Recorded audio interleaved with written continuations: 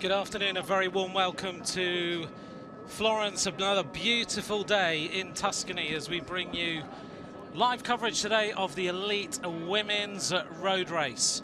Today's race is going to take us again onto this course that we had a look at yesterday in the under-23 race. 140, just over 140 kilometers today. 5 laps of this 16.6 kilometer course around the tough little climbs that we featured in the under-23 race yesterday. So the riders are getting themselves lined up for the start of this afternoon's race, and we'll just show you some sights and sounds of this wonderful area as we build up to the start.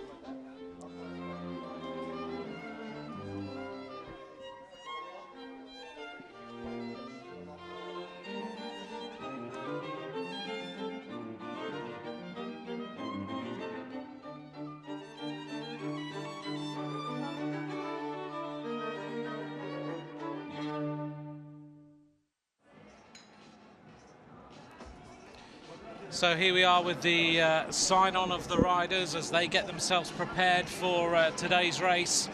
Marianne Vos, the defending champion, makes her way onto the stage to sign her name, and now the rest of the Dutch riders also joining in with the sign-on and getting themselves prepared for what is going to be, I'm sure, a very attacking race. Sitting alongside me is a rider who featured in this race last year, and it's wonderful to have her alongside me to guide us through exactly what's going to happen as we see Ashley Moolman of South Africa sign on. Exactly what's going to happen as we make our way onto this circuit and the little tough climbs. Very warm welcome to Rachel Nayland. Rachel, good afternoon. We're seeing now the Italian riders sign on. Some of them are your teammates, and I think we're going to have a fantastic race today. Good afternoon, Anthony. Good afternoon, everyone, and welcome to this this broadcast. What a beautiful day in Tuscany. It's absolutely, it's lovely and warm. The sun's out. The Italian riders are going to thrive in being in front of their home crowd. And we've just seen Giorgia Bronzini sign on, the double world champion. There's the Italian squad. Now, thinking about today's race, Rachel, the temperature, as you can see, 26 degrees centigrade, hardly any wind. Looks like it might be a total contrast to what might happen tomorrow. You know these roads, you know the area. What do you think might happen on this course that we're going to see today? I think we're in for a big day, Anthony. It's just an incredible course. It winds through the hills, the foothills of Tuscany, almost 60 kilometres of flat roads, and then we hit, of course, the laps in Florence, which consists of quite a hard 4 kilometre climb, a technical descent, and then a very steep 10% short climb midway through the course. So, you know, it's a real mixed bag, and I think we're in for a real treat of a race today. I think we are. Well, let's take a look at the course now. As you see, we've got this little climb just after the start, then we go into the finishing circuit. 16.6 kilometres, 5 laps of this course, which make up the entire route of 140 kilometres, or just a little bit over that.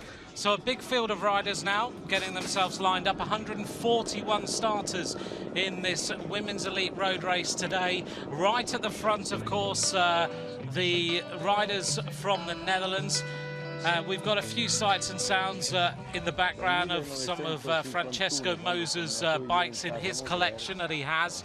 But let's just, as Francesco continues to talk, we'll just think about the riders in the field today. So, Rachel, we've got Marianne Vos, of course, the defending champion. She's on sparkling form. But when you're trying to come back and try and win a race when you're already the champion, it's so difficult, isn't it? Exactly right. I think Marianne doesn't take any race for granted. Every race for her is special. We know that. She's an absolute champion. She races hard and fast and aggressively every race, but she has such a strong team behind her. Lucinda Brand, we've seen her form late this season. Anna van der Breggen is just in flying form also. So the strength of this team, and also the camaraderie between them, as we've seen in the big races, they know how to perform, they know how to race. Now, thinking about the Italian team, we've got Giorgia Bronzini leads that as usual, but in that we've got Longa Borghini, we've got Rosella Rato as well. It's an interesting combination of riders in that. Italian squad. So the question really is, what's going to happen? You know, are they going to ride for Bronzini? Will they play a different card and try and put Mariana Vos on the back foot? What do you think might happen with the Italian team today? Absolutely. The Italian team, you know, they have quite a variety of different riders, so they have a lot of cards to play. And that's the interesting thing about the Italian team versus the Dutch team. It's probably a little bit more unpredictable, and I think they have a lot of surprises that they could pull out today. So just an enormously strong team, the Italians. If you're sitting at the moment as a team director, you know, or one of the riders in this squad, and you're thinking about Mariana Vos, everyone's always looking at her thinking, right, we've got to try and work our way out of beating Mariana Vos because she's a defending champion, she's so talented. Would you play those sort of games? Would you be talking as a team last night about, right, well, she's going to expect us to ride for Bronzini, but let's try a different tactic, let's try something different? Absolutely. I think they're going to try and anticipate the Dutch, but also, you know, be on the front foot and be aggressive themselves. They have the strength in the team, they have the horsepower to do it, and you know, I think anything can happen in this race. You know, it has a little bit of everything, but I think we can't underestimate Marianne Vos and her ability to climb, time trial, and also descend. So that's one thing I'll be watching out for is what happens on the technical descents of the course. And we know that the technical descents on this course are, you know, they're you go over the top of one of the climbs, it narrows right down, and then it's very, very fast downhill. So it can have a bearing on what might happen in this race today. Absolutely, and you know, if there's an attack on the downhill, that could just completely make the race. But we know the Italians are very, very good technically and good at descending, and also the Dutch. So that could be a key feature in this race. We're just looking here at the rundown of the riders that we're going to see featuring in today's race. There's the American squad. They have, of course, got Carmen Small and Evie Stevens, two riders who could feature. There's the Australian squad with Shara Gillow, Lauren Kitchen, Amanda Spratt, Carly Taylor, another strong German team as well. The Russians are there. We'll talk about them as well as we go through the race. Four riders from Great Britain with Lizzie Armistead as the team leader, with Lucy Garner, who's a double world champion as a junior. There's a Canadian squad, another strong team. And the French, if they can do what the under-23 men did yesterday, could be very, very interesting in this race. Then we get down to the rundown of nations that don't have quite so many riders taking part in today's race. The New Zealanders with Emily Collins and Joanne Kiesanowski, also Linda Willemsen, who always features in these races as well, who was really disappointed a couple of days ago with yet again not finishing in the gold medal position in the individual time trial. So Linda Willemsen, I'm sure, will have the bit between her teeth today and will be trying to come back and take a gold medal if she possibly can. She might feature in this race, particularly if she can get herself in a bit of a breakaway, because she was a winner of a stage just a few weeks ago in a stage race where she just time trialed away and took a lot of minutes. She's not likely to be allowed to do that today, but you just never know. So that's the makeup of the 141 riders in the field. Number 141 is Sama Khalid, who's from Jordan, and the first time that we've seen the Jordanian riders taking part in these races. She finished at the end of the field in the individual time trial, but Sama Khalid's coach asked in the press conference how could she become a top rider in the world, asked Ellen van Dijk if it was possible to move from the last rider in the field all the way through and try and finish at the top of the standings sometime in the next few years.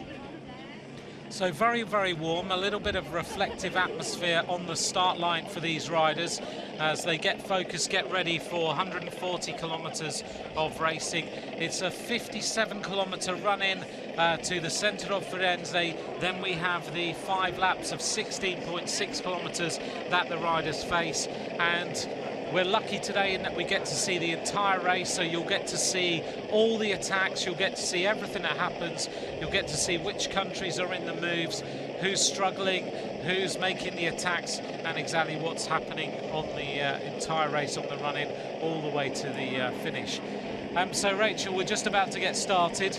The Dutch riders on the front as the team have got the defending champion. Start of a race, always nervous for riders, isn't it? Everyone has their own way of dealing with the nerves before the start.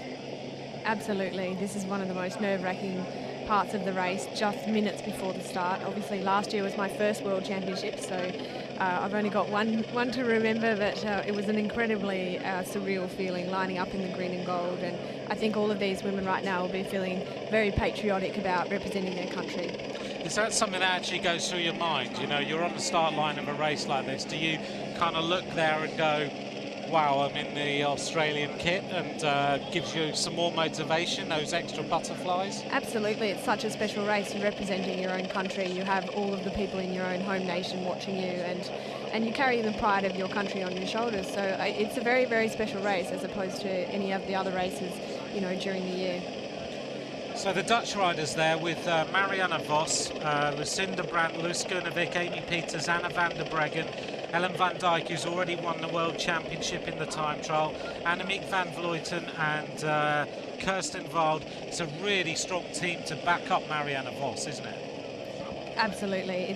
I don't think I've seen such a strong Dutch team on paper. All of these girls have results to their own name this season, and I think they're all behind Marianne 100%, and they're going to race aggressively. They're very, very smart racers, and but I think we can't underestimate the Italians, the United States of America, the Australians. Obviously, I'm a little bit impartial to the Australians, and wishing them all the best of luck today. And of course, the Germans and the Russians and the Great British. But anything can happen on a one-day race, a World Championship. There's a lot of nerves involved. There's a lot of people are just ready to go out and absolutely empty the tank. There are a lot of special things that come into racing a World Championship, and it's a race like no other.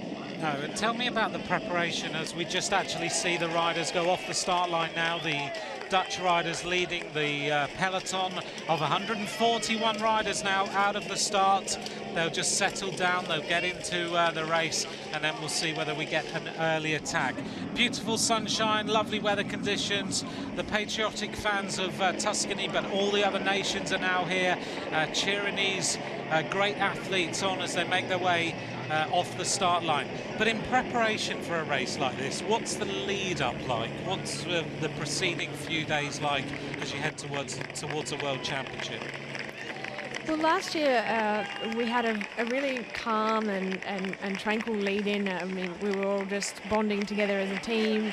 We were focused on the race. Everyone was happy. Just trying not to get too nervous. Doing some course reconnaissance, but basically just trying to stay calm and relaxed and confident, and a lot of mental preparation as well as the physical preparation. And in terms of making sure, because today's really warm, and I was talking to the juniors earlier who just finished, and they were saying they were cramping up so much on the last couple of laps, and that comes down to a number of factors. The fact they're not used to the distance, but also the fact that you may not be hydrated. Just how important is it from nutrition and all that sort of point of view? Absolutely. Nutritional preparation starts before the race. Starts 2 days before the race. So a lot of these women will be making sure that they're adequately hydrated, making sure that they have enough fluids on board early, making sure that their carbohydrate stores are really high.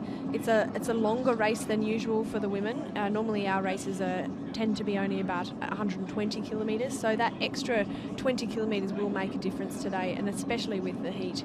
It's probably a little bit warmer than it has been the last few weeks, and it was quite hot in France with the remaining last race that we had of the season in Tour of Ardèche, and but I think on a day like today, it's really important for the women to stay well hydrated and with good nutrition on board. Now, the same as any other race, you can't take any food or drinks on board early, but you can later on in the race. There's a point at which people can start to take bottles and gels and everything else. So you've got to start the race with 2 bottles on board, water generally, or an electrolyte type drink. So I guess the riders will have a bit of a mix of both, so you don't want to be just taking salts on board all the time. You'll take water as well at the start of a race. Absolutely. Generally, people would start with one water and one sports mix, and normally our races are short enough that you can carry the gels in your pocket, but the option is there to go back to the car. But a lot of the time in one-day races, the speed is so high, and it's quite technical, and there's not a lot of time to go back to the car. So the teams will probably designate one rider to take that job and to go back to the car and get the bottles after the allocated time slot. And then as we look down on the peloton now, we'll start to pick out the colours, we'll pick out some of the riders, and we can talk about them as we go.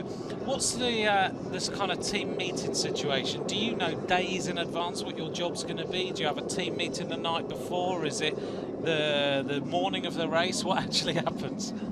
I think every country is probably a little bit different, but last year we had the meeting the night before, and a small meeting on the day of the race.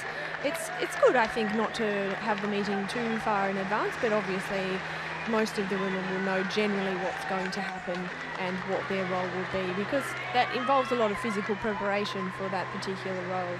Okay, so you might be given the role of going back and forward to the car, so which is totally different to if you're told in the Australian team, for example, that you're going to look after a particular rider, or if you're in a Dutch squad and your job is to look after Marianne Vos. I can imagine you must be feeling pretty nervous before the start. Looking there at number 13, who's on the front, Elisa Longo-Borghini. Rachel, a teammate of yours in the high-tech team. She is. I've had a great year racing with Elisa. She's an absolutely fantastic athlete and really lovely person. Unfortunately, she had a bad accident in the Italian National Championships, and quite a serious pelvis fracture and stomach laceration. So she's done an absolutely incredible job to come back and rehab after that injury, and I know that she's just really proud to be wearing the Italian colours today. She certainly will be. Well, the Italian fans have been going wild the minute they hear an attack from one of the riders who are in the blue. To this time, sometimes they're in all blue. This time they've got the white on it, so you can pick them out really easily in the peloton. So this is the Elite Women's Road Race to decide the world title. 140 kilometers of racing. The peloton just rolling out steady with the temperature at 26 degrees. No wind to tell of at all. It's pretty much still outside the commentary box right now. And the riders have this 57-kilometer ride into the center before they then make their way onto the first climbs of the day. And these climbs, Rachel, we've talked about them. They're seemingly not maybe as difficult as everyone thought they were, even although we're seeing gradients of 16% so far in the junior women and the junior men, the under-23 men. We've seen pretty tall, fairly heavy bike riders being the riders who are making the final moves, which is unusual. That's right, it is a little bit unusual, but I think the course has a bit of everything. It has a bit of recovery, but the particular factor about this course, I think, is the surface. It's quite fast and it's quite new, and I think it contributed a lot to the speed and possibly making the course a little bit easier. It's like a Formula One track. That's correct. I rode it a couple of months ago in preparation during my season, and it is really fast. So luckily today there's no rain, but I can imagine tomorrow with the predicted rain it's going to be a little bit dangerous on the course there, but no problem for the women today. No, the women have got perfect racing conditions, perfect roads. They've got the sun on their back, so it's looking very nice indeed as far as this race is concerned.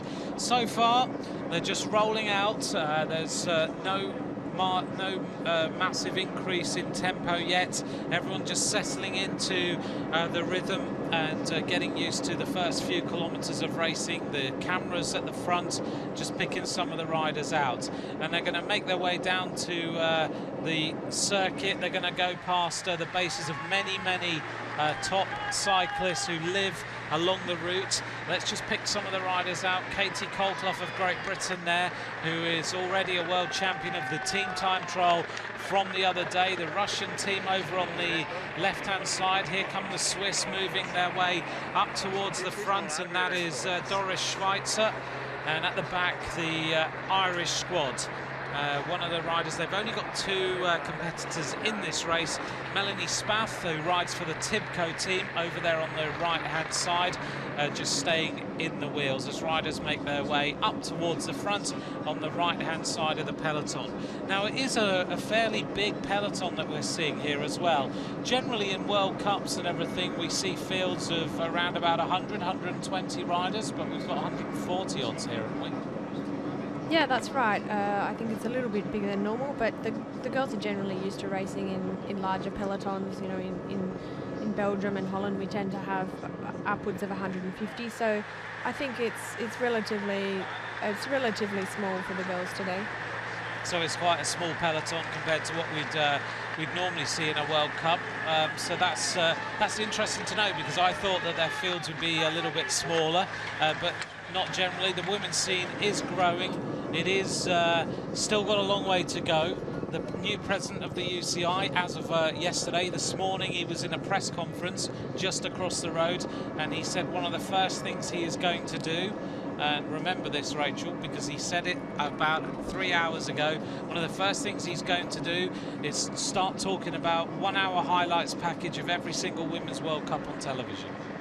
Absolutely, that's a game changer for us, Anthony, and a lot of the women are very, very, very happy to welcome him on board as our new president. And I think it's going to start to pave the way for to reinvent women's cycling, which is really what we need. And television, we know, is going to make the ultimate difference. It certainly will do. It's great for sponsors. It's good for you as athletes. It will certainly start to raise the profile, raise the game. And last year I commentated on the Olympic road race. It was one of the most exciting races of the entire year. Didn't matter whether it was a man's or women's race, it was just exciting. And I think today we're going to get the opportunity to see just how good women's racing can be. That's right. 2012 provided two magnificent races. The World Championships last year, obviously in 2012 in Valkenburg, and the Olympics. And from what I've heard from people who were able to watch those two races, obviously they're big races and they're televised, which is fantastic. But the reports from people watching those races was that they were actually, funnily enough, more interesting than the men's races. So that's just, a huge credit to the women's peloton at the moment, and the way that our races are just animated and full of surprises. It's really just not as predictable as the men's racing. So we've got a lot going for us, and it's all very exciting what's ahead. Good times then in the women's peloton as we see the riders hit the Serravalle Hill for the first time. They go over this. This is the first little climb that the legs will feel, so they'll get a good indication of how the bodies are feeling in the first few kilometers. This climb featured, of course, in the time trials earlier on in the week as they make their way out of the start in Montecatini Terme. This is number 15. This is Scandalara in the Azzurri blue of Italy with the Cipollini bike, the luminous yellow. Sitting there on the wheel of one of the Dutch riders just in front as we make our way right up to the crest of this climb, and then we'll start to descend down. Yesterday we saw some of the first skirmishes of the men's race happen on this Serravalle Hill before we started to descend down on wider roads. So we'll see whether there's any animation that happens at all on this climb before we start the descent. Yesterday we saw the first attack from Slovenia in the under-23s race. Already one rider starting to feel the tempo a little bit at the back of the group. I've seen one rider drop off the back, and already another rider is finding the tempo just a little bit difficult. If they get over the top here, they'll stay in the peloton pretty much all the way to Florence, won't they?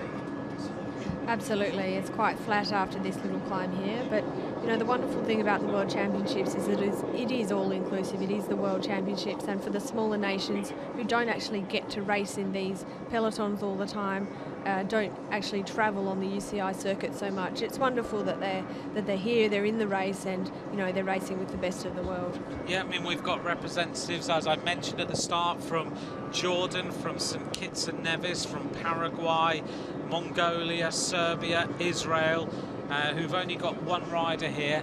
Thailand took part in the World Championships a couple of years ago. They've now got 3 riders in the field. As we look down from the helicopter, and we can start to pick out some of the other nations represented towards the back now. One of the riders from Ireland still sitting on the back, but now the tempo is starting to increase, the pace going up. One of the Australian riders there in the centre of the picture is number 33. That's Gracie Elvin, who's the Oceania champion, and now we're starting to increase the pace. Number 10 there is Naomi Cantelli of Italy, who will be riding, of course, for Bronzini and Longo Borghini, a bronze medalist in 2009. So let's just pick out some of the other nations in here. Rachel, we've got a very, very strong Swedish squad with Amelia Fallin and Emma Johansson. Of course, Amelia Fallin being a high-tech products teammate of mine this year, and she's had a strong end to the season, and she'll be the #1 girl for Emma Johansson. Emma's had a terrific season, obviously finishing at the top of the UCI world ranking, and she's had numerous wins for Orica Green Edge this year, and I know she's been very, very happy at her new team, Orica Green Edge, this year, and had a wonderful season. So Emma is, of course, one of the hot favourites for today. She can climb, she can sprint, and she can time trial. So we can't underestimate that. You know, she's a big one-day race performer as well. We've seen her, you know, in the Beijing Olympics. We've seen her, you know, in a lot of one-day races perform and be on the podium, and I'm sure she's going to be looking for the #1 spot today. She's bronze medalist in the World Championships in 2010 as well, so she's a rider, as you've mentioned, who likes the one-day events, is very, very strong, and will be extremely motivated, and she does have that all-round squad to look after her today, to ride the early kilometres, to look after her interests. When you think about the British squad, they've only named 4 riders. They actually had 6 slots. They decided to name 4 riders. They've got Lucy Garner, who's one of the youngest riders in the field, double world champion as a junior, and I know she said that as we just look briefly at number 85 here, this is Clemilda Fernandez of Brazil, looking for her team car. Looks like she's got some sort of mechanical problem. I'm not entirely sure what's wrong here, but Clemilda Fernandez is holding on to the car. I think she's got a loose pedal. She waits to just try and get some mechanical assistance. Everything's got to be done on the move. Or her saddle's loose, one of the two. Not entirely sure. Clemilda Fernandez, I think I'm right in saying, was one of the early attackers in the Olympic road race from Brazil, and she's making her way back into the field now. The Brazilian squad, Unia Fernandez, Clemilda Fernandez and Flavia Oliveira are the Brazilian squad. She'll make her way back into the peloton. The team car came up very, very quickly to look after her. No major attacks. Oops, problem here.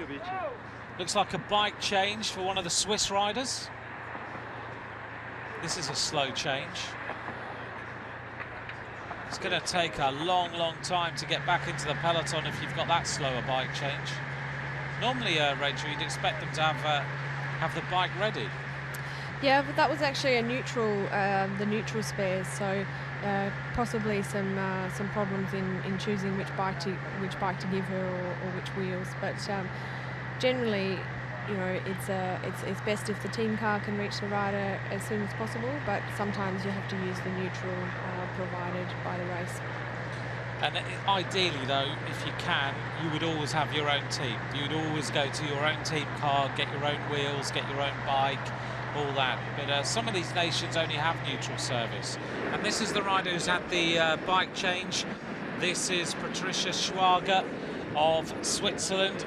And the problem she's got now is because the bike change took so long, she's out of the race convoy, because you generally have a number of cars all behind the peloton, and once you're into those wheels, it's an awful lot easier to get back on.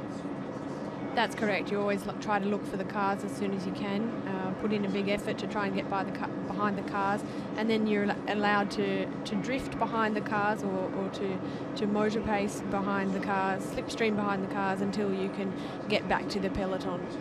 And there can be upwards of, there can be 20 odd cars at the back of a peloton like this. Fernandez is looking for the neutral service car yet again. You can see her putting her hand up right at the back of the peloton and saying, right, I need the team car to come back up again. So she's not very happy, and this is the best time to do this. You want your bike to be absolutely perfect before you get onto the climb. So any mechanicals, this is the time to sort them out. So we can hear on Radio Tour that she's got a wheel problem now. She's looking for the team car to come up. And the best thing to do, as you'll notice, the more experienced riders, they won't let the gap go from them to the peloton until the car gets there. Then the minute the car's there, they'll stop, which means they can try and get the problem sorted before the gap opens on the race convoy. So the front of the peloton then. Nothing really animated has happened yet, so we'll get the chance to talk about some of the other teams in this race. You touched on the American team a little while ago, Rachel. We've got a great squad here with Carmen Small, who took the bronze medal the other day, and she just smiled from ear to ear for about 2 or 3 hours afterwards. Anthony, and so she should. She's had an absolutely marvellous season. She's really come out of her shell this year. Physically, she's just elevated her performance. Full credit to her. She has a great coach with some Palmares behind, the same as Kristen Armstrong. So she's in good hands when it comes to time trialling, and I think she's been very, very happy in the Specialized Lululemon team. You know, it's a fantastic team environment there. But yeah, Carmen will be definitely looking. She's probably not a climbing specialist, but she'll be definitely looking to support her fellow teammates and climbers. Evelyn Stevens, Megan Gagne and Mara Abbott. I think those three will be featuring prominently in the climbs. Mara Abbott obviously winning the Giro d'Italia this year and was just phenomenally fast up those climbs in Italy. Do you think they might decide to ride for Mara Abbott, or are they more likely to ride for Evie Stevens, who's already won medals at World Championship level in time trialling? Well, that's the good thing about the strength of the Americans this year. They do have a number of different cards to play. Evelyn is very strong, has a lot of punch, and is a world-class time trialist. Obviously silver medalist last year, just missed out this year. But it could go either way. Mara is a fantastic climber, and it just depends how the race is going to pan out. But they definitely have cards to play, and they're very, very strong. Then when we get on to the Australian team, let's get some insight from you. You just write down what this Australian squad has achieved, and it's just winners of classics, winners of national championships, winners of medals here and there, winners of stages of tours. It's a strong team, isn't it? Who will they be riding for? Well, the Australian team, as you said, you've hit the nail on the head. Every single one of these girls is there in their own right. They've all achieved results this year. Tiffany Cromwell has just had an outstanding year. She's been there consistently at the front of the peloton in every single race that she's been in. Obviously, she had a great start to the year, winning Het Nieuwsblad back in freezing February and -1 degree. But she's had a really strong end to the season, racing very, very well. A lot of the time she's been supporting Emma Johansson, so hasn't been riding 100% for herself, but that's only made her stronger this year. And I think we haven't seen her full capacity in a one-day race for probably for a few months. So I know that she's been targeting everything towards this race today. Okay, that could be interesting. Then we'll see whether she can be in the mix at the end. The German squad, as we see Marianne Vos wearing number 1, making her way up the inside there, getting into the wheels of her team. Just in front of her is Luz Gernevik, who is the team captain of the Orica AIS team. So Marianne Vos being looked after nicely now, making her way up towards the front of the peloton to take her place for when everything kicks off later. The German team then, they have got another strong squad in there. If you look through, they've got Lisa Brennauer, but they've got Claudia Hausler and also Trixie Warwick, who of course is a winner of Milano San Remo, 7th in this race in 2010, silver medalist in 2006, so she's strong too.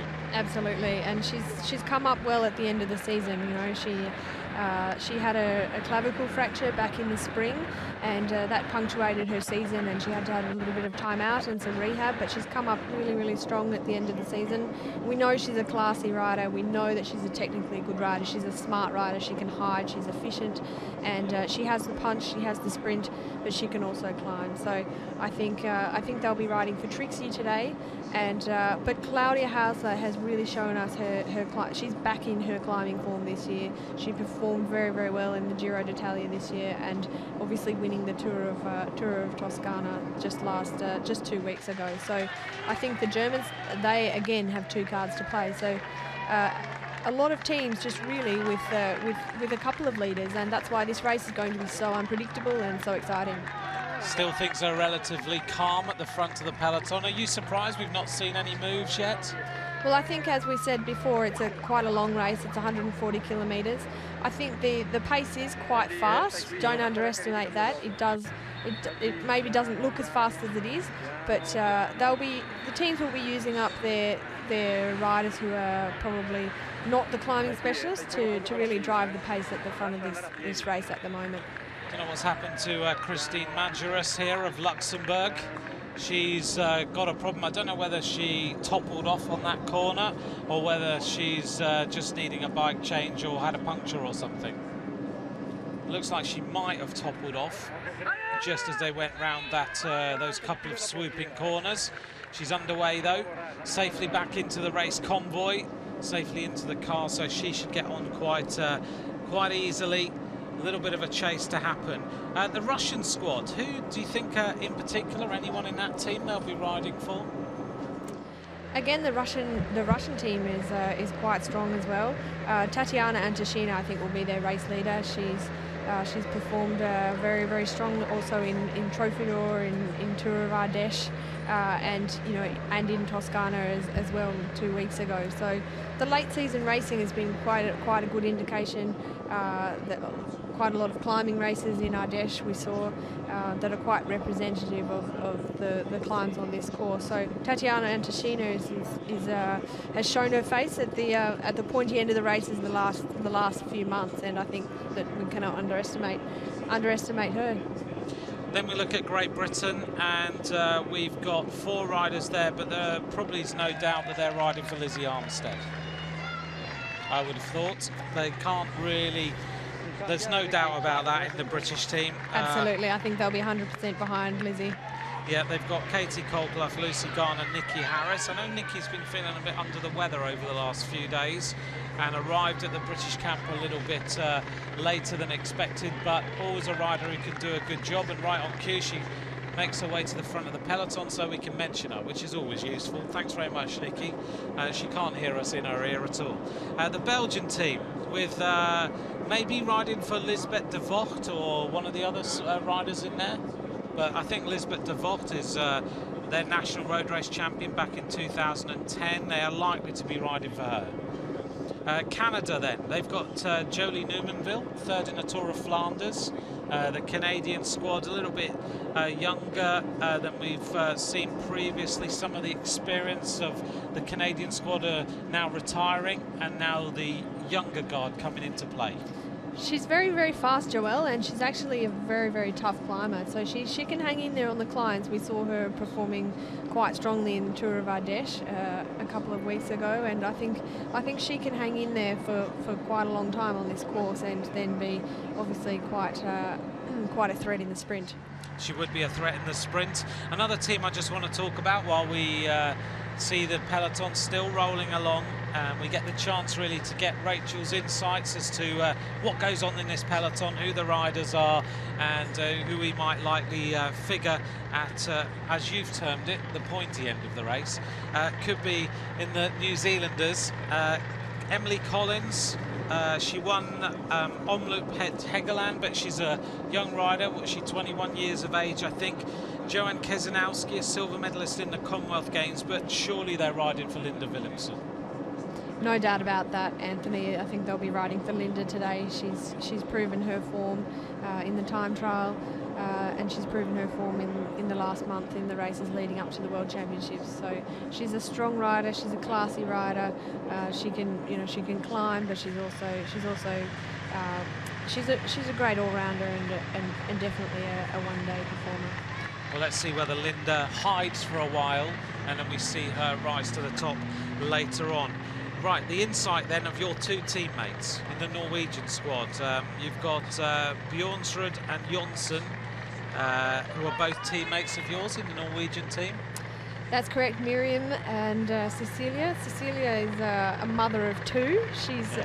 She found cycling quite late, a similar story to my own, and she's absolutely loving life as a professional cyclist. She's an engineer, she works full-time, she has a child, as I said, and she's just, it's her second World Championship she rode last year, but she's had a very successful season, having 2 wins in China, and our other teammate Miriam will be supporting her today. She's very young. This is her first World Championships, and I think they'll be both very, very proud to be representing Norway today. You and I were talking before the start, and getting kind of thinking about women's racing and what goes on in this peloton. And one thing you said to me before the start is that there are so many stories in this peloton about how the women riders, which of course the sport is younger than the men's sport. We haven't seen championships at world level for as many years, but you've said there's so many stories in here, and that's just one of them. But there's so many other stories about how women riders in this peloton found cycling, decided to try and give it a go, and then they have progressed very quickly, got to world level. You could write an incredible book about this peloton, I think. Absolutely, that's one of the special things about women's cycling. Cycling is a very, very tough sport as it is, but sometimes the women come along and they have full-time jobs, they have families, they have children, they have really travelled different pathways to get to the top world level. And once you're there, it's not easy to stay there. Obviously the financial benefits of women's cycling are not where they should or could be at the moment, unfortunately. So there are quite a number of different ways to be able to stay racing at the world level. And and the more that we share our stories, that's the beauty of social media at the moment. A number of women very active with their own blogs and social media, and that's the thing that can help engage fans, because we don't always have television to help us do that. Well, in preparation for today, I read your blog. So I think blogging is really important, because I think you're absolutely right. What's happening in women's cycling is that we're all saying, yeah, it's growing and this is great, and we're seeing more women cycling on television, but what you don't have, as you've touched on twice now, is the depth of television to bring the sport to life. Therefore, what you're doing very effectively as a peloton is making people interested, trying to find out what your stories are, trying to find out and follow you to be inspired as to why you should take part in that sport. And I think once women's cycling gets fully on television and you link it in with the social media that you and other riders are doing, I think it's going to become quite powerful. Absolutely. Often the women, we're not just riders, we're professionals. There's doctors, there's engineers, there's girls that are studying, there are girls that have families, and really there's just such a selection of wonderful stories involved. And the more that we can bring those stories to life through the media and through more coverage of our sport and more exposure of our sport, then the more it's going to grow. Well, that's why we've got you here, because you can tell us all the stories about these riders in this peloton. I think it's great to have Rachel Nayland sitting alongside us today, bringing us a little bit more insight about the women's peloton than we would normally get. If you just sat listening to me, I'll just tell you about the riders, what I know about them.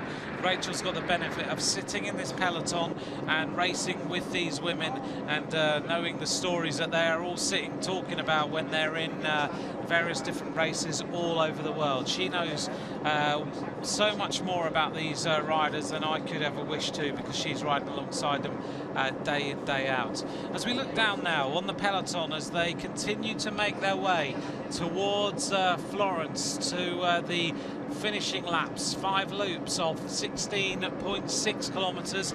Thank you to all of you for joining us for our live coverage of the Women's World Championship road race. 141 riders making their way now down towards this circuit. We've just gone through Pistoia, which is where some of the time trials started. Again, another area where many bike riders choose to base themselves. That's correct, and these are my home training roads. I actually reside in Lucca when I live in Europe, so this is a special championships for me to be involved in, as Toscana is my home training ground. Well, it's good that you'll know the roads as well. See, we knew we picked the right person. Knows the roads, knows the riders. We'll get some great insights as we make our way in towards the centre. This is number 24.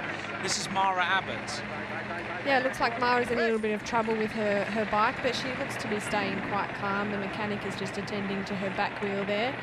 Not sure if it might be a problem with the rear derailleur. Maybe her bike's not shifting as it should be, but she looks to be staying quite calm, and she'll get back to the peloton in a few seconds.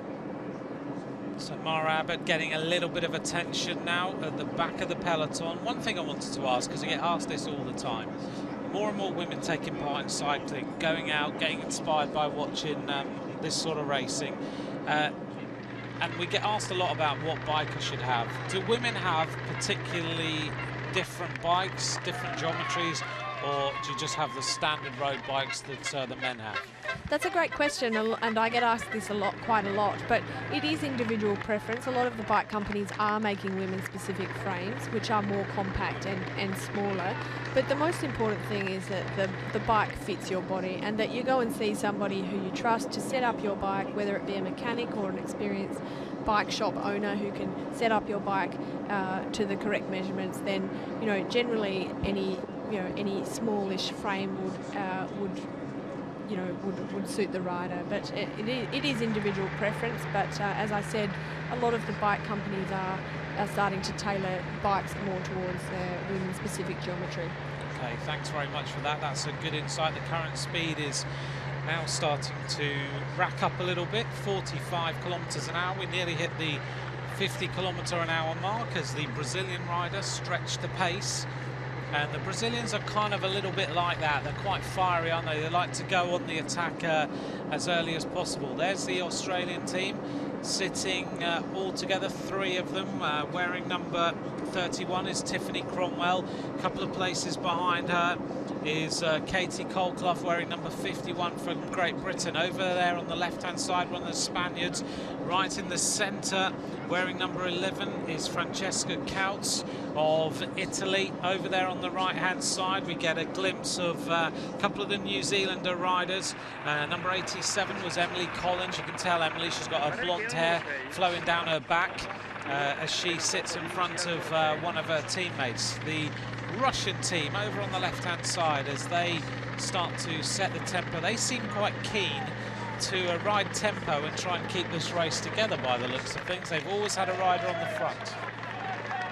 They do, it does seem that way, and often to put a rider at the front and to keep the pace nice and high prevents attacks going forward and sticking away. So often that can help save energy for girls to have to jump out and cover those attacks. It's a lot easier just to stay at a fast tempo rather than to expend the higher power and to jump out of the peloton. So Russia over there on the left-hand side, their kit is red, white and blue. On the opposite side of the road, also in red, white and blue, but with different design is the British squad. They're setting tempo on both sides of the road right now. The tempo is relatively quick, but it's not flat out. The time when you can tell the peloton is going flat out is when you get this arrowhead formation, and then everyone gets into one long line and they are looking to try and stay in the wheels. So right now it's relatively fast, but it's not flat out, and you just sit in the wheels. And if you're one of the leaders, then you'll just sit in the wheels. You'll look to preserve as much energy as you possibly can. You won't want to see the front until the last couple of laps, unless there's a dangerous attack which goes on. So at the front, Russia, followed by some of the German riders, the Ukrainians and the Swedes. Over there on the left in the red and white, the Polish team, as another one of the British squad moves up. Now comes on the right-hand side one of the Australian riders, and Norway and Denmark also towards the front of this peloton. Other countries represented today: Switzerland, Thailand, the Czech Republic, Japan also represented in here. Denmark, I think Julie Leth is one of your teammates. She's the only representative from Denmark. She is, yes. Julie's been a teammate of mine this year, and a very, very talented young rider. I think we'll be seeing a lot more of her in the years to come. She's been a world champion on the track, I think, as a junior, so she's got some talent. She does, she does. She has a very good track background, and I think she's still continuing her track racing, as do a lot of the women, combined track and road. And yeah, I think she's quite happy to be in this team racing for Denmark today. Yeah, well, Denmark, of course, have had a great championship so far. The young junior won the women's race yesterday with a really clever ride. She just surfed in the wheels, went with the moves, didn't go through and do work when she didn't need to, and then just waited for the sprint, powered out of the little group of riders, took the world title. So Denmark so far having a good championship, having won that gold. Rachel and I witnessed the celebrations of Albania a few minutes ago before we came into the commentary box. I think I'm right in saying it's Albania's first ever World Championship medal with one of their young juniors, and I think their coach was pretty happy. And if I was going to a party, the Albanian party would be the one I'd go to tonight. I know, I was thinking the same thing. It would be quite a party there tonight. That was just a beautiful show of emotions by the Albanians winning that junior medal, and that's the thing about the World Championships. It's so special for a lot of the smaller nations to represent their country on a world stage. You know, cycling is such a worldwide renowned sport, and to get a medal at a World Championships is just incredible. Well, it's going to start Albanian cycling growing, there's no doubt, if they can keep that enthusiasm they had earlier on. When we saw the celebrations, it was pretty wild, I must admit. I don't think we've seen anything like that for quite a while. Over there on the right-hand side is Nikki Harris, the British rider, setting the tempo for her team. She's choosing to ride on the left-hand side of the road, while the Russians choose to ride on the right-hand side of the road. Big gap in the middle.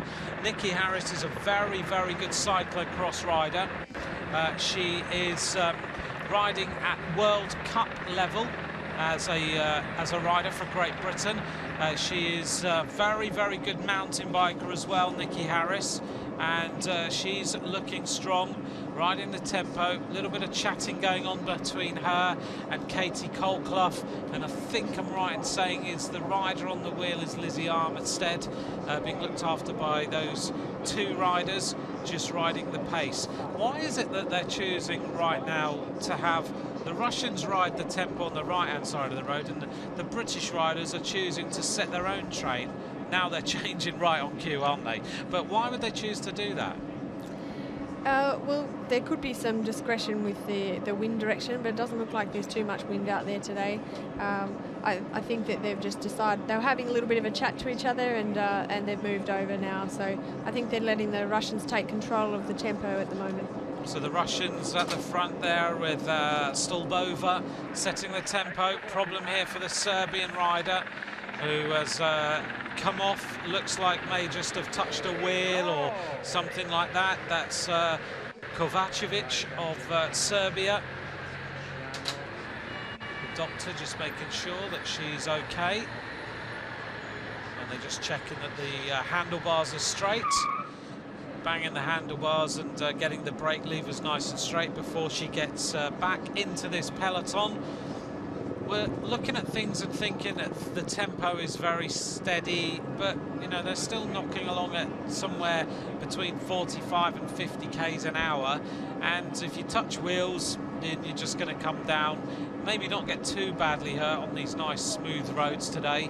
You're not going to get a really bad road rash, but you've got to be careful, haven't you, because the tempo, when it's like this, you can lose your concentration because it's just rolling along. Absolutely. When it's rolling along like this on such fast, slick roads, you know, you underestimate the speed, and what happens is that there is a bit of a washing machine that's happening inside the peloton, and even though it's not very technical, even things going through here, like going through roundabouts and dodging different points on the road, it can get quite nervous, and especially when the pace is quite high.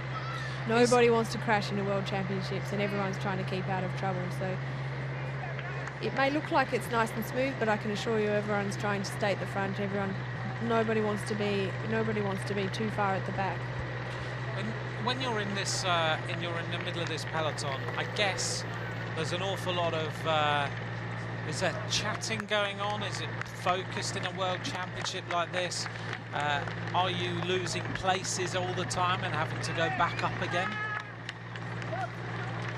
Absolutely. As I said, you know, when the pace is quite high, everyone is pushing to try to stay at the front. Everybody wants to stay out of trouble. So it's a constant effort to stay at the front and to stay, you know, in the top third of the peloton, not necessarily taking all of the wind, but to stay in the top third of the peloton in case anything happens. And we've got no race radios, so there's no conversations going on with team cars or anything like that. Everything that's being decided is about the riders on the road. Someone might have been designated team captain to make sure everything stays as it needs to be, if that's the way a nation works. But apart from that, everything you do is decided out on the road, changing your tactics based on what everyone else is doing. That's correct. Most teams will have a team captain that will call the shots tactically, but a lot of them will talk to each other and discuss the decision. But ultimately, the team captain makes the final call as for what tactics they decide to play on at that particular moment. But unusually, not always the team captain is actually the team leader or the race leader. So Exactly, right. And the team leader, you know, it just focuses on the job. Big attack now at the front, and this looks like the one of the Swiss riders has decided to go on the attack and is fed up with the peloton sitting there and just taking things really steady. So for the first time then we get the first attack of these World Championships, as we see the Swiss rider here, Patricia Schwager, going on the move, and immediately a counter-attack, and it comes from the Swedish riders as the Swedish rider closes the gap. Little bit of a gap now with maybe 12 riders just going slightly clear, with a gap back to the peloton, but it doesn't look like this will come to anything. So Patricia Schwager was the first animator of this year's race. Behind her immediately there was the counter-attack, and it was Lauren Kitchen of Australia who was in the first 3 or 4 riders doing the job that she's been asked to do, which is to close down any attacks and look after the interests of Australia in any early moves. I think Patricia had a bit of fire in the legs there after that, coming back after that bike change. So yeah, often that can really get the adrenaline going when you have a bike change and you have to chase back to the peloton through the cars. Your heart rate's up, you're full of motivation, full of energy to get back into the race, and often that can spur on an attack. Well, she certainly gave it a good go, didn't manage to break away at all. The peloton is all back together. Rachel Wynne now into this race, so we are getting close to the finishing circuit. We'll expect them to make their way into the centre and look ahead at the loops. They'll come through this finishing line, which is right in front of our commentary box, and we will then be able to see the peloton for the first time. Little rise as they make their way very slightly uphill, and then they'll descend down into Florence. At the back of the group then, one of the Japanese riders making their way uphill, and that is Eri Yonamini, who is the rider who is right at the back of the peloton, the Japanese rider. The only other representative from Japan is Minami Uwanu, who is number 119. But as we watch the peloton now, a few little gaps starting to open up in this peloton at the back as we get on slightly wider roads. Riders sitting in the slipstream, and a few more little gaps starting to open up.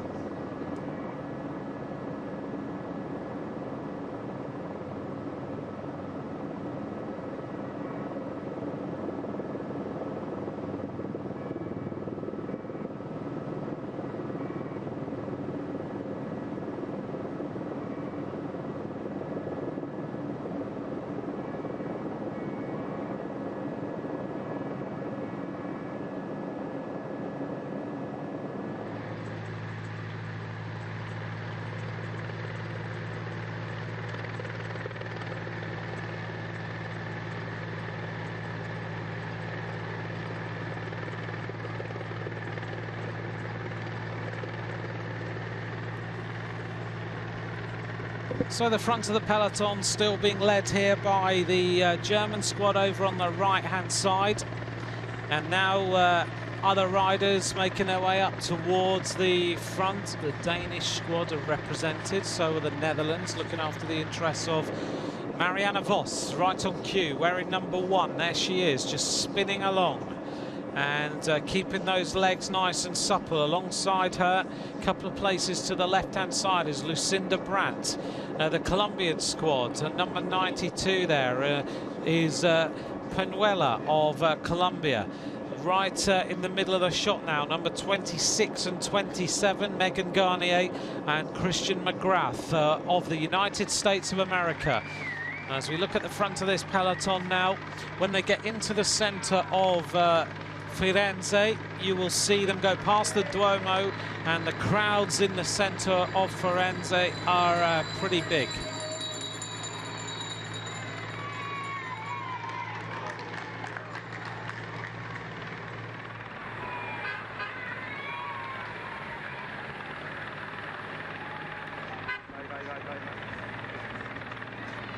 Right at the back of the group still then, the Irish rider in the green on the left-hand side.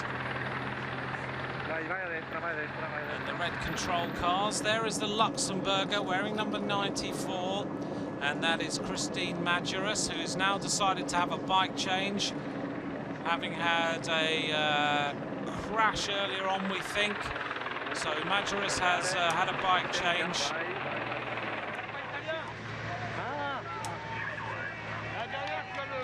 And the peloton still the tempo, very, very steady. The riders heading now towards the completion of this 57-kilometre run-in to the race circuit.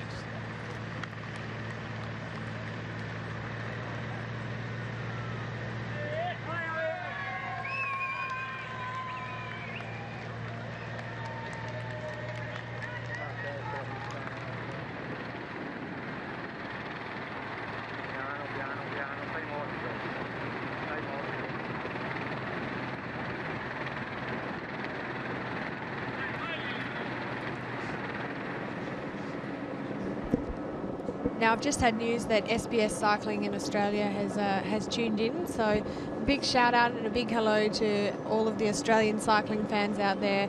Mike Tomalaris, Catherine Bates and Scott McGorry, who are going to deliver this broadcast to you in Australia. So big hello from Tuscany. The Australian riders on the front in the Azzurri blue, as we look down on the Irish rider over there on the left-hand side, wearing number 132, Olivia Dillon, the Irish time trial champion. And right in the centre of the picture, the Australian rider number 31 there is Tiff Cromwell. And further on back, we look through and see the Brazilian rider now moving up, the Americans, and still the tempo is pretty steady. Number 138 there is the Paraguay rider, Doljak, who actually has got a kit which looks very much like a British Champions kit. But that's the red, white and blue of Paraguay over on the left-hand side of the Aussies, as they continue with the breakaway group. And here's now the other attack. Another attack starts to happen, and one of the Czech riders has decided to go on the move, and it's number 110. This is Rudčíková of the Czech Republic, immediately countered by the French rider, who gets immediately onto the wheel. And still, it's one of the Japanese riders, number 120, who is at the back, Yunamini of Japan. The rider from St Kitts and Nevis is Bertine, and she was a rider who was sort of getting dropped, but has now got herself back into the group. She's managed to stay there, having got over the climbs. So it was the Czech Republic rider Rudčíková, and now the Dutch riders are near the front with Amy Peters. Over there on the left-hand side, number 129, and that is Julie Leth, a teammate of Rachel Neylan, who is sitting alongside me in the commentary box. So Julie Leth makes her way up towards the front of the group. So the Danish rider looking to get involved in the tempo as they head towards this completion of this 57-kilometre opener, and then on to the finishing circuits of 16.6 kilometres. So it's starting to get more compact in here. More riders always trying to get towards the front. So it looks like because of that, it gets more compact. More riders want to make their way up. And if you don't get towards the front soon, then you're going to struggle on these first couple of climbs, because you'll be making your way all the way through the peloton, right from the back of the group. That's right. It's always very nervous before the first climb of any major championships. And the girls who are not actually the climbing specialists will be looking to make an impact on the race before the climbs start. So we're starting to see that it's getting busier as we make our way in towards the centre of the city, which I must admit is looking very groomed and very, very nice for these World Championships. And we now see an attack start to happen from Lithuania. And the Lithuanian rider has decided to go away, and this is Sosna. So Katarzyna Sosna of Lithuania in the red and yellow goes on the attack, opens up a little bit of an advantage, but as we've seen, no one is prepared to let any riders go on the attack. And to be honest, it's quite a similar pattern to what we saw in the Olympic road race last year. We saw lots and lots of little attacks, and nothing really stuck for a while. Well, it is a long race. It's 140 kilometres today. As I said, it's one of the longest races of our calendar, and I think the girls will really be saving themselves for the hard circuits in the final. Now we're seeing the gap being closed by the Swedish riders, and the first rider across is Martina Thomasson of Sweden. Just behind her, the first chance to see Amelia Farlin, who goes to the front. And now an attack from Belgium on the left-hand side, and an immediate attack. So now we're starting to get riders who feel like it's time to go. This is Maaike Polspol of Belgium, and the counter-attack comes from Germany. It started to, you could sense that the riders have got rid of those little pre-race nerves. The butterflies have gone. They're now in the moves. They're now in the mix, and they want to start getting involved in the action. That's right. The girls look like they're getting into the swing of it now. Everybody's got rid of the first initial little bit of nerves, and everyone's finding their place in the peloton, and now the action really starts. Nikki Harris of Great Britain up towards the front. Now another attack on the left-hand side. And this is the attack of one of the Russian riders, and this is Stolbova. So Svetlana Stolbova, who's been one of the riders right at the front, immediately tracked in third place by Lauren Kitchen of Australia. She looks around to see what sort of damage is being done, and suddenly we are getting an arrowhead formation at the front of this peloton as the constant stretches of these little attacks are starting to make a few legs hurt at the back of the peloton, and the main nations are making sure that everything is counted, everything's looked after. That's right. I don't think a breakaway will get away and stay away unless we have an ultimately good combination of the main top countries that everybody's happy to let go. But it's going to be interesting to see if something will go and something will stick before the final climbs. So the riders going left and right of the roundabout, which is always that beautiful shot that we get. It always looks easy, just going left and right like that, but then reforming in the peloton, I can imagine if you're sat down there in the middle of it, it's not as easy as it looks. So there's the attack of the Russian rider, Stolbova, immediately countered by the rider from France on the wheel. That was Elisa Delten, who closed the gap, but the Swedish riders look like they're keen to all get in the mix, all up the front now. Looking over there on the left-hand side is Emilia Fahlin, wearing number 18 as the #1 rider in the world, ranked, who just moves number 40 slightly up in front of her. That's Emma Johansson. And these little signals that riders have to make their way through the peloton, and just a little tap can move a rider over, can't it? That's right. There's a lot of respect amongst the women. You know, we race against each other, we race with each other, for 7 months, 8 months of the year, and everyone knows each other very well, and there's a lot of respect between the riders in the peloton, as long as you don't do anything too outrageous. You know, everyone lets you in when you need to pass, or if you have to take water to a teammate. There's generally a very good respect among the riders to let each other in, but not always when it comes to the pointy end of the race. At this point in the race, it's just about making sure that you stay in the wheels and everyone looks after each other. And I guess when you're in a peloton like this, people are taking up cycling. They think it's very aggressive. You go flat out, you don't look after each other, but it's not really the case, is it? When you're riding at a professional level, it is your job, it is what you do. For the majority of the riders in the trade teams, like Specialized Lululemon, like Wiggle Honda, like High Tech, those teams, the last thing you want to do is cause a crash in the peloton, isn't it? You generally will look after each other, but you'll race really hard. Absolutely. It's a fine line between racing hard and picking small gaps and being opportunistic, but also acting with respect and rapport for your fellow. We are all colleagues at the end of the day, and we're racing in one peloton, so it's not in anybody's interest to act dangerously, but there is a fine line. Can I ask you a question about the women's peloton? Because in the past, in the men's peloton, there's been kind of the patron, the person who is the head of the peloton. That happens less so now. Although, let's just have a quick look and pay attention to number 67. This is Audrey Cordon of France, who's going on the attacks. I think I'm right in saying she's had 6 wins already this year in various different races, and she's attacking. She's decided, like the French did in the under-23 race yesterday, that she wants to try and break the will of the rest of the riders. She looks fast. Yes, a very strong rider, Audrey, and I'm not surprised to see her making an impact at this point in the race. So Audrey Cordon is trying to stretch this race out a little bit. She is looking around to see whether anyone's going. The answer is that the Netherlands don't want Audrey Cordon to go on the attack, so they close that gap very quickly, and they tow the peloton back up to the rider who had gone on the move.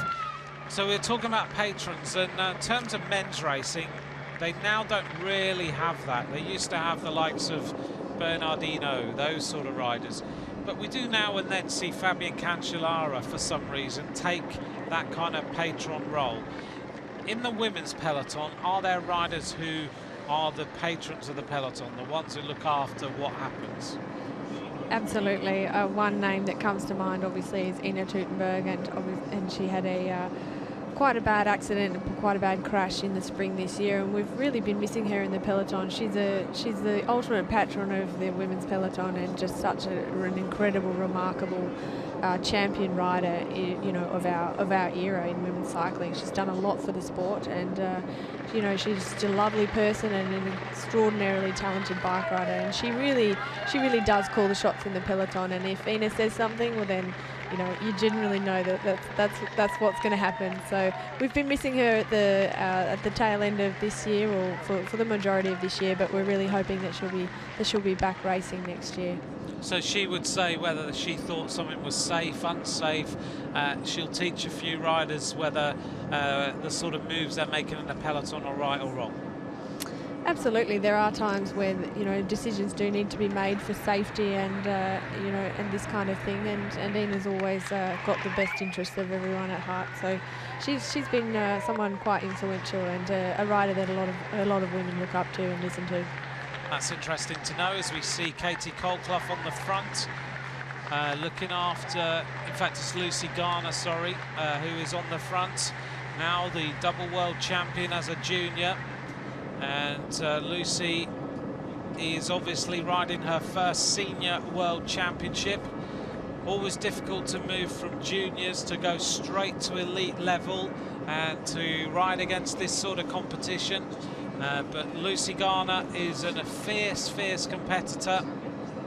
Her boyfriend, one of the top cyclocross riders at under 23 level. And Lucy Garner said that the course is quite difficult for her, but that she will do a job and look after Lizzie Armistead and try and look after her interests as long as she possibly could, heading in towards the finishing circuits, and then see how many times she can get over this climb. But Lucy Garner is very strong. She's a tremendous sprinter and has already won a race this year, even at elite level, having moved immediately from being a junior. Number 30 there is the American Jade Wilcoxon, who is now setting the tempo at the front. Not long until we hit the finishing circuit, then we'll get an indication of who are the main riders at the front of the group. We can see the main squads: America, Sweden, over there on the left-hand side, Italia. So the Italians now moving up. And back in the cars, the Brazilians seem to be having a few mechanical problems and a few conversations today. Back in the cars, the number 84 there was Unia Fernandez, as we now make our way past the airport. And it's not long now until we head our way right into the city.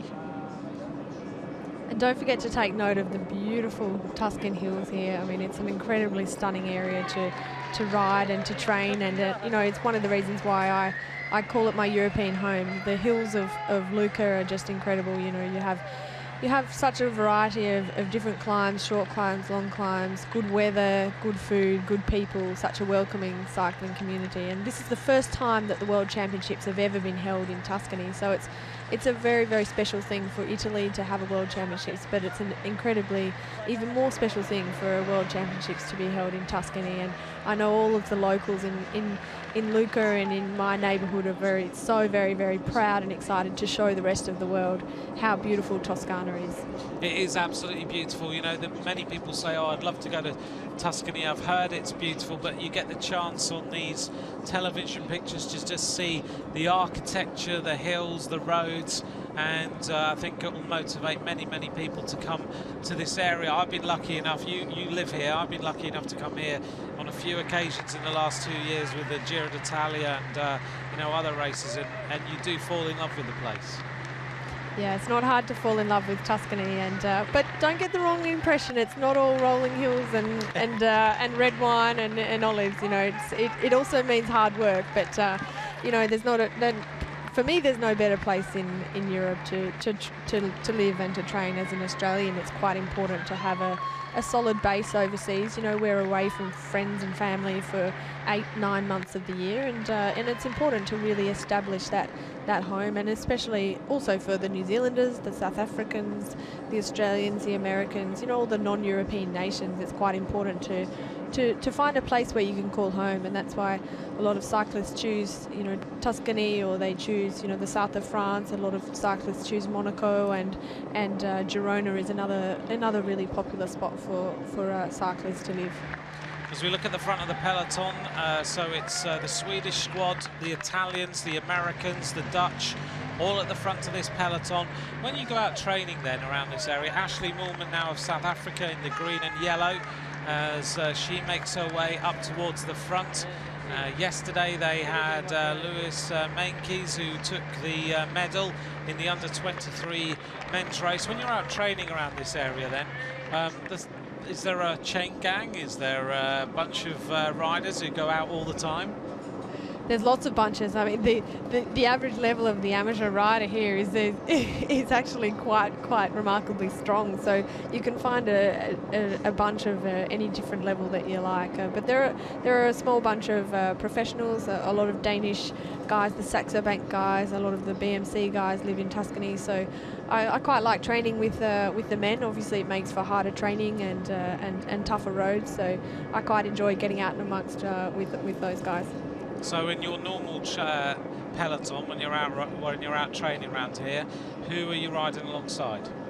As I said, often the Saxo Bank guys, some of the BMC guys. There's young Australian Jay McCarthy and Sam Spokes, who live in Lucca as well, and lucky enough to have a base at the SRM base, the SRM Italia business in Lucca. So I've got, you know, quite a good little support network there, and quite a good family, and you know, people to enjoy my professional cycling life with. So yeah, it's fantastic. Sam Spokes, my new adopted favourite rider in the peloton, purely because he's got the best cycling name you could ever have. Absolutely, Sam is a great guy, and he's had a fantastic year so far this year. We talked about him a lot yesterday. So he's he's a new adopted favourite name in the peloton. How can you not, with Sam Spokes as the name? Exactly. We've just seen Lauren Kitchen then setting the tempo on the front as we make our way in towards the centre. The crowds are getting bigger and bigger all the time now as we head down towards the river, and we get onto the long straight roads into the centre of the city. And now we're getting very, very close to the centre of Florence, as you can see on the horizon. The Duomo, which dominates the skyline. The Ponte Vecchio, which we're going to race past in a few minutes' time. The tourists all will come off that very famous bridge and make their way to the roadside to cheer these riders on. And there is a big crowd all the way around this course now. On the right-hand side of the peloton come the Australians as they look to set the tempo at the front, and noticeably as the helicopter hovers alongside the elite women's road race, the pace is starting to ratchet up all the time, and purely, as Rachel's been talking about, by this washing machine effect of riders who are just trying to get to the front, and that by that happening, it means that the pace is going up all the time. Right now you have to be careful, because you have to get to the front, and if you lose concentration, then you'll be back with the team cars behind you in no time. I think that's why we haven't seen too many large attacks, Anthony, because simply the pace has just been really quite high.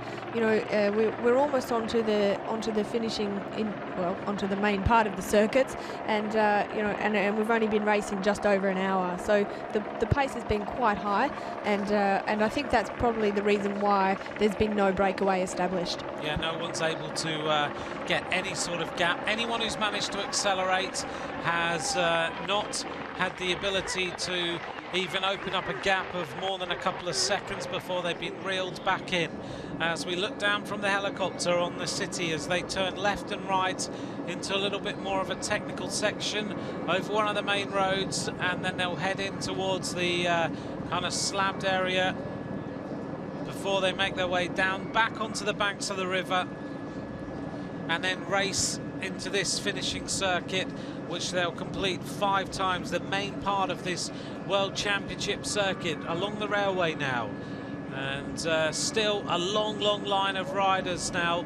The peloton having gone from very wide roads to one long line, and now the pace is certainly very high at the front of this race, and it Looks to me like we've got a number of nations who are keen to keep the tempo high. It's Sweden, the United States of America, Germany also represented up towards the front, and they want to keep it in one long line all the way through the finish line.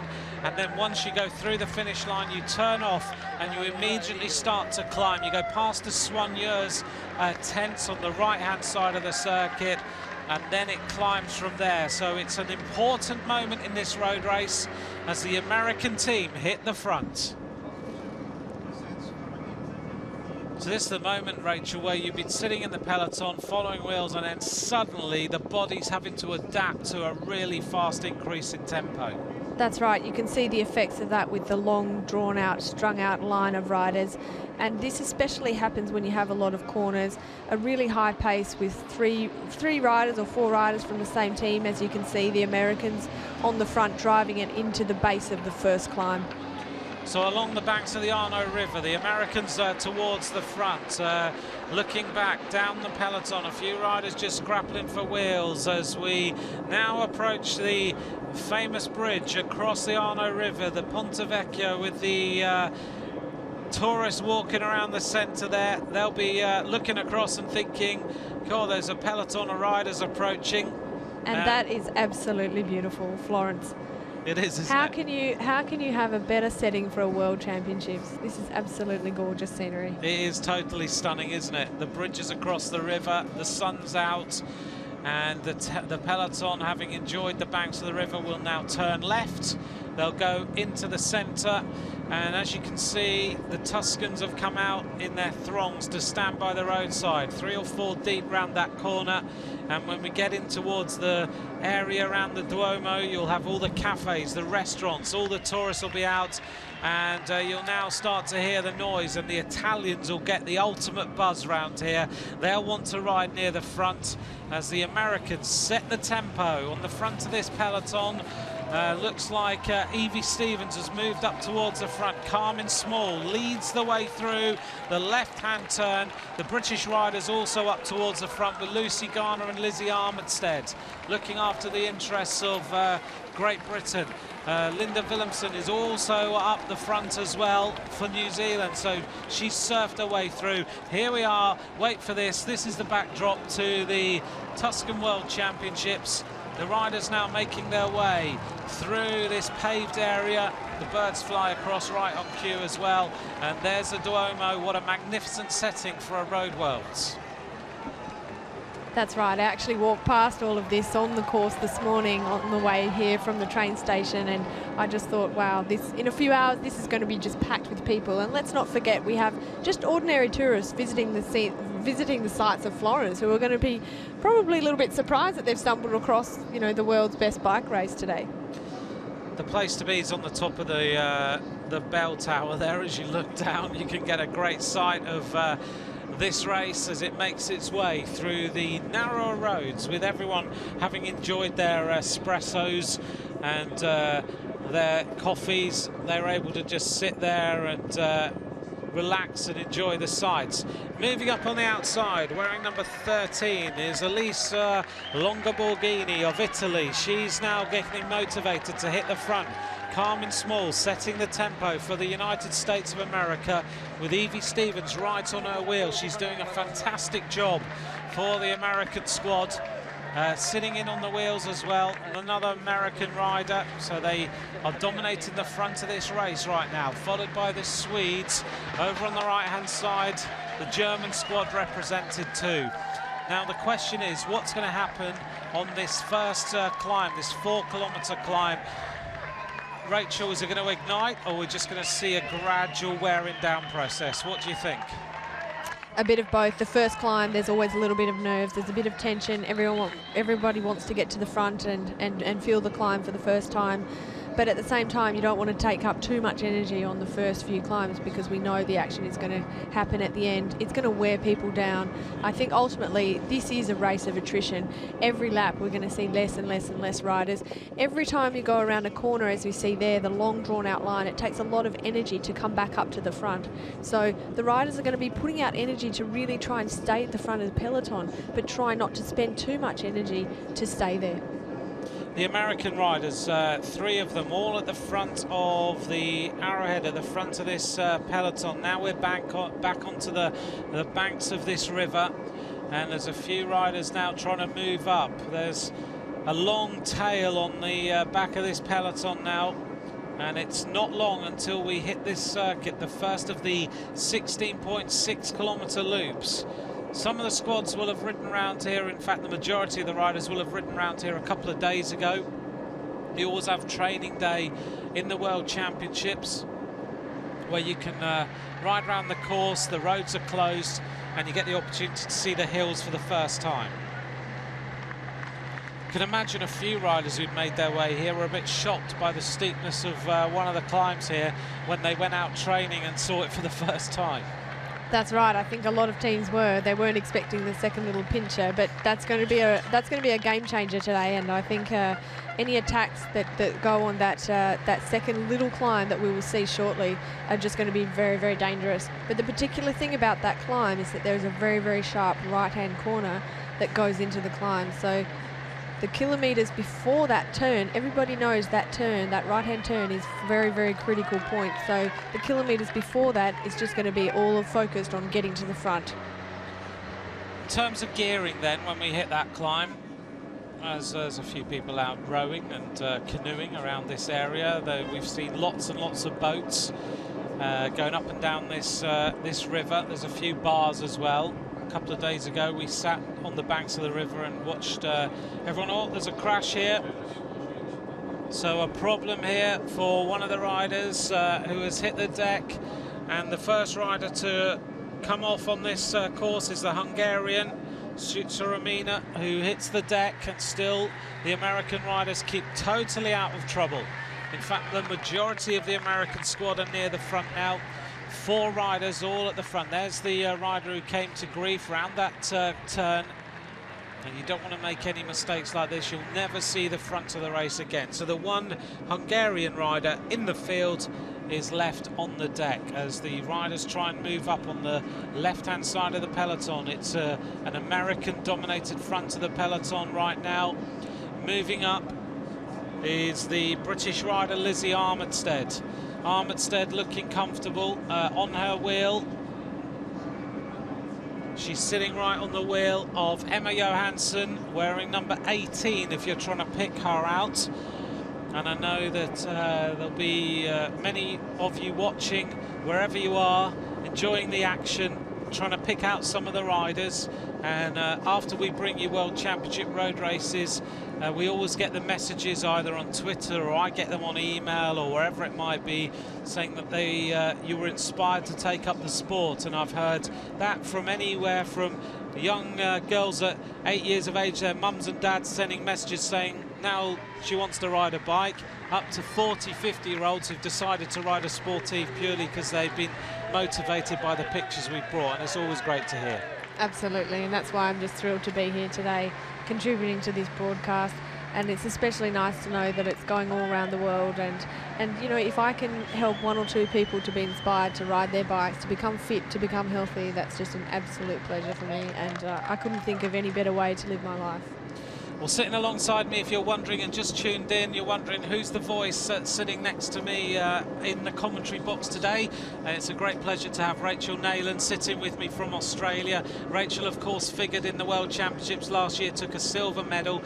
Today she's sitting alongside me and she's giving us some real insight as to this women's peloton, telling us exactly what goes on in women's racing. I think you're right. If you want to follow her, she's on Twitter. Is it at Rach Nayland, I think? That's correct, at Rach Nayland. Obviously, it's a pleasure to be here today, but it's incredibly tough, I'm going to be honest. Obviously, I'd like to be in the green and gold there today. Last year in the World Championships, it was the best day of my life, and you know, it was an incredible honour to ride with those other 5 women and bring home a silver medal for Australia. And I cannot describe the feelings that I had that day. It was just, I was completely in the zone, and you know, when they say that ultimate sports performances come where, you know, at the right times, and you're just completely 100% focused on, and you don't even feel pain, and that's what it was like at the end of the bike race last year. And So it's a little bit heartbreaking not to be there, but this year was just riddled with injury, and you know, it wasn't to be this year. So the best thing that I can do is to help bring women's cycling to the rest of the world and make everyone enjoy this race here today. Well, I think it's fantastic that you agreed to come and sit alongside me and bring us this race. You know, with your knee injuries now back on the mend, that's the good thing. And you know, we will look forward to seeing you in the World Championships again. What's good is we get the chance to talk to you, because otherwise you'd be sitting in the middle here and we wouldn't get to hear you. Oh, that's right. Thanks, Anthony. It's a pleasure to be here. Right, here comes the peloton. They're going to head along here, and they are going to go in front of our commentary box to complete the 57.2 kilometers of racing. So 5 laps of 16.6 kilometers as the peloton now make their way out on the course. It's all pretty compact. There's a few riders just sitting at the back who are losing wheels, but they'll want to get back in there safely. So the entire peloton goes racing past the commentary box now and makes their way out onto this 16.6 kilometer loop. So the first rider across the line was Carmen Small of the United States of America, followed by Evelyn Stevens, followed by Kirsten Wild of the Netherlands, followed by Sophie de Wurst of Belgium. Susanna Zorzi of Italy was 5th across the line that time, followed by Maika Polspool of Belgium. Then it was Lisa Brennauer of Germany, followed by Andrea Dvorak of the United States. Amy Peters of the Netherlands in 9th place, and making up the top 10 across the line that time was the world champion of the time trial, Ellen van Dijk, who was the 10th riders across the line ahead of Georgia Bronzini, Lauren Kitchen, Joanne Kiesanowski and Jade Wilkinson. The average speed right now is 41.743 kilometers an hour.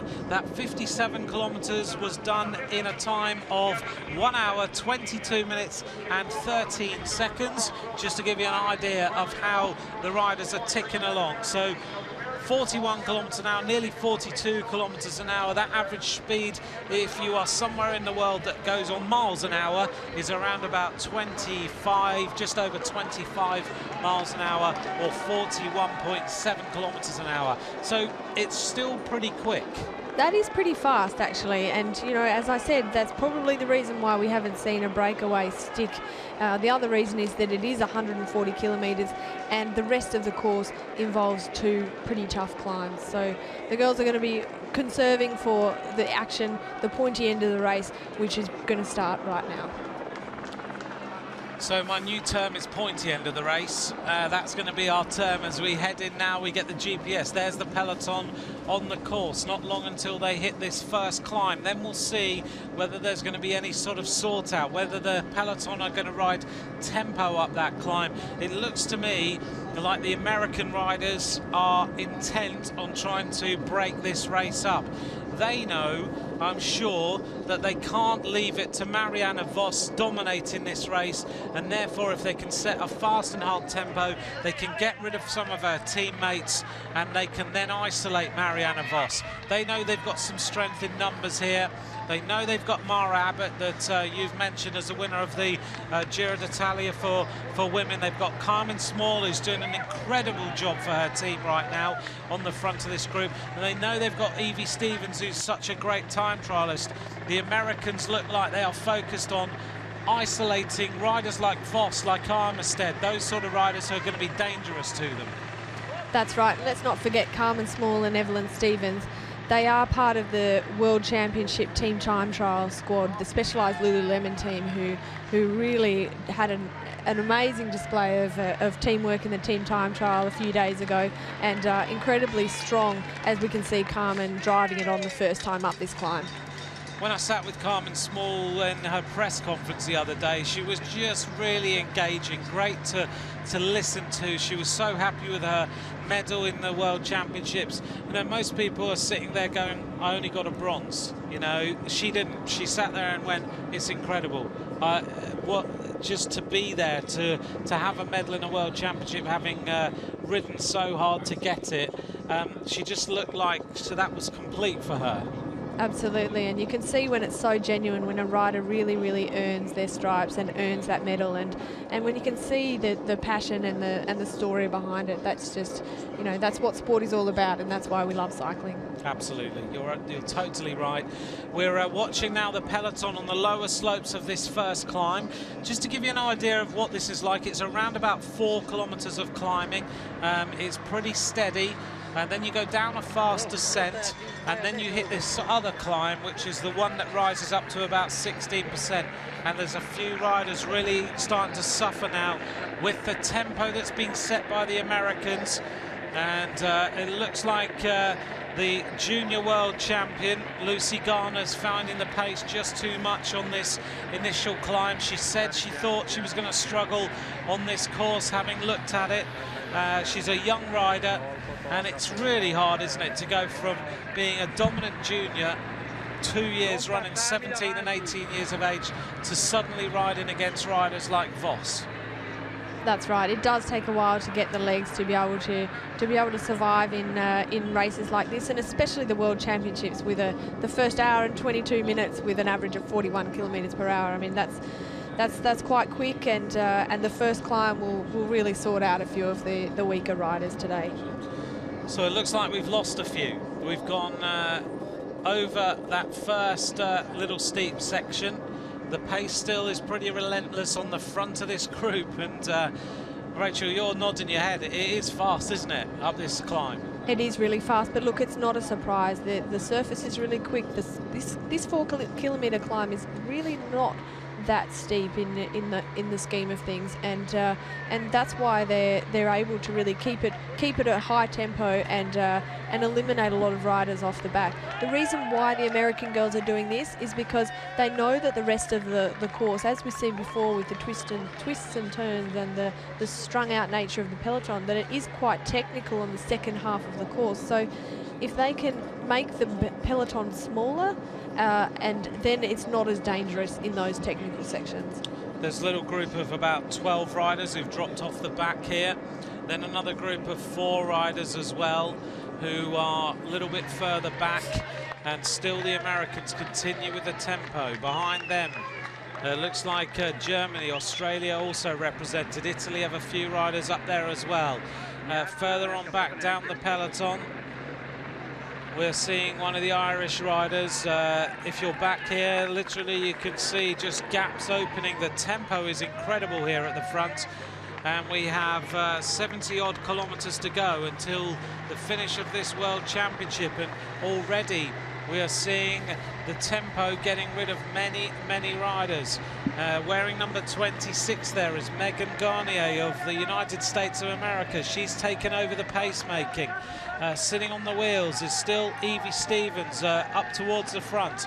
Germany represented. Australia have got one rider near the front of the peloton as well. 78 kilometers to go, and if they go and rip it up the climb every time like this, there are going to be about 10 riders left.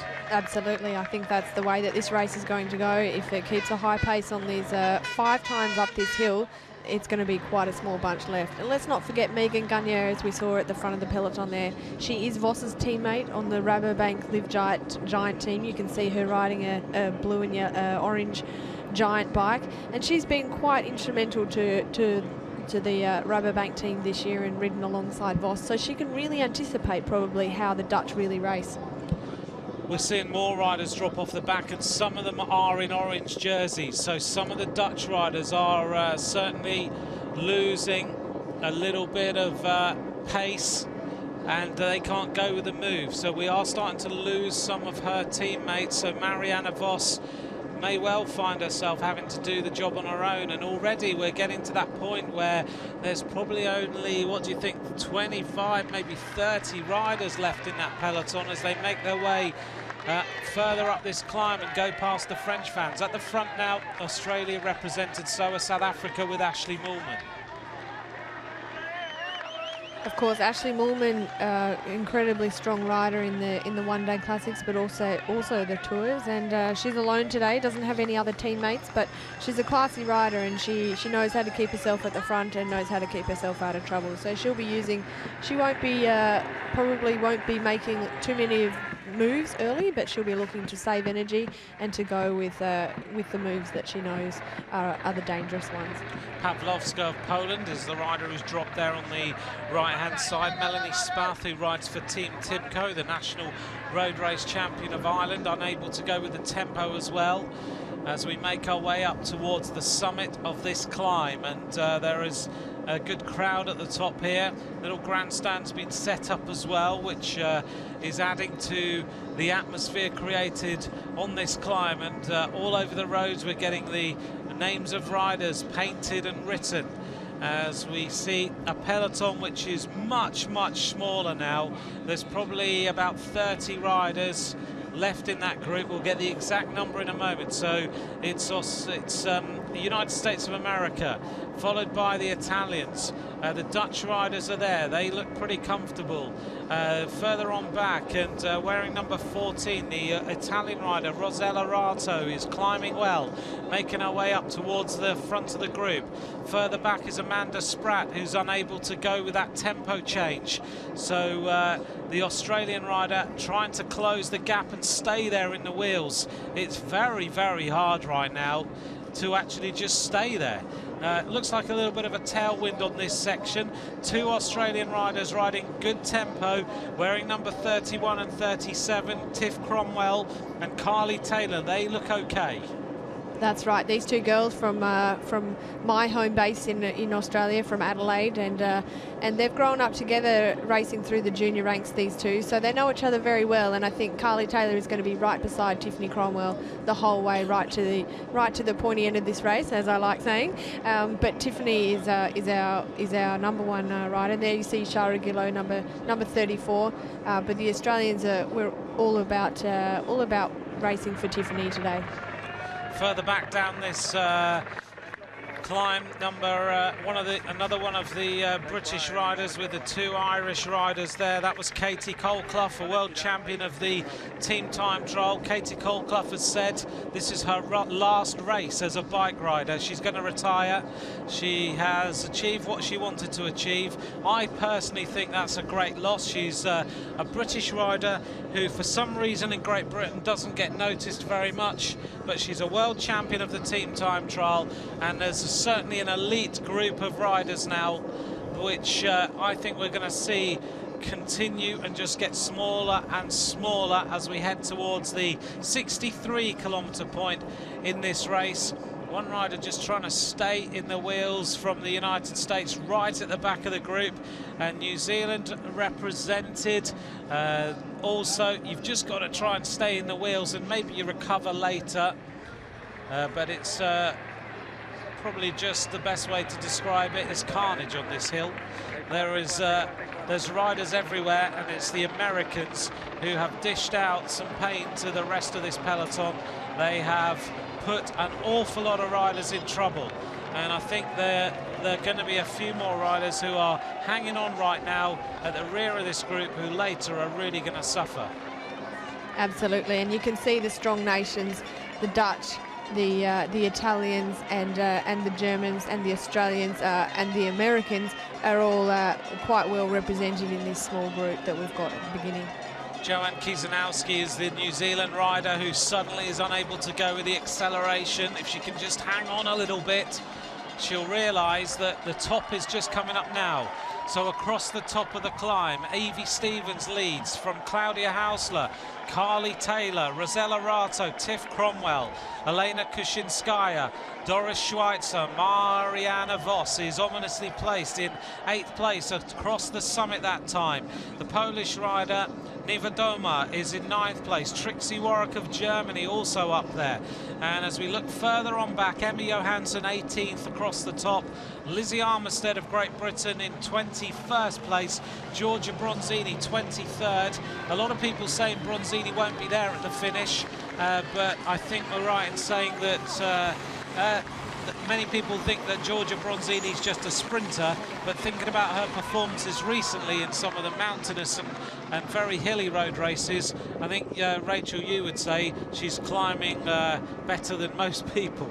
She's climbing. She's in the best climbing form that I've ever seen her. Giorgia Bronzini's had a stellar season. She knows that the World Championships are in Italy, in her home country, and that's enough to motivate any rider performing in front of your home crowd. She races for the Wiggle Honda team. Obviously, this team is a new team this year and has had something like 20 victories, and it's quite incredible. She won at nearly every stage of the Route de France, and and then they won the overall. So they've had an absolutely enormously successful season, and this team is managed and owned by Australian Rochelle Gilmore, who is a rider herself, and is doing absolutely remarkable things for women's cycling today. I agree with you. She was in the commentary box with us a few days ago. Rochelle, who's got Giorgia Bronzini in that squad, as we watch the riders making their way downhill on these beautifully smooth roads on this very, very fast descent. And we'll pick out who is setting the pace. But last time, on the crest of the climb, it was Evie Stevens who set the tempo after 1 hour 35 minutes of racing. The average speed dropping down a little bit now to 39.952 kilometres an hour. So the tempo, the Irish rider here has managed to get back onto the back of the group, was dropping off the pace a little as the road went upwards. So Melanie Spath is finding her way back into the group. But at the front, it is, by the looks of things, America, Australia, Italy, a few other different nations represented. One rider making their way up the outside of this group very, very fast. So it's amazing to watch the speed that these riders are going down to the base of the descent, and then they'll go back uphill very, very quickly. And yesterday in the under-23 men's race, we saw Mohoric actually lose the rest of the field on the descent. It wasn't about the climb. That's right, and I'm not surprised that we may see this again today. The climb is, the descent is fast, it's long, it's got some technical aspects, and a lot of the riders will really take advantage of this. I think that's why the Americans really put the pressure on in this first climb, not simply for the climb, but for the descending part of the race, to split up the field. And when you go over the top of the climb, the road goes from really wide to really narrow. So you've just got to, you don't want to be anywhere near the back at that point. There's a real pinch point for the whole peloton to get through and get onto the descent. That's right. And with a smaller peloton, it is a lot easier to be safer and to manage the descent in a smaller peloton. So I think these women, they know who's there. They're all big race contenders, and they'll be a lot happier that the peloton is thinned down now. The Italian Scandalara over there on the left-hand side on the luminous yellow bike. Alongside in the German kit is Trixie Warwick. Over there on the left-hand side is Lizzie Armitstead. Now we've got an attack from the Swiss team again. This is Doris Schweitzer, who decides to go on the move. So the Swiss are quite keen to keep the race as fast as they possibly can. They've been the main animators of this race so far, refusing to sit in the peloton and just let things tick along. Doris Schweitzer looking around, no one joining her yet. And you can see here that they're obviously motivated to get an early lead and to get an early breakaway. If you're not so confident that you're going to be able to match it with the decisive moves towards the end of the race, then often it is a tactic to go early, and maybe the other bigger nations might not think much of it and let them go and let them have an early lead, and then often a big group comes ahead and catches the breakaway, and then you're already there in the front of the bike race. So it is quite a good little tactic, and some of these bigger teams will just let these riders go, and and we could be in for an interesting race. Doris Schweitzer is the rider who is breaking this race up a little bit. One rider has joined her from Belgium. I think that might be Sophie de Vust, but we'll get confirmation of that when our camera gets down to see whether it is Sophie de Vust who is going across at the front of the peloton now. But let's not forget, you have to be quite game to do this, because there are 4 very tough laps to go. It is actually Lisbeth de Vocht who has joined the Swiss rider, the national road race champion of Belgium a couple of years ago. So Lisbeth de Vocht, we talked about her a little bit on the initial stages of this World Championship road race, and then you go through this right-hander now, and then the road starts to go back uphill very, very quickly, and this is the climb that is going to hurt the legs. So side by side, Lisbeth de Vogt of Belgium going shoulder to shoulder with Doris Schweitzer on the right-hand side in the red and white. Now it's time to engage the small gears. So looking down on the peloton, and it is a number of nations at the front. Still the Italians continuing with the tempo. The Russians over on the left-hand side, and the Russian rider who is there is Kushinskaya. And this is the 16% gradient. This hurts a lot. That's right. You can see the girls out of the saddle, pedaling quite slowly. It is quite steep, this climb. I've ridden the course before, and especially at the top over here. It's not a long climb. It's only about 200-300 meters, but as you can see, their speed is only 12 kilometers per hour. So they're really out of the saddle, really using every muscle in their body, and these two trying to get a little bit of a break ahead of the peloton. And what sort of gearing would you be in when you're going up this this particular climb? I think most of the girls would be using a 25 on the back. I wouldn't imagine they're using any smaller, purely because the descent is so fast. So you want to have the maximum possible to get the speed on the downhills as well. This is Scandalara, who is trying to shut the gap for her teammate Bronzini. And behind her, little gap starting to open. The Italians well represented as Schweitzer continues with the pacemaking, looks around, realises that she is just stretching this race out. That's right. So it's obvious the Italians are really trying to be in the front of the bike race. They want to have someone either represented in the breakaway, as we can see a little split happening at the front there, either that or they want to close the gap.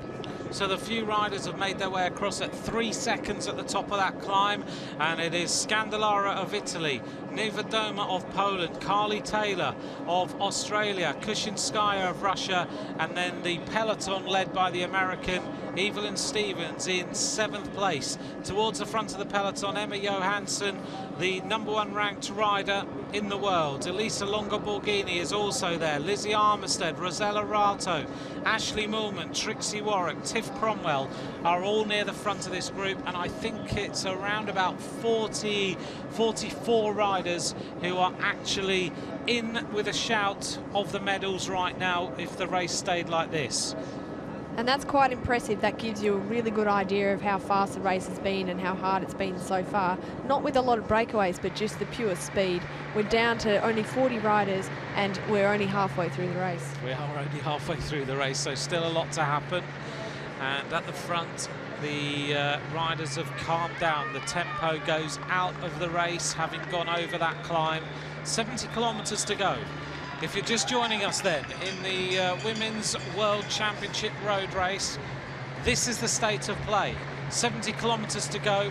A peloton of around about 44 riders, something like that, are now at the front of this race. We started with 141, and it's been a wearing down process. The tempo has been pretty high.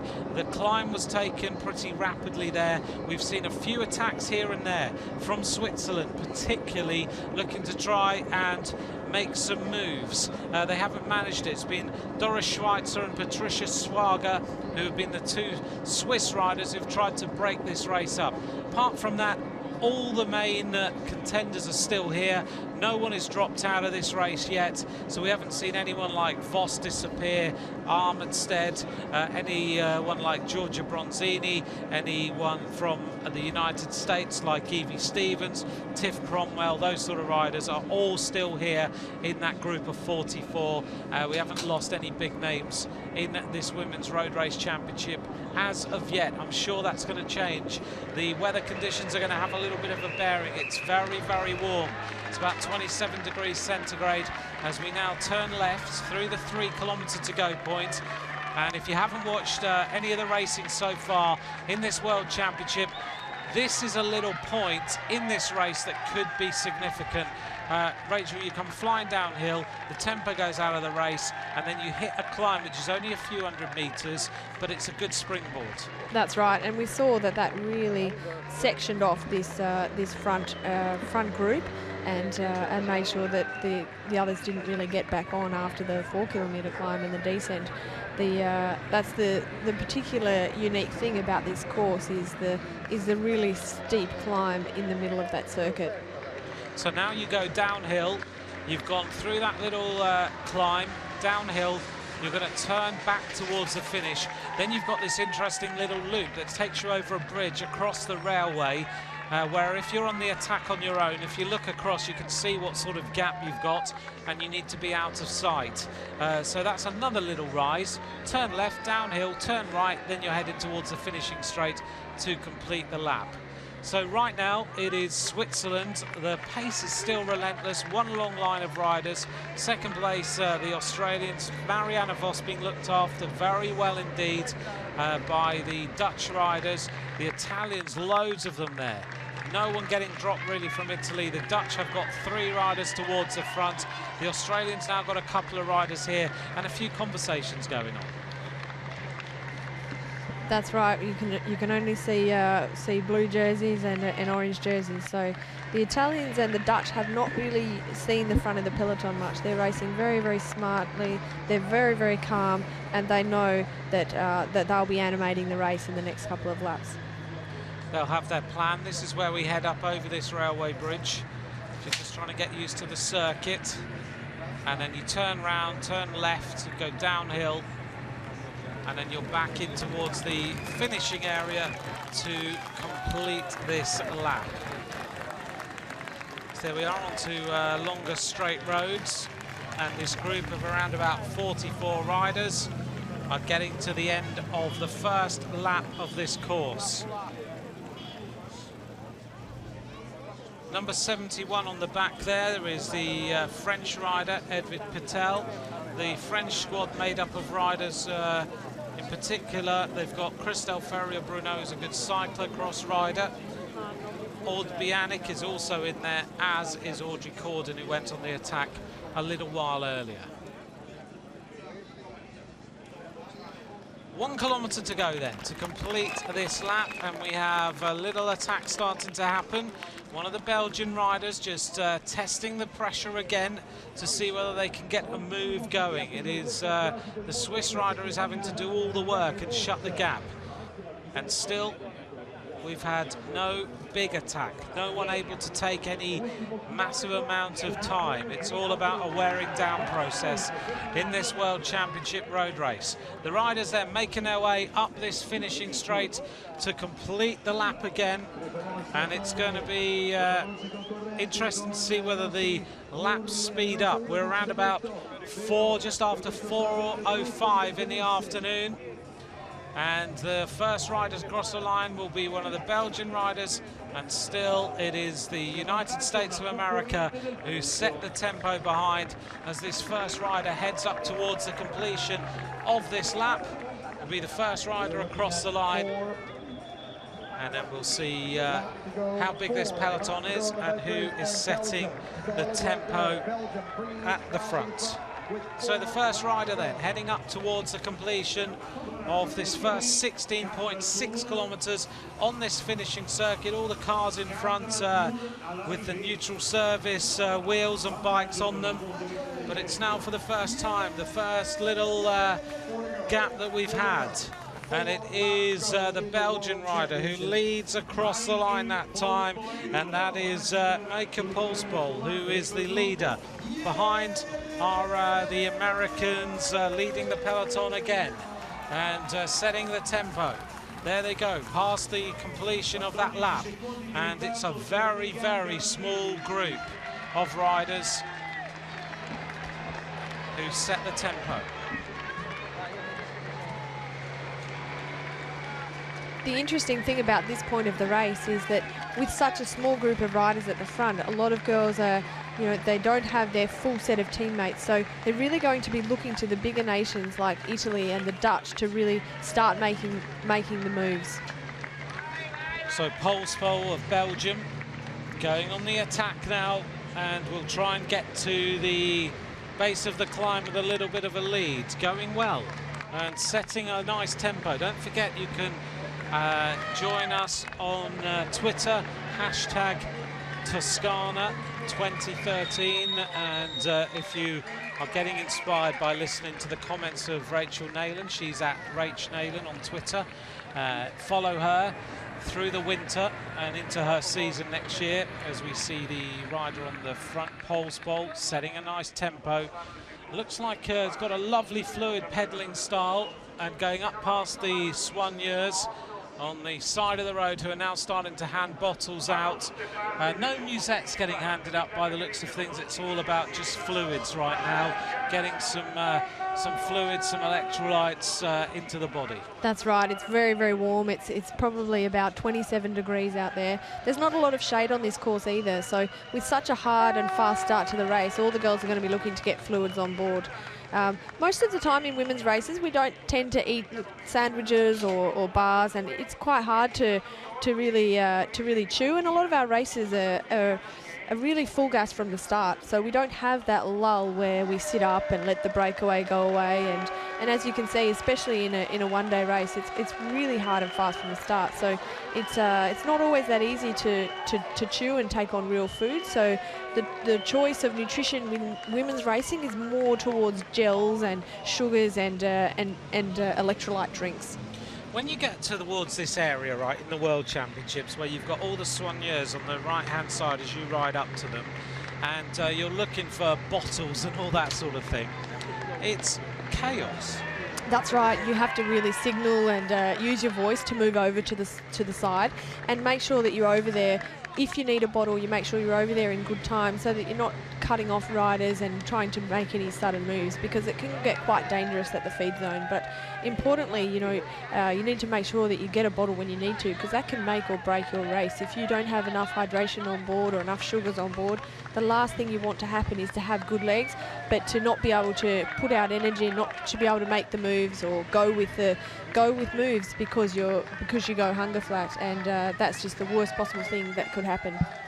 And if you are in a race and you move over, do you generally take a bottle anyway and look around, see if a teammate wants it, and then get rid of it if you don't need it, or what's the normal rule applies? That's right. Always get a bottle from your team, from your soigneur, from the person who's feeding the team, and give it to a teammate. Absolutely. All about teamwork and all about keeping the energy levels as high as you possibly can. So all important to get hydrated, particularly on a day like this, as we watch number 57. This is Maaike Polspoel of Belgium. The Belgian squad with Jessie Dams, Lisbeth de Vocht, Sophie de Wust. Maaike Polspoel was the leader by 16 seconds. Also in that team, Annelies van Doorsleyer and Celine van Severen. That's the team of Belgium.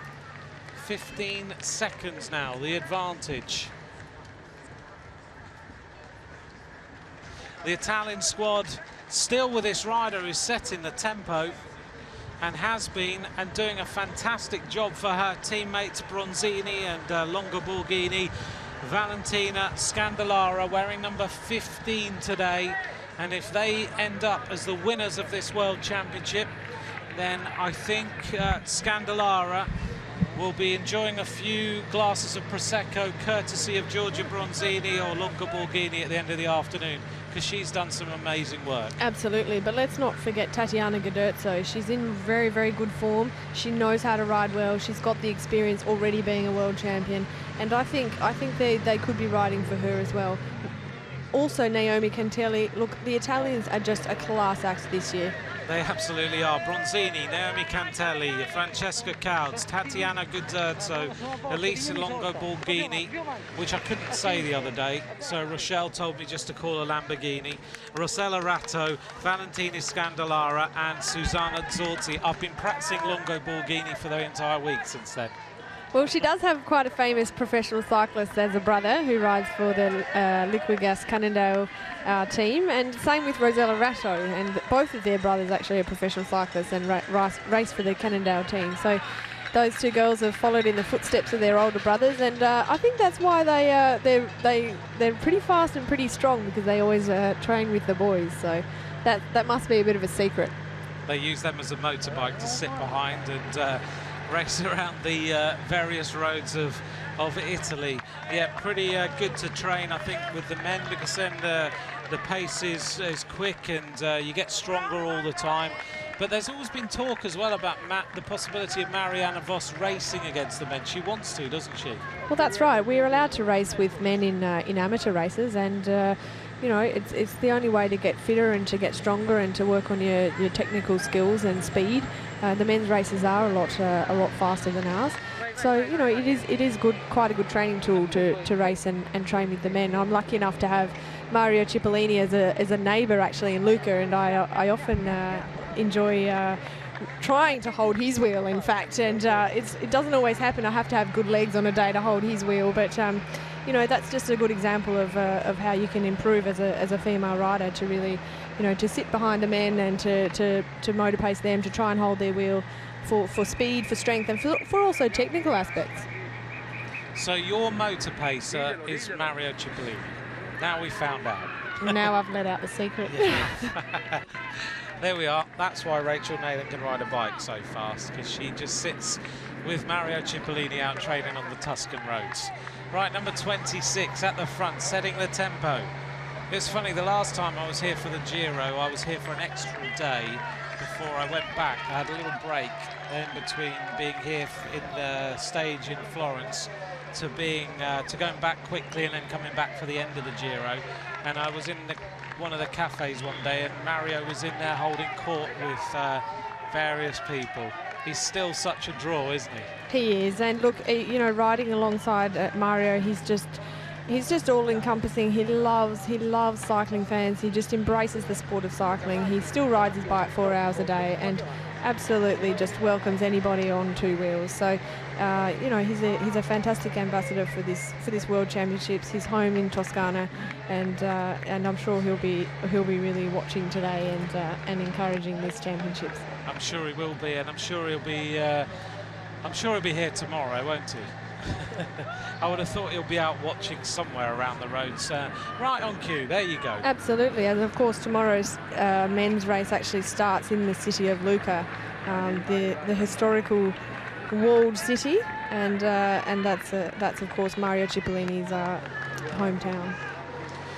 So I think it's Kristen McGrath now who's setting the pace for the American riders yet again, as they make their way onto the climb, and they are pretty ruthless about setting the tempo. A few riders starting to drop out. Van Severen of Belgium shakes her head, says, no, I haven't got it today. It's really hard out here. And the American riders are being ruthless on this climb. Every time they're just setting a tempo and they're just letting riders go out the back.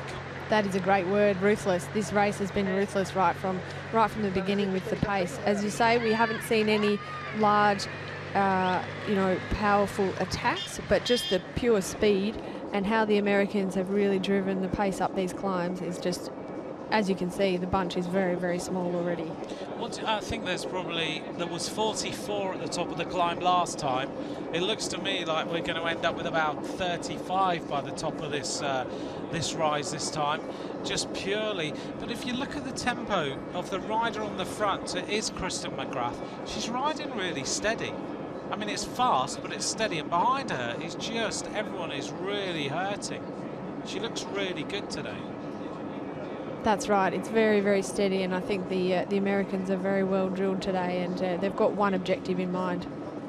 So one rider now is starting to feel the pressure. This is Megan Garnier of the United States, but somehow she fights her way back. So whilst at the front it is the United States of America setting the tempo, at the back of the group one of their teammates is fighting to stay in the wheel. So let's look through who's still here. Still Scandalara is there for Italy in the luminous yellow over there on the right hand side.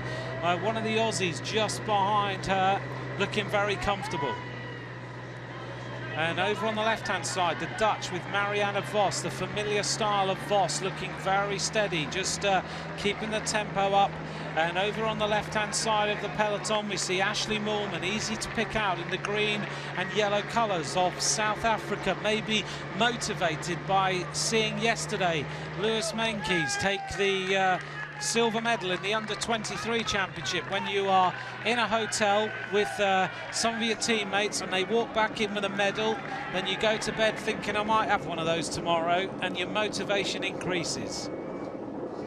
Absolutely, that's one of the brilliant things about a World Championship, is that doing the best for your country often inspires the rest of the team. And when a team is all together staying at one hotel and you know, just being so patriotic about racing for your own country, it's nothing better. And I know last year when we had some early success in the Australian camp, it was just so motivating for the rest of them.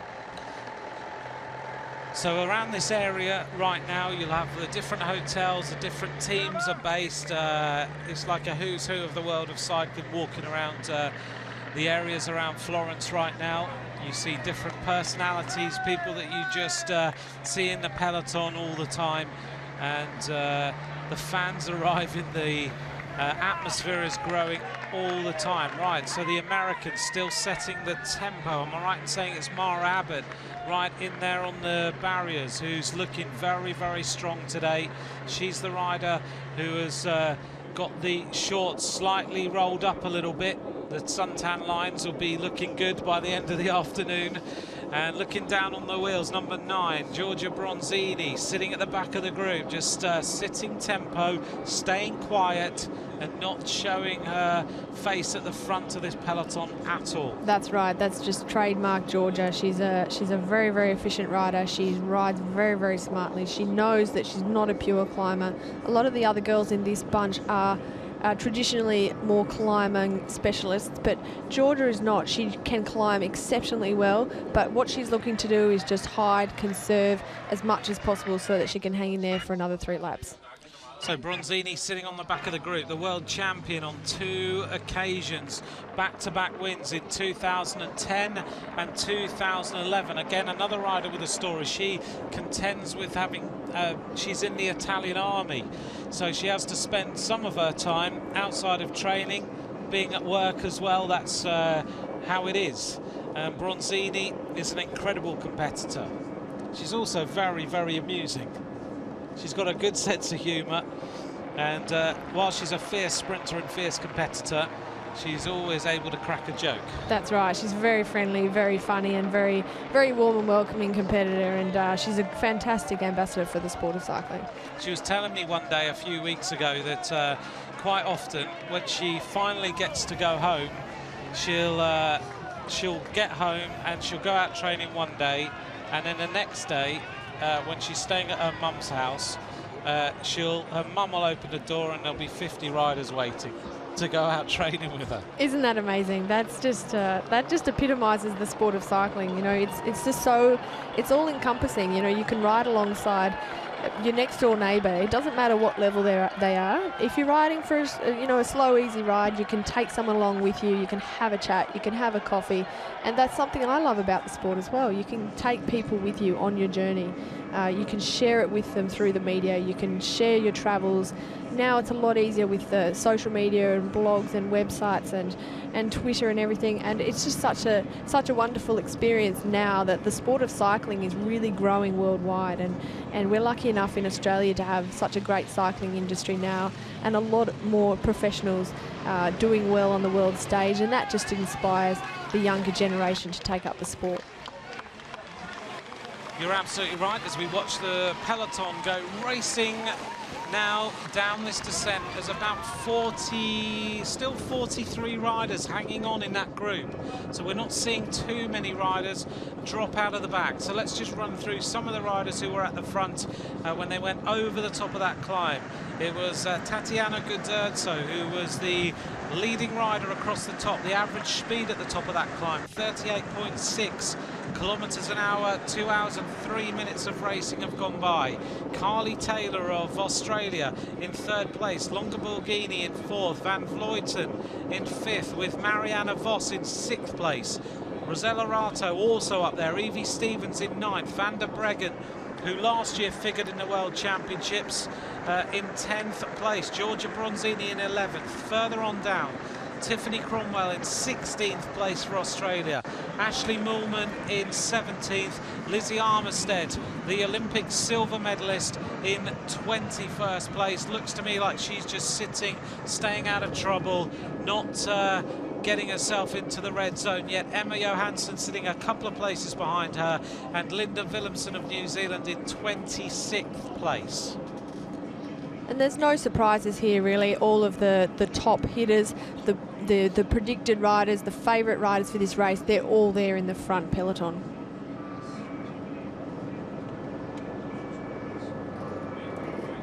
So we're hearing on Radio Tour that the second part of this peloton is 1 minute and 30 seconds behind this group, so they are unlikely to see the front of this race ever again, as we now click over 80 kilometres of racing covered. That means we have got about 60 kilometres of racing left in this World Championship, as we see one of the Australian riders setting the pace on the front, going through the corners. 3 riders going clear through that left-hander.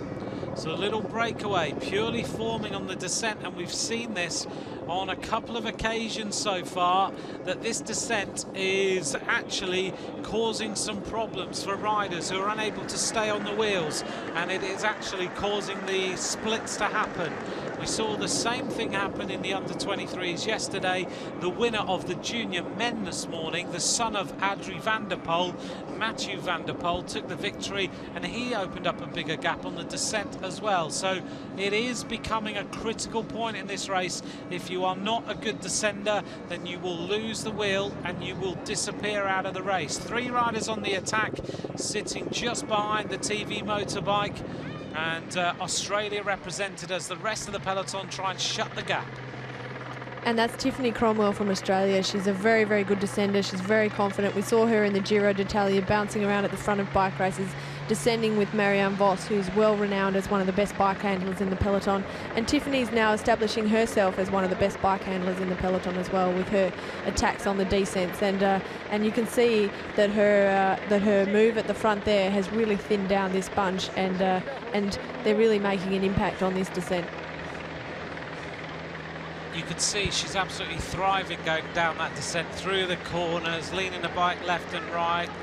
Well, in fact, Tiffany lives in Monaco, in France, and she does train with a lot of the MotoGP guys who also use cycling as some of their cross training. And I think flying around down corners around the hills with those guys gets you quite handy with the bike. So I think she's pretty keen to exercise some of those skills. And you know, when everybody looks to the climbs, then you know sometimes it's a good surprise to hit people on the descent. Yeah, especially, you know, if you're feeling very, very confident, especially on these really smooth roads, that it's sunny, it's warm. We know that there's been hardly any vehicles on these roads apart from the cars at the back. That's the only vehicles really that have been allowed on the circuit. Even on training day, there was only 1 or 2 cars allowed. So the chances of being spillages of petrol or diesel is pretty non-existent. As we see yet again, this Italian rider, Scandellara, is having the race of her life today.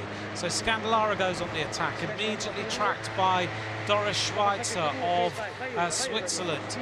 2 more riders go across, and yet again it's Carly Taylor who closes the gap for Australia. Just in front is number 7, Annemiek van Vleuten of the Netherlands. So 4 riders.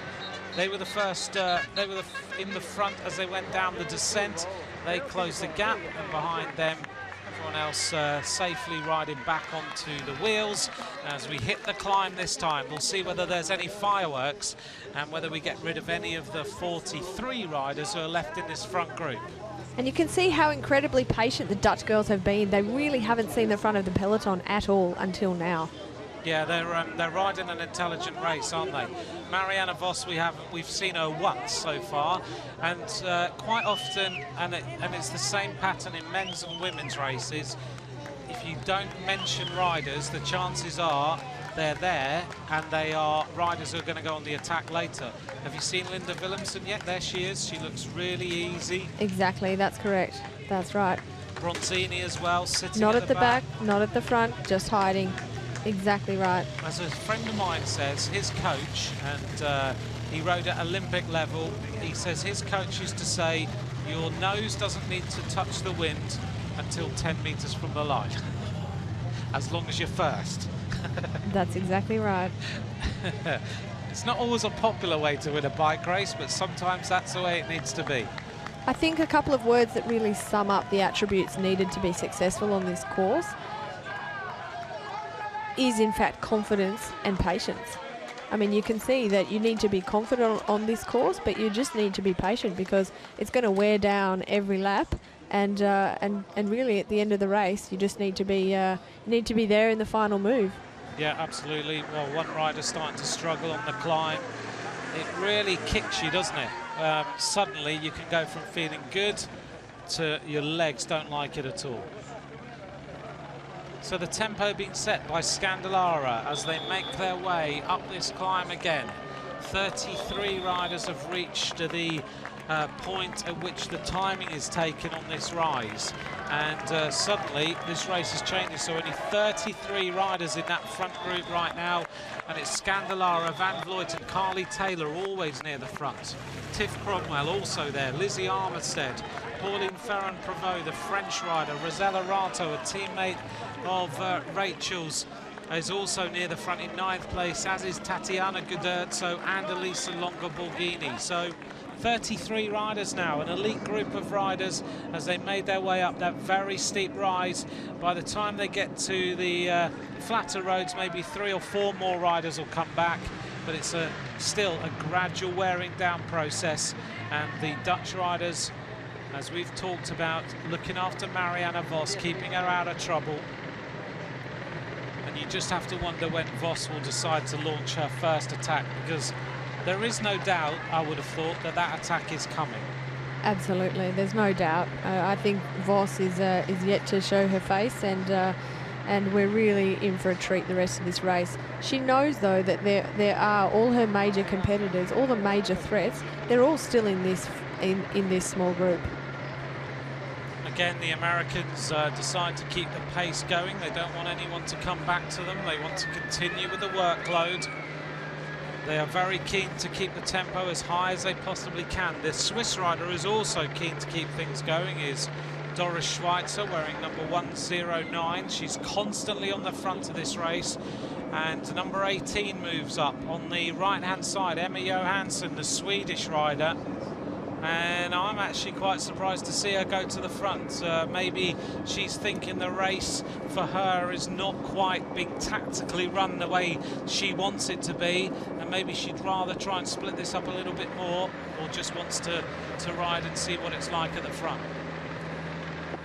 Emma is a rider that likes to sit at the front. She doesn't like to sit at the back at all. So I think that's it's just quite a normal trait for her to be at the front, to be at the action, to know what's going on and be ready for any moves that go ahead.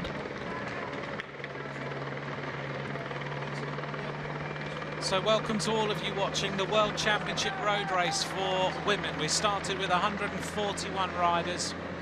This front group has got about 33 riders in it. It's swelling a little bit as the pace goes out. But so far we've seen just a gradual whittling down process. No major big attacks. We've seen the odd attack from Switzerland and Belgium. We've seen a great performance from Valentina Scandalara of Italy, who's doing an incredible amount of work for her team today with her team leader Giorgia Bronzini. We're heading to the completion of another one of the 16.6 kilometre laps. And it has been the Americans, really, who have been the animators of the race on the climbs, which is very, very impressive. Now the little move goes again on this little climb, and the acceleration starting to happen. Still an immediate reaction. That was Tatiana Guderzo, who went to the front just over that rise, maybe just getting a sense for whether it's possible to attack there. And now and then, I guess, Rachel, you kind of look at things and think, I wonder whether there's a place that I could go. That's right. Sometimes a little move to the front of the peloton, you can just be sussing out the other riders and just seeing who follows and seeing who's watching. Heading now back into the completion of this 16.6 kilometre circuit. As we look down on the riders from the helicopter. And as we head in towards the conclusion of this lap, sorry about the bit of picture breakup. We've just lost pictures from the helicopters for a little moment. In the finishing area, we've got all the flags of the different nations being flown. These are riders who are a long, long way off the back on the rise. Different nations getting their experience of riding the World Championships. Back with the front of the peloton, and conversations going on between Evelyn Stevens and the rest of her team, but it's a very, very small peloton of riders who are continuing now towards the completion of this lap. If you're just joining us and you're wondering who's alongside me, who's the voice that you don't recognise, it is Rachel Nayland, who was on the podium last year in the World Championships, giving us her insights to this race. And so far she's given us some fascinating views of what bike racing in the women's peloton is all about, and I'm sure once this race really starts to ignite, she'll be able to tell us exactly what it's like to be at the pointy end of the race as we head towards the conclusion of this World Championship of 2013. Running through the last few years, the winner in 2012 was Marianne Vos. 2011 was Bronzini, 2010 was Bronzini, 2009 was Gudert. So Marianne Vos bringing to the end of a period of time where she had finished in the last 5 years on the podium and hadn't managed to win the gold medal.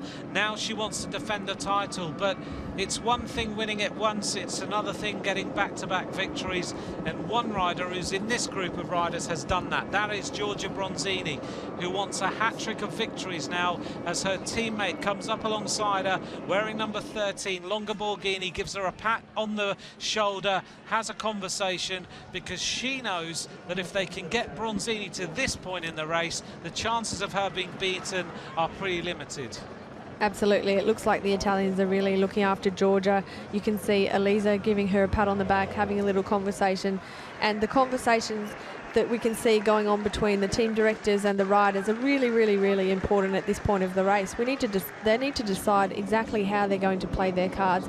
And the distinguishing feature about this race is that there are no radios. The women do not have race contact with their directors. So at this point, to be able to go back and have a little chat to the team director and to clarify the plans is quite an important thing. And I guess at the moment it's getting easier because you've got less riders, you've got fewer team cars to worry about, so you can actually go back and have those conversations on this flatter part of the circuit. That's correct. It's a little bit more relaxed, but they will be tired from the difficulty of the race so far. It's been quite a fast race. They will be tired, a little bit hesitant to go back. So the only girls that would go back to the car are the workers and the domestiques. So the riders now making their way past the commentary position to see the completion of yet another lap of racing. 3 laps to go, and we are seeing the peloton now all across the road as they complete another lap. About 33 riders left in this peloton, and being led still by the same teams who are on the front, but still Poland now take control of the front of the peloton. And it is a very, very small group of riders. 42 riders are in that peloton now, so a few riders have managed to get back on. 42 riders at the front of this race, so the medal will come from one of them, there is no doubt. The other groups will not get back on before the finish. One rider is in the cars, that's about it. So at the front of the race that time was Eugenia Budziak of Poland.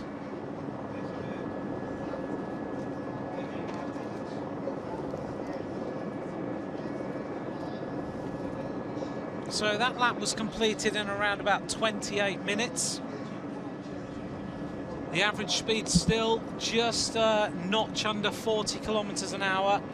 38.925. If you're watching this race and you're thinking, yeah, but we haven't got a breakaway, we haven't got an attack, then the cameras always make things look a little bit steadier than they really are at times, particularly when you've got this very overhead helicopter shot.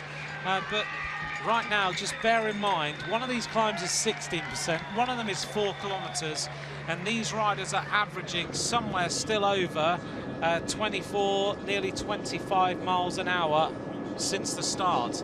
Nearly 39 kilometers an hour right now. That's right. It's incredibly fast for the amount of climbing that there is in this race. I think there's almost 2,000 metres of climbing accumulatively in this race, and you can really see that the riders left in the front group, they are starting to feel the speed and the difficulty of this race in their legs, and I think that's going to be a critical factor. You can see that a lot of them are taking on fluids and water and nutrition on board, and that's quite very critical at this point of the race. So looking at this peloton now,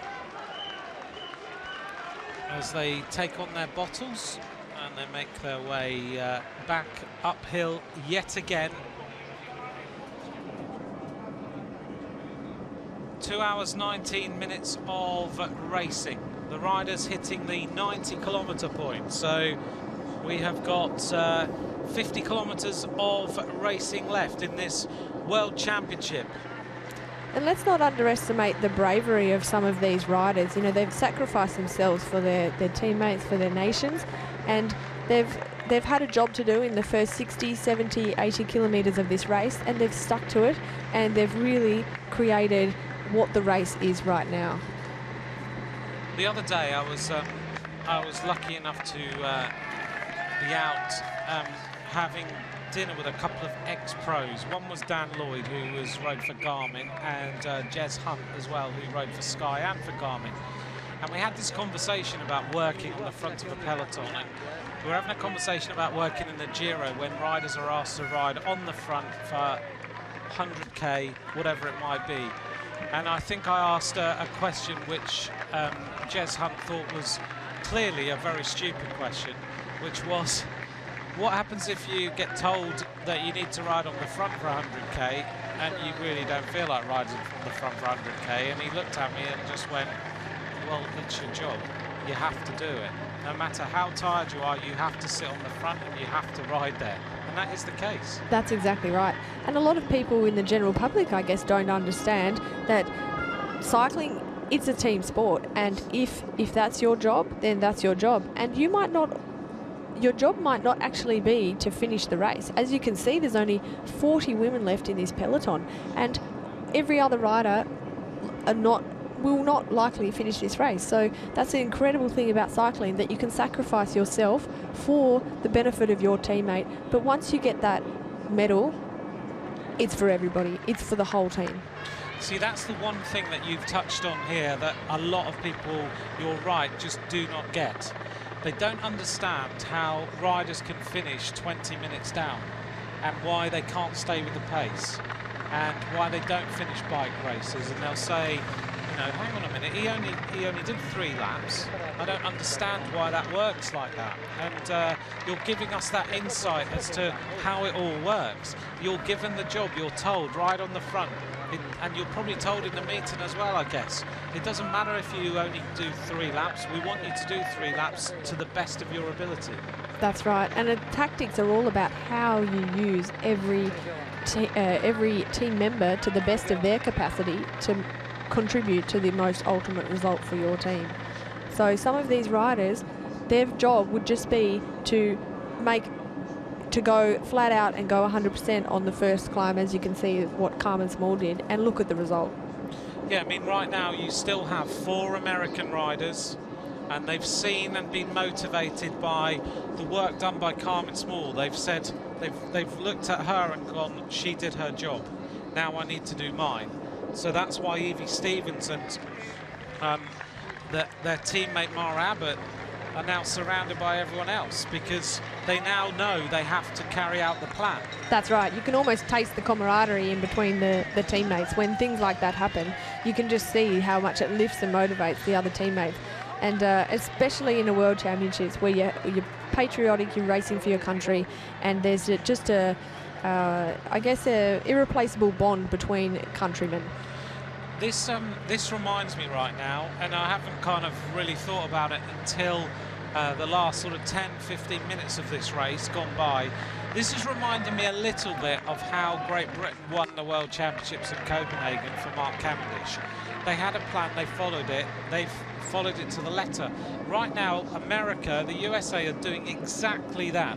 They've had riders near the front, kept things together. Carmen Small rode to the best of her ability into the first couple of climbs, and now the USA are just riding a tempo that no one else is really able to dominate. It's a real show of strength. That's right. They've got 4 riders left right at the front of the peloton, well represented, looking after each other, but they have used some of their riders to the maximum strength to create what we see here, which is a very, very small peloton for this point of the race. Yeah, it's very, very impressive. The United States of America setting the tempo yet again on the climb. The stars and stripes of this squad who, when you wrote down on paper and go through the team, you kind of go, yep, there's a lot of strength in here. But they're not the strongest team as individuals when you write down their performances, but right now as a unit they are looking really, really impressive. They are stringing the peloton out, they're getting rid of riders all the time, they're giving each other confidence, and that is right now so powerful for this American squad, as we see Marianne Vos wearing number 1 with that familiar pedaling style, just sitting in the wheels, looking around. She looks calm, she looks composed, but she's also got to be looking around and making sure she's got teammates with her.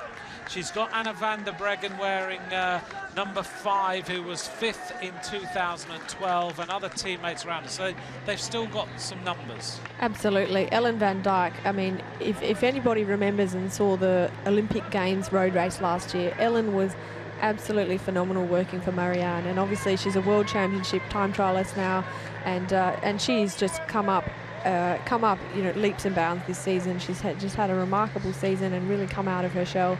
And I don't think we've seen the best of her yet, but Ellen is a very, very loyal teammate to Marianne whenever they're in the national colours, and I think she's going to be right by her side for a long time yet in this bike race. Well, she's already won a world title. She looked so impressive the other day. And right now she can just ride the climbs, and bear in mind how steep they are, she's still there. She's not having any problems. That's right, and the remarkable thing is that Ellen is actually still quite young, so she's got a huge future ahead of her, and we in fact share the same trainer, so that's a nice thing Ellen and I have in common. Oh, that's good to know. So you can give us even more insight about Ellen van Dijk later on in the race when we see her go to the front and look after Marianne Vos. Another rider who I think is riding strongly is the South African rider, Ashley Moolman. She does look really good today. This sort of circuit suits her perfectly. She's a good climber. She just taps out the rhythm in here. She's won mountain jerseys in events before. She's just hiding. That's right, and you know, let's not forget she's had regular podiums in World Cups, Flesh Wallone being the first one that comes to my mind. She's good on the steep climbs, she's good on the long climbs, and she's actually proven this year that she can sprint as well. So when it comes to a small bunch, look out for her as well. Here goes the first big attack. This is Francesca Kautz of Italy, who's now decided, right, it's time to ignite this race. It's the first big move on this climb, as Francesca Kautz really rips her way up this steep slope, being tracked immediately by Carly Taylor of Australia. Right on the wheel also, number 77 is Macia Volkowskaja of Poland. So the first major move comes on these slopes, and it's Italy just trying to stop the dominance of the United States of America, and that was a great attack. She's such a young rider, Kutz, and she showed us her form. She showed us her name in the Giro d'Italia, and she was just incredibly remarkable on those climbs in the Giro d'Italia. Nobody really knew who she was before that, but it's no surprise that she's showing us what she's got on these climbs today. Looks strong there, doesn't she, in that acceleration? So maybe that's going to change the shape of this race a little bit, because people will start to think, right, well, she's attacking on these climbs, so I'm going to do the same. But her attack has also cost Italy some riders, because Susanna Zorzi, who was still there, is unable to go with his acceleration, and she's dropping back. On the front again. And it is counts of Italy, immediately countered by the Australian rider. And I think Marianne Vos has decided she's got to go with this. So suddenly there's going to be all sorts of fireworks going off in this peloton. And the Polish rider immediately back onto the wheel. So let's have a look. Marianne Vos looks very comfortable in 5th place on this climb. The race is suddenly being ignited by the young Italian Francesca Kautz as she starts to break this race up. The other Italians moving up on the right-hand side, and suddenly it's all Italy on the left-hand side of this peloton. And what we can see here is just the Italians are just starting to use their numbers. I mean, they still have six riders in the bike race, and they can't not start using their numbers. So they are just going to make this race hard, and they're going to start attacking. Further on back, I think. I'm just checking that this is the back of the race. This is Scandalara, but she may well have countered. And we haven't seen the attack. I'm not sure. This looks like Scandalara finally disappearing from the race. Yep, Scandalara is unable to go with the wheels. So over on the right hand side, Linda Willemsen as Francesca Kautz goes on the attack yet again. This is a big move. She's just desperately trying to get away. Wearing number 11 today, she goes on the attack, and an immediate counter-attack from the Netherlands. But there are riders sucking in oxygen here on this rise. Francesca Kautz is causing all sorts of pain to these riders. And you can see she's young, she's aggressive, and she's actually hurting herself. She knows that she's working for her teammates behind her, and she's just ready to go. Number 26 at the back there is Megan Garnier, who's yo-yoing on and off the back of this group. At the front then, suddenly we're seeing team riders that we know are the main animators perhaps at the end of this race, but it's Francesca Kautz who is making her way towards the top of the climb. An immediate reaction from one of the Australian riders, I think was Tiff Cromwell. Carly Taylor. Carly Taylor's having a phenomenal race here. She's really on top of every move, and she's working for Tiffany, and she's making sure that none of those breakaways get too far up the road. So Carly Taylor, the rider at the front, I read one of her tweets this morning. She seemed particularly excited about riding this race. So she's going, here goes Marianne Vos. I think is going on the attack now. In fact, it's Brand who's gone on the attack at the top of the climb. And suddenly there's all sorts of attacking starting to happen. Vos is sitting about 10 riders back. So Brandt followed immediately by Cantelli and Carly Taylor, looking good. And now we see the Dutch are responding to the Italians. They are saying we want to play as well. So it's all about who is able to go with the accelerations. This bike race is starting to really ignite on the climb. It's Lucinda Brandt wearing number 2 as she goes whistling through those first couple of corners on this descent. And you've got to be right on your game now and focused, not tired. And having ripped your way up that climb, you're going to be pretty wrecked, and you've got to immediately go. And look how fast she's going down this descent, leaving everyone behind. Lucinda Brand, what an impressive bike rider. She's had a fantastic season, being such a loyal domestique to Marianne Vos, but also winning a lot of bike races in her own right and being Dutch champion. Yeah, well, she's right now leaving everyone in her way because she goes powerfully through these right and left-hand turns, and the helicopter following her, and she's just disappearing out of sight. One rider trying to power their way across to the wheel of Lucinda Brandt. This is a fantastic animation in this women's race. At the back now, the Americans have been put on the back foot for the first time. They've been dominating the race. Megan Garnier somehow is staying on the wheels. She is always fighting her way back. The speed now on this descent is up towards 60 kilometers an hour, as they lean the bikes over. Great pictures right on the limit. And the rider who is going with the moves looks like the Australian rider. I'm not sure. It might be Tiff Cromwell. It might be Carly Taylor. But she's desperately trying to get onto the wheel of Lucinda Brand, and she's going to make the connection. That's a fantastic descent, because she's had to go even quicker than Lucinda Brand to catch her. So Brand is on the descent. I think it might be Carly Taylor as they make their way through the trees, and it is Tiff Cromwell who has made the junction, wearing number 31. She looks round. Lucinda Brand almost touched her wheel. There we go. And as I said, look out for Tiff Cromwell on this descent. I know that she loves the descending. She's confident with her bike handling skills. She trains on descents, and I know that she can go fast. She's certainly going very, very fast. Look at this. The pace in this women's race is relentless as they go down to the sharp left-hand turn. It's very quick through there. The immediate reaction from the Italians, it's Rosella Rato, a teammate of Rachel Nayland, who sits alongside me in the commentary box and is watching this incredible bike handling as they go down the descent. Linda Willemsen also towards the front, and it's Australia, New Zealand, Italy and the Netherlands who are represented at the front of the race. And I can tell you one story about young Rosella Ratto, just 19 years of age. Her brother put her behind a motorcycle and told her that she wasn't allowed to actually go home until she beat him down the descent on a motorbike. So that's one girl who can fly down mountains. Well, there you go. It's one way of doing it. Can you imagine? How long did it take her? I bet she did it quite quick.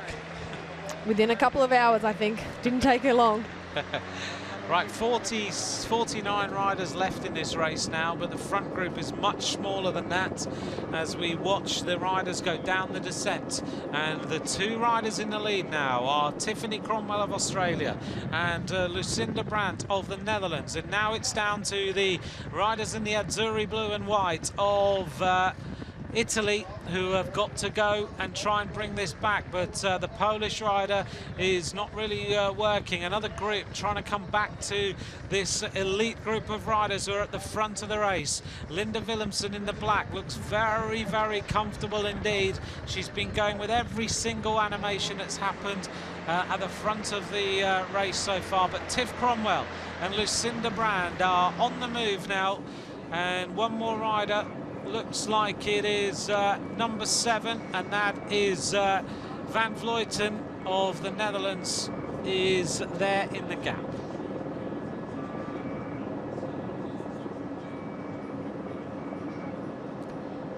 And again, the remarkable thing about this course is not just the degree of difficulty of the climbs, the 4-kilometre climb at the beginning and then the sharp, steep, small climb in the middle, but it's the descent in between. And it's really hard to rest and recover on this course, and especially difficult to take in energy, to take in food and drink when you're always descending, when there's technical things and there's corners, and that's one thing that the girls are going to have to watch in such a long race today. Tiff Cromwell then on the front, trying to keep the pace-making going, working hard. Lucinda Brand on her wheel as they work together to try and open up this advantage. One more rider trying to go across, and as they... Oh, a big crash on that right-hander, and the Polish rider just overcooked it. Wearing number 75. Oh, another crash as the Swiss rider hits her as well. So it was... Neva Doma, who was the first rider down, and now the Swiss rider also hits her. She was unable to avoid her. That was Jolanda Neff of Switzerland. Just shows you if you just overcook it on that bottom corner, you can crash. And that's quite a sharp right-hand turn, and as we said before, the roads are quite new, they're quite slippery, and if you just hit the brake, the rear brake the wrong way, or just hit it a little bit too hard, you can really slide out. And that will hurt a few of the girls who are behind that little tumble. You have to get out of your seat and accelerate a little bit too much to get back to the main girls. And sometimes at this point of the bike race, if you have to expend a little bit of energy just to pass them like that, it can make the ultimate difference. Looks like a couple of riders got held up by that crash. One of them is Linda Willemsen. Also, Lizzie Armitstead has lost the wheel as well and having to work really hard to come back to the race. So the problem there caused by the Polish rider overcooking it has left some riders in trouble. And Lizzie Armistead's having to really sprint up the climb on the right-hand side. She makes her way to the front, and it's a pretty elite group of riders with 101 kilometres covered who are now rising to the top of this race. They are the ones who are going to be the ones to fight out for the medals. There's gaps here. Linda Willemsen really struggled up the climb that time, I think being held up by the crash on that right-hander. 2 hours and 40 minutes of racing covered, and we have a group of somewhere around about 10 riders at the front with a gap to about 7 or 8, and then more gaps back to 3 or 4 riders here or there. So the front group is made up of 15 riders. At 6 seconds is Tatiana Gudurzo. At 8 seconds is Linda Willemsen. And now we see an attack, and it is immediately Lucinda Brand again who tries to make a move. The Dutch are just softening this bike race up. Ratto goes with her. Lucinda Brand maybe being used here to put all the other riders on the back foot, and I guess Marianne Vos, they're riding for her, but if one of her teammates wins, she won't worry. She'll be quite happy. She takes a long, long drink. The remarkable thing about the Dutch is if one of these girls go up the road, any of them can win the bike race. Lucinda Brown is really showing her strength today with the second consecutive attack. That crash was literally just the front wheel just went from Niewiadoma's from her hands. I mean, there wasn't any major problem there. She just went.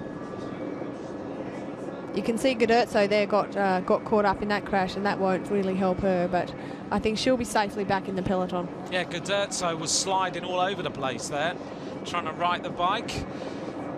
Right, so the race situation, everyone, if you're just joining us, 2 riders on the attack just now, and that was Ratto and Brand, but I think out of sight of the helicopters.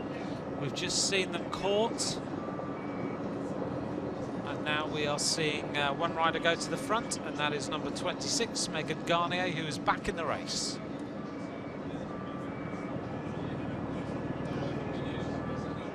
But no, the helicopter has, we haven't got the update, so these 2 riders are on the attack. 36 kilometres of racing to go. It is Rosella Ratto wearing number 14 with Lucinda Brandt, who are working together.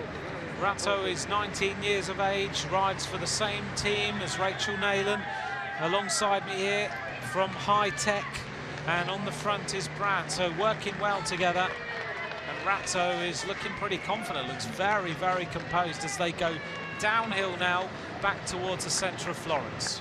And Rosella is a very, very classy rider. She's come up this year remarkably. She's really shown us her race leading qualities, and she's a strong all-rounder, and she's timed her season absolutely perfectly with some really good results in the final races of Ardèche and Toscana. She does look like a classy bike rider. She's a good bike handler, isn't she? And she just looks so classy as she goes slightly uphill here. This is this little place where you can use the climb as a little springboard to try and go for gold and take the victory. Ratto, the first rider across the crest of that climb. It's going to be interesting to see what happens in the main peloton at the moment, because who's going to chase? Do the Americans have anything left? The Australians have just 3 riders, and it's going to be interesting to see really who has enough left to close this gap.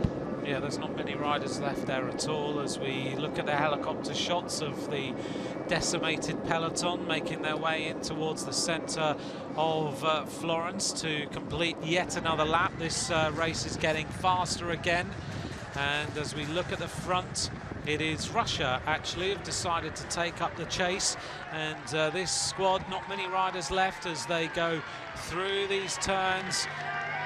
It is the Italians, as Rachel said earlier on, who had 6 riders left at one point. They've used up the rider who went on the initial moves, Francesca Kautz. She started to make the main animation of this race, and now it is Rosella Rato who is taking the pressure off Giorgia Bronzini. They don't have to worry. They've got one rider on the attack. The Netherlands don't have to worry. They've got Lucinda Brandt. Now it's about the Russians. Lizzie Armistead isn't going to do any pace making any work. She's on her own totally. She'll just look and try and work with one of the other teams when the time is right. But looking through these trees as we head towards the completion of yet another lap, and this time they'll have 2 laps of racing left as they go over the railway and turn now into the last couple of kilometers towards the finish. It is going to have to be Russia and the United States who start to put the pace up. Exactly right. These two girls are obviously committed.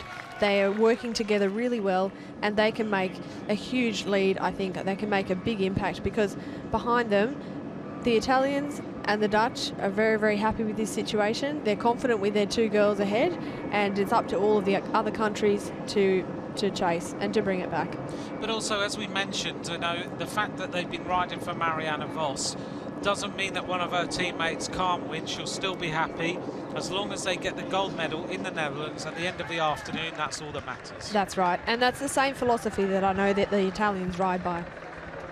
So the United States represented at the front, so they've decided to work with the Russians and try and bring this race back together. But that front group may well have swelled now. It looks a little bit bigger, maybe 25 riders left in that front group as the pace is set. Back here with the Italian rider wearing number 10, Naomi Cantelli. Bronze medalist in 2009. Good study of her from the camera, but here we go. These are the 2 leaders, Lucinda Brandt with Rosella Rato with a slender advantage on the rest of the group, being led by riders from the United States of America. They're inside the final kilometre before they complete yet another lap in this World Championship. This time they will have 2 laps of racing to go. So 2 laps to go in these World Championships, and it is Rosella Rato who is the leading rider this time as they head towards a completion of this lap. A massive crowd cheering on the Italian rider as she gets, I'm sure, goosebumps as she goes across the line this time, because the Italians at the end of the finishing straight going absolutely mad. The flags that are so significant in World Championships all across the road. This time now, these riders will have completed nearly 2 hours and 50 minutes of racing. 2 laps to go now in this World Championship, and it is Rosella Rato and Lucinda Brandt, followed now by a peloton led by the United States of America and Australia. The Netherlands up there as well. It's a very, very small group of riders as they go across the line that time to complete the lap. 28 riders now in the leading group. Incredibly small peloton at this point of the race. You can see the commitment from the Americans, as in the beginning of the bike race, just to really put everything into being on the front and to closing this gap and working for their team leader. You can see Carly Taylor there having an absolutely fantastic race and doing everything to protect Tiffany Cromwell. Yep, she's riding exceptionally well, and the gap that time was 11 seconds from Brandt and Rato to a peloton led by Megan Garnier. Carly Taylor in 4th place. Across the line, Francesca Couts of Italy in 5th, Annemiek van Vleuten in 6th. Other riders towards the front. 8th place is Evelyn Stevens, Elisa Longoborghini in 10th, Ashley Moolman in 11th for South Africa, Lizzie Armistead, the Olympic silver medalist, in 12th place. Giorgia Bronzini is riding strongly. She's in 13th place. Tiffany Cromwell of Australia in 14th place, and now they're going to hit the climb again. The soigneurs and the helpers out on the road to hand the bottles out to the 28 riders who are in that front group as we get towards the conclusion of this World Championship of 2013. It's been a gradual wearing down process, but now we're seeing the attacks. Now we're seeing what really matters. We've seen the key riders involved, the American riders looking desperately for drinks. It is very, very hot out here. I must admit, at lunchtime before we went live, Rachel said to me, you don't get temperatures like this for very long, do you? And it was incredibly hot, but now it's calmed down a little. The temperature dropping, the blue skies have made way for slightly greyer skies, so it is much nicer racing conditions, but these riders got to keep as hydrated as possible. That's right. It's been a long and hard race, and they just need every bit of fluid and nutrition and sugar to keep the energy levels high for the end of the bike race. Rosella Rato, on the other hand, doesn't look like she's even broken sweat yet. She looks very cool. She does look really, really cool. Lucinda Brand, on the other hand, she looks like she's finding the heat a little bit less to her liking. Onto the lower slopes of this 4-kilometre climb, and it's Rosella Rato who gets out of the saddle and injects a little bit more pace. She's doing an incredible job for her team leader today, Giorgia Bronzini, who now just has to sit, surf the wheels, use the remote control and worry about the finish if these two riders come back. She doesn't have to go with anything right now. She can just follow the rest of the riders in the group of 28 who are in now onto the climb. So at the front we have one rider from the United States of America setting the tempo. It's still Megan Garnier, followed by number 37 there, Carly Taylor. Now we get number 24, Mara Abbott, going to the front, the good climber from the United States, being tracked immediately by Carly Taylor, sitting in on the wheel, looks like one of the other Americans, followed by Lizzie Armitstead, followed by another of the Italian riders who makes her way towards the front. Evie Stevens now sitting in third wheel for the Americans. She's riding a very, very intelligent bike race. She is. Evie is riding extraordinarily well. I think she's got a lot of fire in the belly after a little bit of a disappointment not being on the podium in that time trial. Yeah, she wanted a medal. She didn't want the bronze, she wanted the gold, and it didn't happen today. She just looks totally in the zone. She looks ready for this race, and the Americans setting the tempo now. On the front is Mara Abbott, who Rachel's talked a lot about. She looks so good on a bike as a climber. She's very, very lean indeed, and she's just ticking the rhythm over, and everyone else is suffering. She's one of the most pure climbers in this peloton, and she wouldn't be here. She doesn't race a lot in Europe, and she wouldn't be here if she wasn't a key player in this race.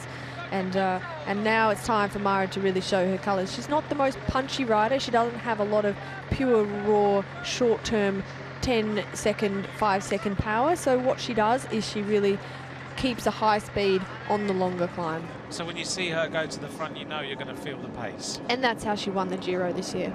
Just by riding on the front, but look at this, the gap is closing. So on the first bits of this climb, Rosella Rato and Lucinda Brand are being brought back by the efforts of Mara Abbott, who is lining the rest of this peloton out. 30 kilometres to go. We're at the business end of this World Championship road race, the pointy end of this bike race, where everything matters. Every move you make costs you energy. Every little attack that you put in, every acceleration as you try to bring a rider back can cost you the gold medal. You have got to ride an intelligent race, and you have to go with the right move.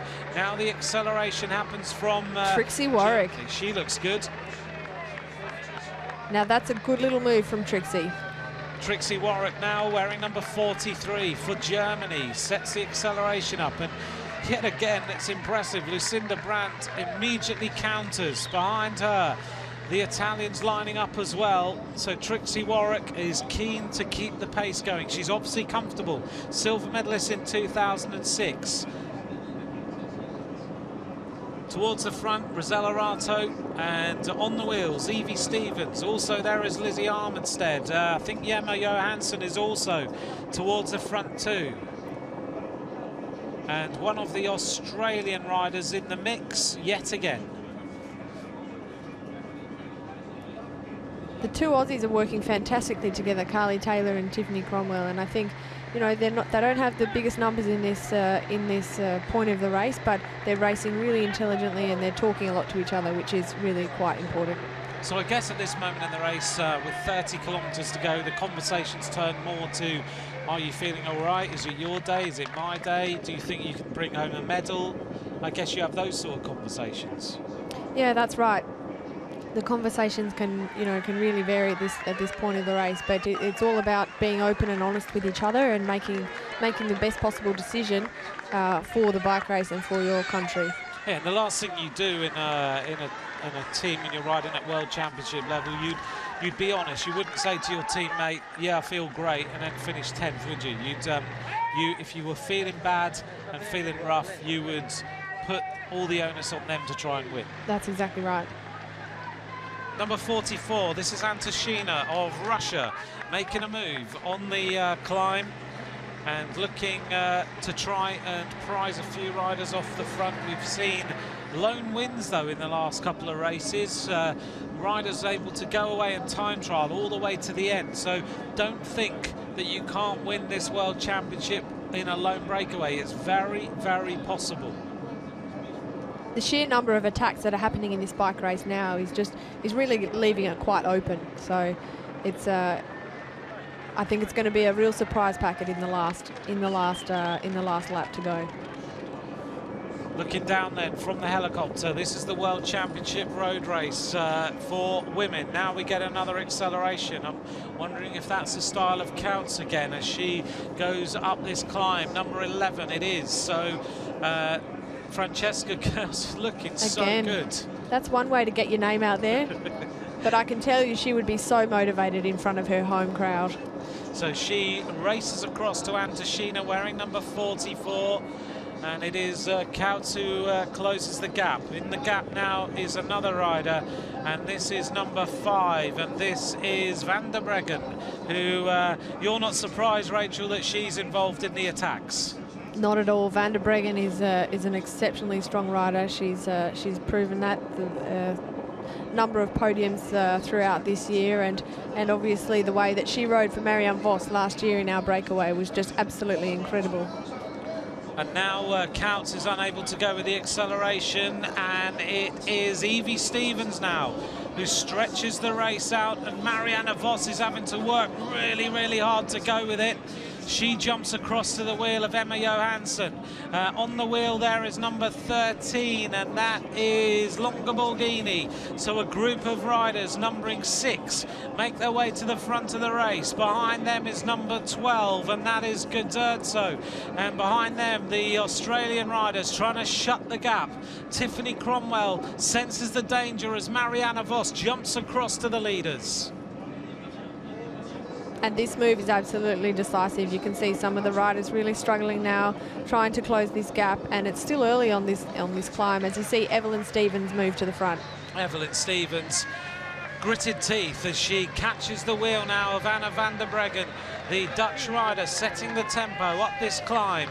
It is a very, very good attack from van der Breggen, who is starting to cause big, big problems for these riders. And van der Breggen setting the tempo. Evie Stevens on the wheel. She immediately sensed the danger of van der Breggen going on the attack, and a few riders have missed out on this one. There's a few riders who wanted medals who are unable to go with the acceleration. So it's Van der Breggen, Evelyn Stevens, Emma Johansson, followed by Rosella Rato, followed by Marianne Vos, followed by number 13, Longa Borghini. The Italians have dominant numbers in this breakaway. They are going to cause some problems. The Australian rider, Tiffany Cromwell, is trying to shut the gap and is unable to do so. It's number 44, Antoshina, who might help her out here. And behind this group, there is a group of maybe 10 or 15 riders who are suddenly not in the game. And I think this is really the decisive point of the bike race. One point I might add is that that America would be quite keen, as they don't have a sprinter. They don't have anyone who can really match it up to the likes of Giorgia Bronzini or Marianne Vos. So they're going to be looking really sharply to make sure that it doesn't come down to a small group sprint finish. Well, there's one rider who's decided that this is the move, Linda Willemsen of the New Zealand squad. She has sensed the danger and she's a long, long way back, and she knows that you can't now stay in the group behind. You have to be in that front group. That's right, and sometimes you need to spend a little bit of energy to get to that front group if you decide it's now or never, and this is a decisive move. You can see her just come round the corner. She is desperately trying to shut the gap on the rest of the riders as Van der Breggen gives absolutely everything to put Marianne Vos in a winning position, but the Italians are looking so good here. 3 riders in this front group. It is Van der Breggen who is ripping the pace up on this climb. Behind them, look at Willemsen. She's riding really strongly. Absolutely, and the motivation here is completely to get rid of anyone who can sprint faster than Marianne Vos. And I think there's only a couple of riders who are as fast or faster than Marianne Vos. One is Georgia Bronzini, one is Lizzie Armitstead, but she's unable to go with the pace. She's gone as well. That's right, so it's a calculated move. It's a very, very good move. But the Italians are just going to sit there. They're going to surround Vos, and Vos now is looking at the acceleration. Here goes an attack, and the attack is from Evelyn Stevens. She is riding the race of her life today, and now the immediate attack goes from Rosella Ratto. 113 kilometers covered. At the top of this climb, it is Rosella Ratto, followed by Marianne Vos, followed by Johansson, followed by Evelyn Stevens. Behind them is number 13, Longa Borghini. The Italians have got big, big chances now to win this World Championship. Tiffany Cromwell, as you can see, 12 seconds back on this climb. I'm pretty confident Tiffany can make it up on the descent. She's not that far behind, and she's an incredibly fast descender. And anyone who could go with her on the descent will make their way back to the front group. I think a few riders let the gap go when Van der Breggen and Stevens put the hammer down as they go round the right-hander. I noticed Evelyn Stevens, even on that climb, was popping some jelly into her mouth to just try and get a little bit more sugar. She was obviously feeling the pace, but she was able to at least eat.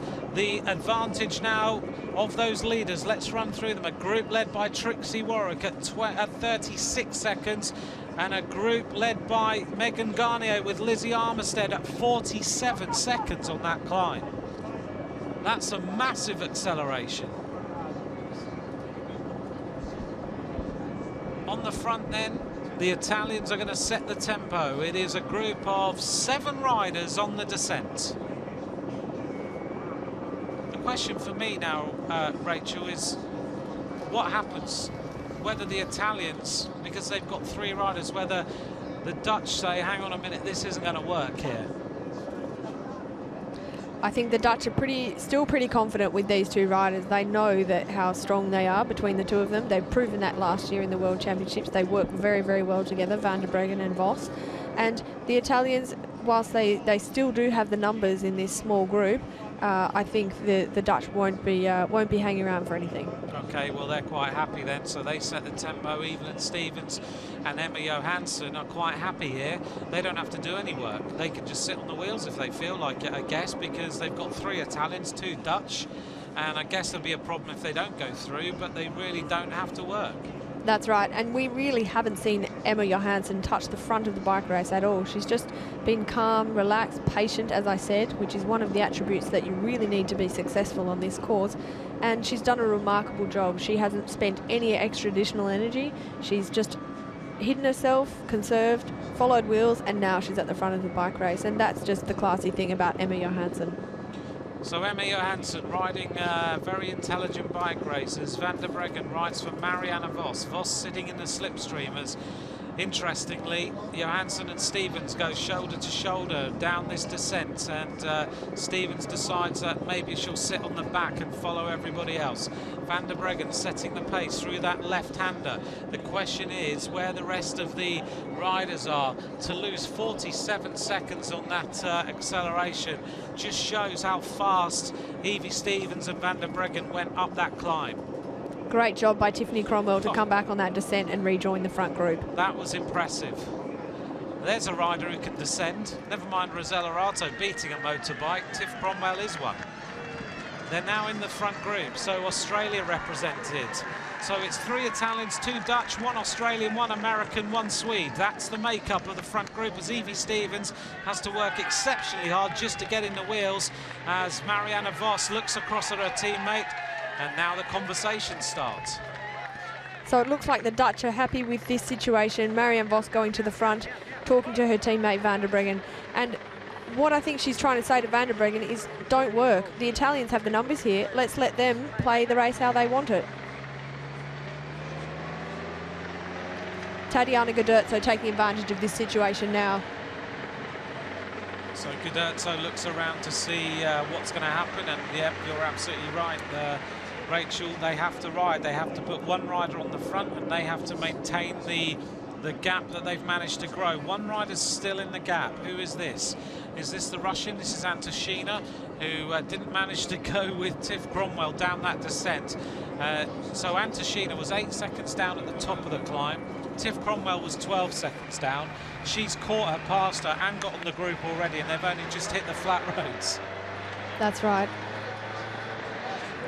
This is Rosella Rato again, who is accelerating to try and break this group up, or at least try and put the Dutch riders in some trouble as she goes flying through that left-hander. The motorbike having to accelerate just to stay away from her. Very, very impressive riding from Rosella Rato. And now the group are lined out, but the reason they're riding is purely to not let the riders come back, who are trying to chase back on. And riders like Lizzie Armistead, we thought she might figure in this race, and Giorgia Bronzini are no longer here. The speed that the girls have gone up these climbs on consecutive laps have really meant that some of the more sprinter type girls haven't been able to hold on, and I think this is the most intelligent way that the Americans and you know, and the Dutch have ridden this race. You also wonder whether, if you're sitting in this group, there is a sense that you will do a little bit too much work, and Marianne Vos can just profit from that. She's so talented, she can follow, but we know that at some point on these climbs, Marianne Vos is going to accelerate again. She hasn't had to make a big effort yet. That's right. Marianne hasn't had to attack. She hasn't had to chase and or close any gaps. So she's looking really strong, and we're still yet to see her big move. Marianne Vos is safely in the group. So in this group we've got Van der Breggen, Evelyn Stevens, Emma Johansson, Marianne Vos, Rosella Rato. Also in this group are the other 2 Italian riders. Guderzo is in there, and also one of your teammates, Longa Borghini, who is also in this group. And this is such an impressive race by Elisa Longa Borghini.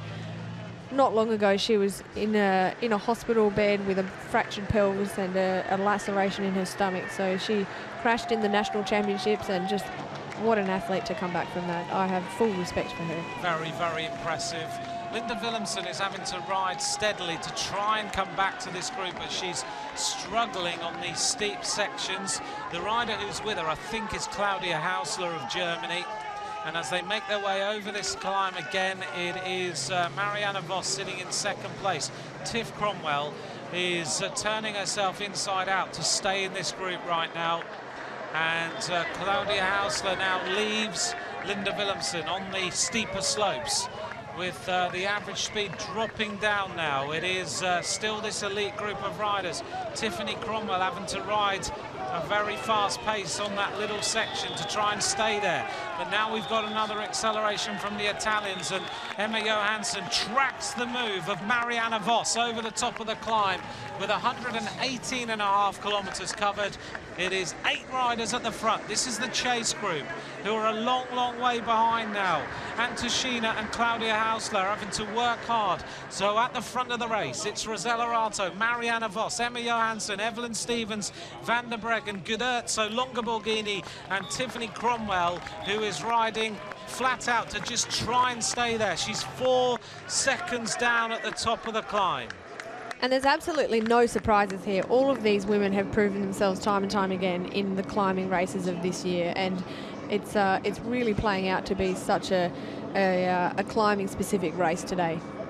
Well, it's been an impressive race so far. It looked steady at the beginning, but as you and I talked about, Rachel, it wasn't steady.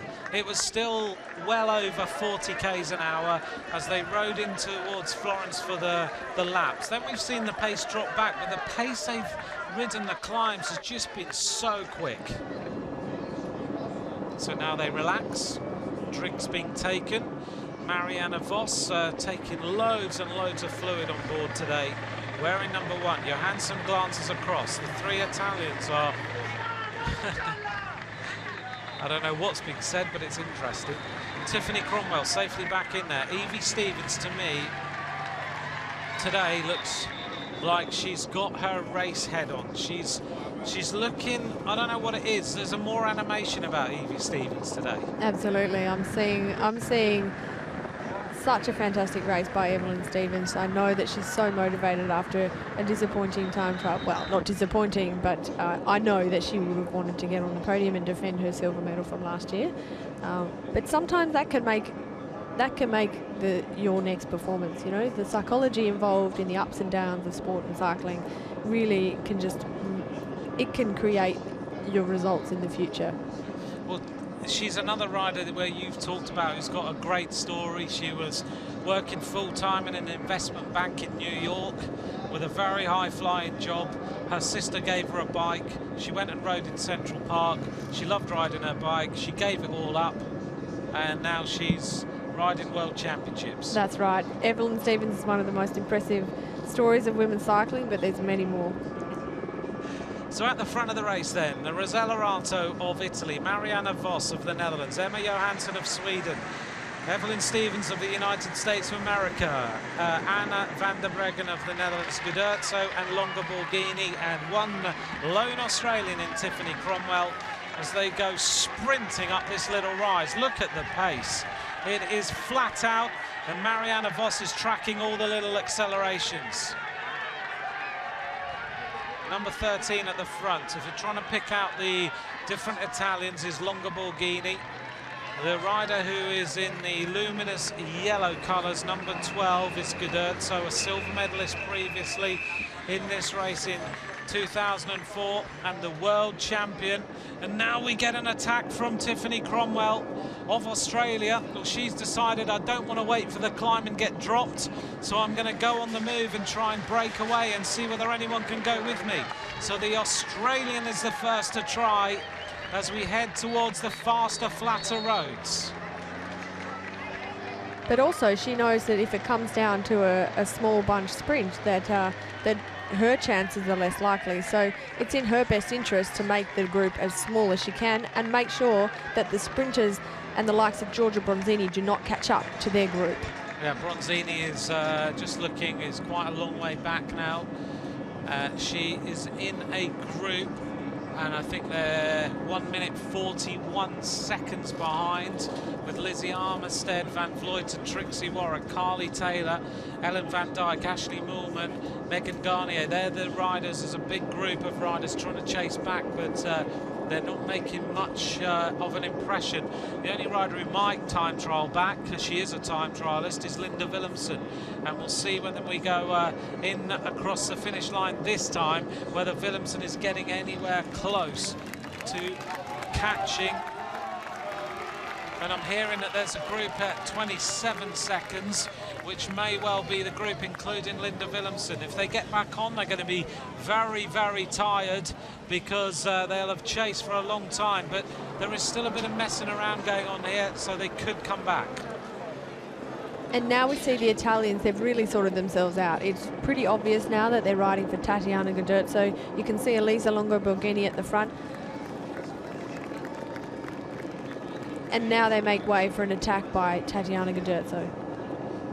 So Guderzo makes a move. Emma Johansson immediately gets onto the wheel of Evelyn Stevens, but all these little accelerations are also causing them to slow down as they steady things up. Tiff Cromwell looks around. Evie Stevens goes to her back pocket yet again. And there's your answer. Willemsen's coming back.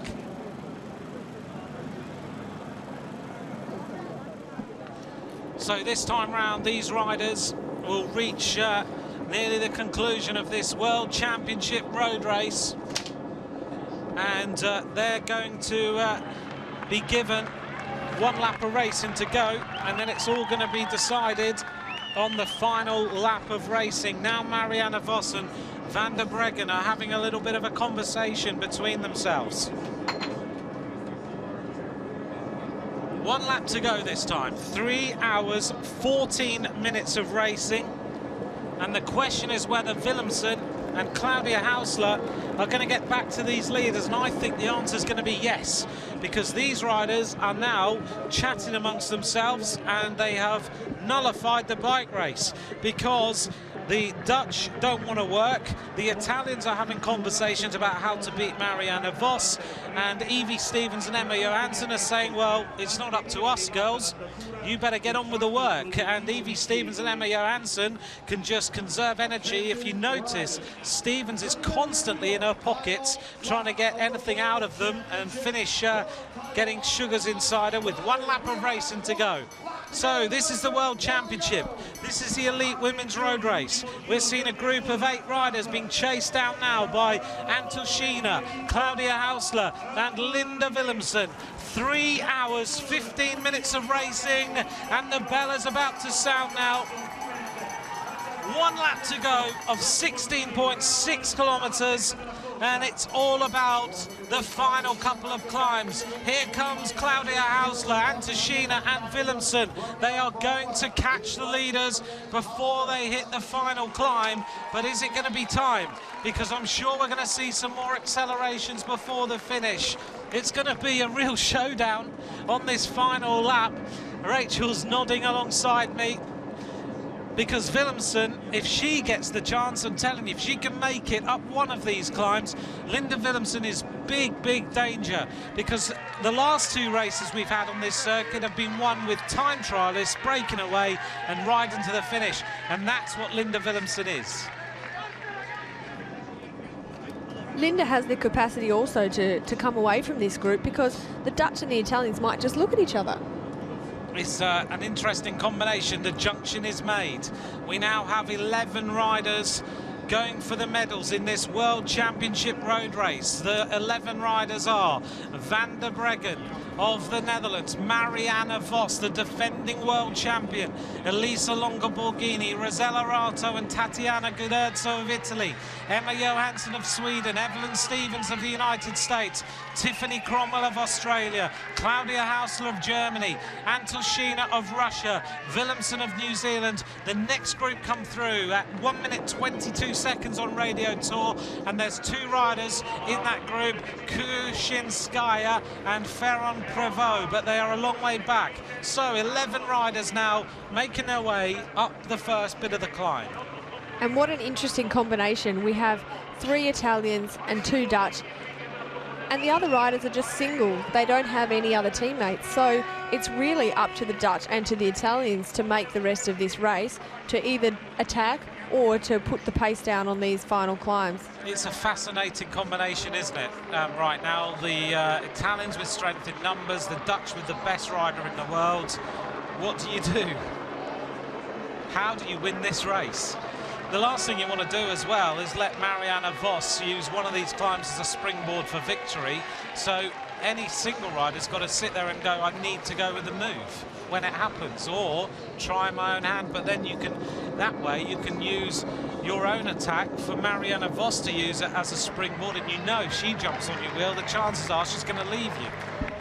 But let's not forget there are a lot of non-sprinters in this peloton. Evelyn Stevens, Tiffany Cromwell, Linda Willemsen, Antoshina. They're all riders who would probably prefer to arrive alone rather than sprinting in this small group, because they know that Vos is fast, they know that Rato is fast, and really when it comes down to it, they're probably not so confident that they can beat those 2 in a bunch, in this small bunch sprint. I think this is a great finish to this race. I think it's an enticing finish, if you can call this one.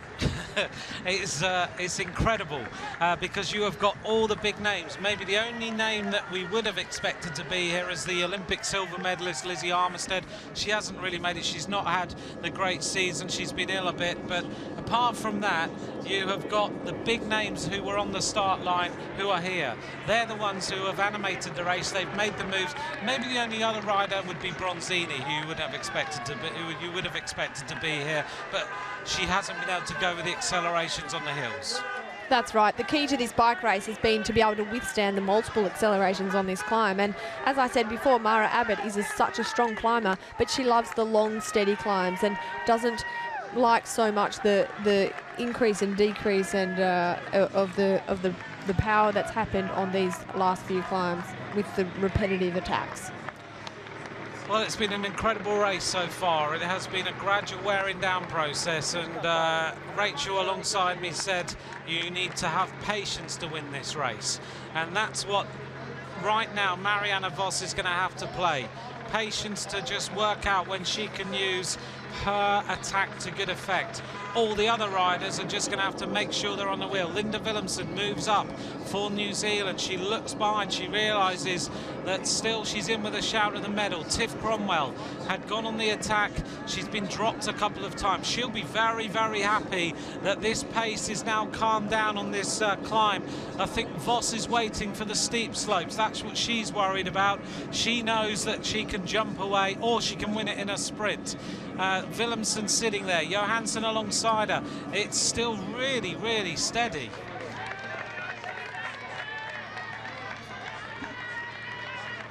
But Evelyn, Tatiana, Tiffany, Emma, they can all capitalise on this situation while the Dutch and the Italians look at each other. No one prepared to make the move. You've got your head in your hands right now. you don't know what's going through the minds right now of these athletes as they know that the rainbow bands are 14 kilometres away. They know that Marianne Vos is a defending champion. They've got rid of Bronzini. They don't have to worry about her. But the tempo is so steady right now that they are starting to put themselves in a situation where if a group is getting organised and we can't see them away from the cameras, that there could be a problem for them. But number 12 here, and this is Goderzo, is going back to the team car to ask what they should do. So the Italian team director comes alongside, a little bit of a conversation happening, and it is Antashina setting the tempo. It's very, very steady. For me, you're absolutely right. Stevens, Johansson and Willemsen should be going.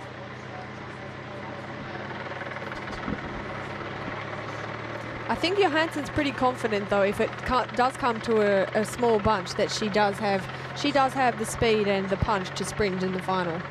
Linda Willemsen and Evie Stevens are having a discussion, and Willemsen, for me, has to go. She's the rider who will get dropped on the steeper climb. She has to go. She has got the time trialing ability. She's the most consistent time trialist in the World Championships in the last 5 years, and right now they are letting Kushinskaya and Pauline Ferron-Provaux now ride back to the front. Suddenly this bike race is completely changing. We had 8 riders in the lead, now we've got 11. Any moment now we're going to have 13. I think what we're seeing now is a little bit of anticipation. Everybody knows that the second climb, the short, steep one, it really suits Vos down to a T. And if she goes on that like she did in Valkenburg last year on the Carberg, then there's no stopping her and she'll get away. So that's the risk at this point. If anybody spends too much energy attacking on this climb, they could get caught so easily and then miss going with the move with Vos on the next climb. And for me, maybe Tiff Cromwell's got to go on the descent. She's the fastest rider on the descent here, and she's been getting distance, but I mean, she went... Exactly right. I think that's the best move that Tiffany can make right now. She's ridden an exceptional race and isolated without so many teammates there, like the Dutch and the Italians. I think, you know, she's doing a remarkable job. She's just got to keep her cool and keep patient. Kushinskaya is the rider who ignites it by catching the leaders and accelerating. Now Marianne Vos has to go. with the acceleration of number 12 there at the front. That's Gudurzo. So Gudurzo now stretches the pace as they head towards the top of the climb. Three riders prizing themselves off the front, and Claudia Hausler is having to shut the gap. You can see how tough it is out here. She just puts her head down and closes the gap. So it was Gudurzo, followed by Marianne Vos, followed by Rosella Rato. Tiffany Cromwell gives her legs a little bit of a shake. And now we see a counter-attack, and it is Longa Borghini now who goes on the move, and the counter-attack has to come from the Netherlands yet again as Emma Johansson tracks her way onto the wheel. She closes the gap, and it is Anna van der Breggen, who is the Dutch rider, who shuts the gap for Marianne Vos as Evie Stevens kicks the gears over and makes her way back onto the wheel of the three riders in the front. It's not far to go now. This is the World Championship road race. We're on the final lap. We are seeing the best riders in this bike race at the front now as they accelerate towards the top of the climb. It is Longa Borghini who is stretching the pace, looking around now with a look of disgust on her face right now about what's going on in this group. She's so focused. She's looking around thinking at some point this has got to happen. Now we see the acceleration of Tiffany Cromwell as she goes on the attack. No surprises, we're near the top of the climb. She knows on this descent she can leave the rest of the riders, and Tiffany Cromwell of Australia now is going for gold. And that is a great move by Tiffany. She knows that the descent is near. She knows that's where her strength is. So Van der Breggen immediately counters, but Tiffany Cromwell is not looking round. That's the right thing to do as she opens up a gap and the Italians try to close it. She's got to try and get a little bit of an advantage as soon as they hit the top of the climb, and then she can go downhill like a stone. As she looks around, she sees the gap being shut by the Italian riders on the front, and Tiff Cromwell says to Van der Breggen, give me a little bit of help, just do me a turn and then we can try and stay away. But the Italians hunt her down. Tiffany Cromwell swings to the left-hand side of the road. The Australian rider who has fought her way back into this group is now starting to animate the World Championships on the front, slightly steeper as Claudia Hausler again is about to be dropped. Somehow she fights her way back to the wheels. The two Russians looking a little bit more dangerous in here this time. And that's a special thing about Tiffany Cromwell. She's a gutsy rider and she's just not afraid to hurt herself. Take a risk and to see what happens. Well, she certainly took a risk then. Now we're going to see another move with another Italian, Tatiana Gudurzo. She accelerates, an immediate counter of Marianne Vos. Another Italian gets onto the wheel. Emma Johansson goes with the acceleration that time. Marianne Vos stamping on the pedals of that familiar style. She's won World Championships. She's the Olympic road race champion. Now Evelyn Stevens stamps her way back. You can tell Evie Stevens with the slightly turned out heels that she has. Now the Russian rider who animated this move on the climb, Kushinskaya, struggling to get on the wheels again of Claudia Hausler. Hausler is in all sorts of pain and hurt. Wearing number 41, you have to admire the way she rode back onto the group. She just has to get to the top here and then race her way back on the descent if she possibly can. So now we have 11 riders in the lead. Marianne Vos has a look around, and it is Rosella Rato on her wheel, Emma Johansson, Evie Stevens, Linda Willemsen looking still comfortable now on this rise as they go towards the top of the mountain. 15 kilometers an hour. It's gone up a little bit. And Marianne Vos now left on the front. Here goes another little rush from the Italian riders as they just try and hurt the legs of everybody else, and every little acceleration here really hurts. I think they're intentionally trying to hurt Vos to make her cover the moves before the second climb, before the steep one. And now that's the risk for the Italians. The next Russian now has been dropped, so that little acceleration hurts both the Russian riders. So they had two riders, now they're going to have none in this front group. And Evelyn Stevens is making her way around. Here we go, this is the attack from Evelyn Stevens as she now makes the move. She's been looking so good on this climb. She's in a massive gear, absolutely powering it up here. Van der Breggen and Vos immediately counter. Willemsen's unable to go with the acceleration, and Evelyn Stevens is giving it full beans now towards the top of this climb. Wow, what a race. I don't think we've had the last 10 minutes without any type of attack or action. So this is just, what a bike race. It's a great bike race. Linda Willemsen fighting her way back, looks round at the Italian and says, please help me. Tatiana Guderzo, she's the rider that the Italians are riding for, and she now has sore legs. So look at that, Evelyn Stevens in a massive gear, went to the right-hand side of the road and accelerated hard. That's the first major attack of Evelyn Stevens. Well, look, the last two moves from the Italians have come from Elisa and Tatiana. So Rosella, we haven't seen her put her nose in the wind for the last probably lap or so. I think they're riding for her. Do you? They're riding for Rosella Alto. She's the fastest. She's the fastest sprinter in the Italian group right now. Look at Linda Willemsen, strapped up elbow. She's in a big gear. She just rides confidently back onto the wheel, and again it is stalemate. Now here goes Marianne Vos. This is the, oh no, it's Van der Breggen, sorry. She now makes the acceleration for Vos at the front. And just as Willemsen was getting back on, now we get the counter-attack, and it's Rosella Alto who goes with it. Evie Stevens is fighting that bike all the way to the top. They're nearly at the top of the climb with 129.5 kilometres of the 140 kilometres covered. And it's Van der Breggen, followed by Rosella Alto, the teammate of Rachel Neylan alongside me, followed by Emma Johansson, followed by Marianne Vos. Now goes Evie Stevens again on the left-hand side of the road. The American rider is trying desperately to win this world title. They go over the top of the rise, and Evie Stevens just stretches the race again. 3.5 hours of racing, 10 kilometres to go, and we have had such a great bike race. What a race by Evelyn Stevens. She's not afraid. She's been outnumbered for the last 2 laps, but she's just giving it everything. 5 riders now over the top. At 15 seconds is Lisa Longo-Borghini with Tatiana Guderzo and Linda Willemsen. Now it's about the descent. Can Linda Willemsen, Guderzo and Longo-Borghini get themselves back onto the wheel of the 5 riders who have just prized themselves off the front? The race being led by Evie Stevens, Marianne Vos, Rosella Alto, Emma Johansson and Anna van der Breggen. Antoshinas at 28 seconds, Tiffany Cromwell's at 40, but Tiffany Cromwell descends like a stone, and she may well come back to the leaders by the bottom of this descent.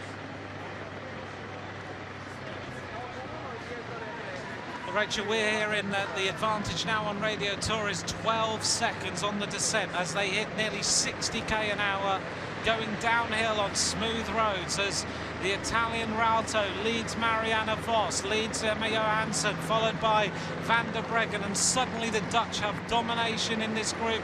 They're the dominant force. The Italians have got rid of all their riders. Evie Stevens looking left and right. She realises there is no one left on your wheel, Evie. You're one of 5 riders going for gold, going for the rainbow bands as world champion. Yet again, she goes to her pockets, and I don't know whether she's trying to get things out of them or whether she's just looking for last little shot of gel to keep her going on these last few kilometres. That's right. The Italians have played their cards. They've been aggressive. They've attacked the last 3 laps, and look now, they've just really they've made this race incredibly hard, and they're just down to 5 at the front. 3 riders trying to come back, 2 of them the Italians. Linda Willemsen is just using them to try and get back on before this next steep climb.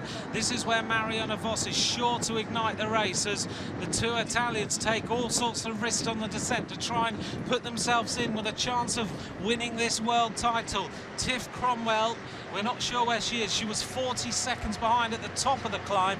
Can she descend the descent of her life and get back to the front of this race? The Australian rider has produced a great performance so far, but she just hasn't been able to go with the little accelerations that have happened at the top of these climbs.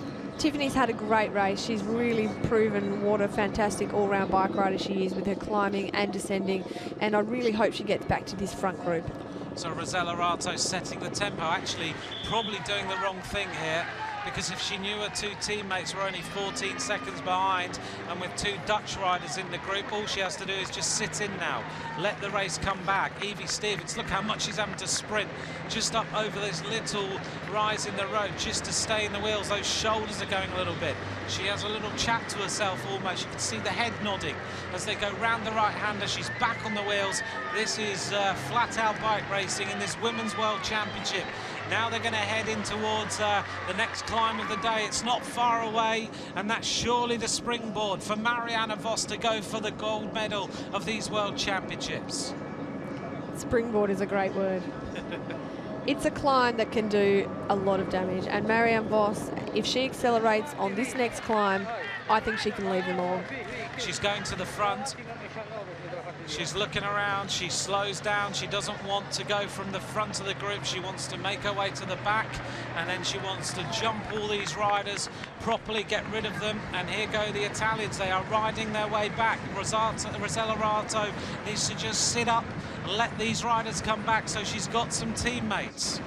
That's right, Rosella, they're almost back. Rosella needs her two teammates, Tatiana and Elisa, to really help, and so she doesn't have to spend any energy at the front of this small group.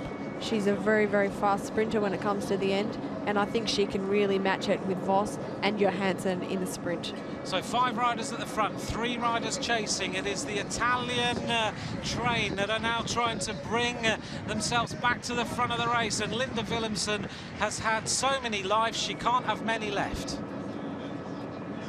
Sitting in the wheels, she's not doing an inch of work, not letting herself go to the front. She knows that she could get dropped on this climb again, so she just wants to conserve as much energy as she possibly can and put herself in with a shout of a medal.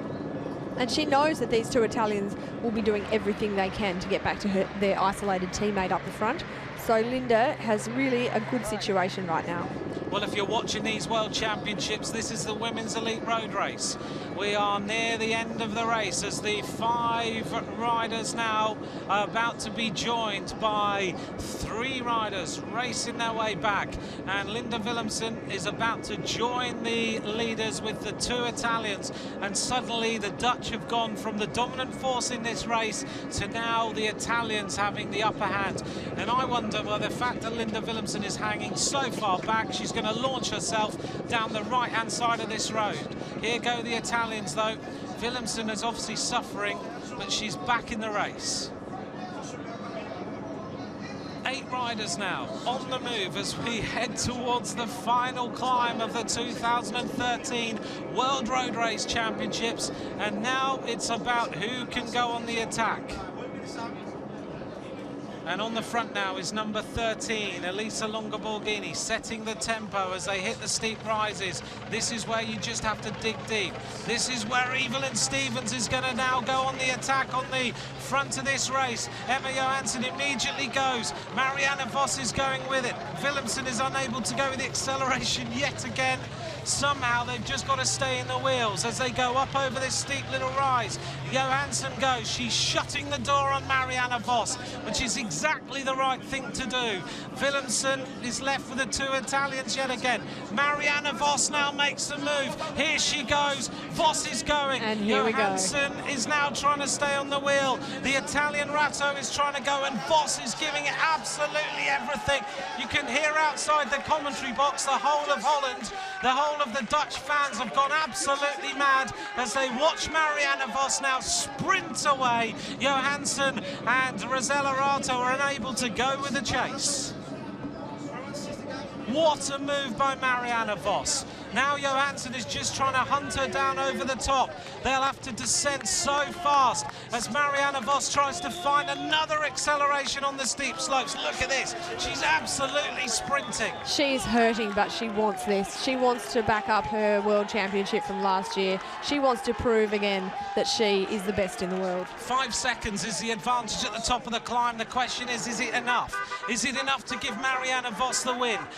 Evelyn Stevens 17 seconds down at the top of the climb. It is Marianne Vos from Emma Johansson, from Rosella Rato, from Evelyn Stevens, from Anna van der Breggen, and Marianne Vos now has got a time trial away to victory. This morning it was her young teammate Mathieu van der Poel, who took the gold medal. And now it's about whether Marianne Vos can back up her world title with yet another win, and she is absolutely flat out and time trialing for glory. But behind her, Johansson and also Rosella Rato have not given up.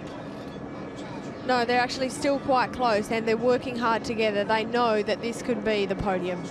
Emma Johansson on the front. Rosella Rato has got to give her a turn. They've got to work together.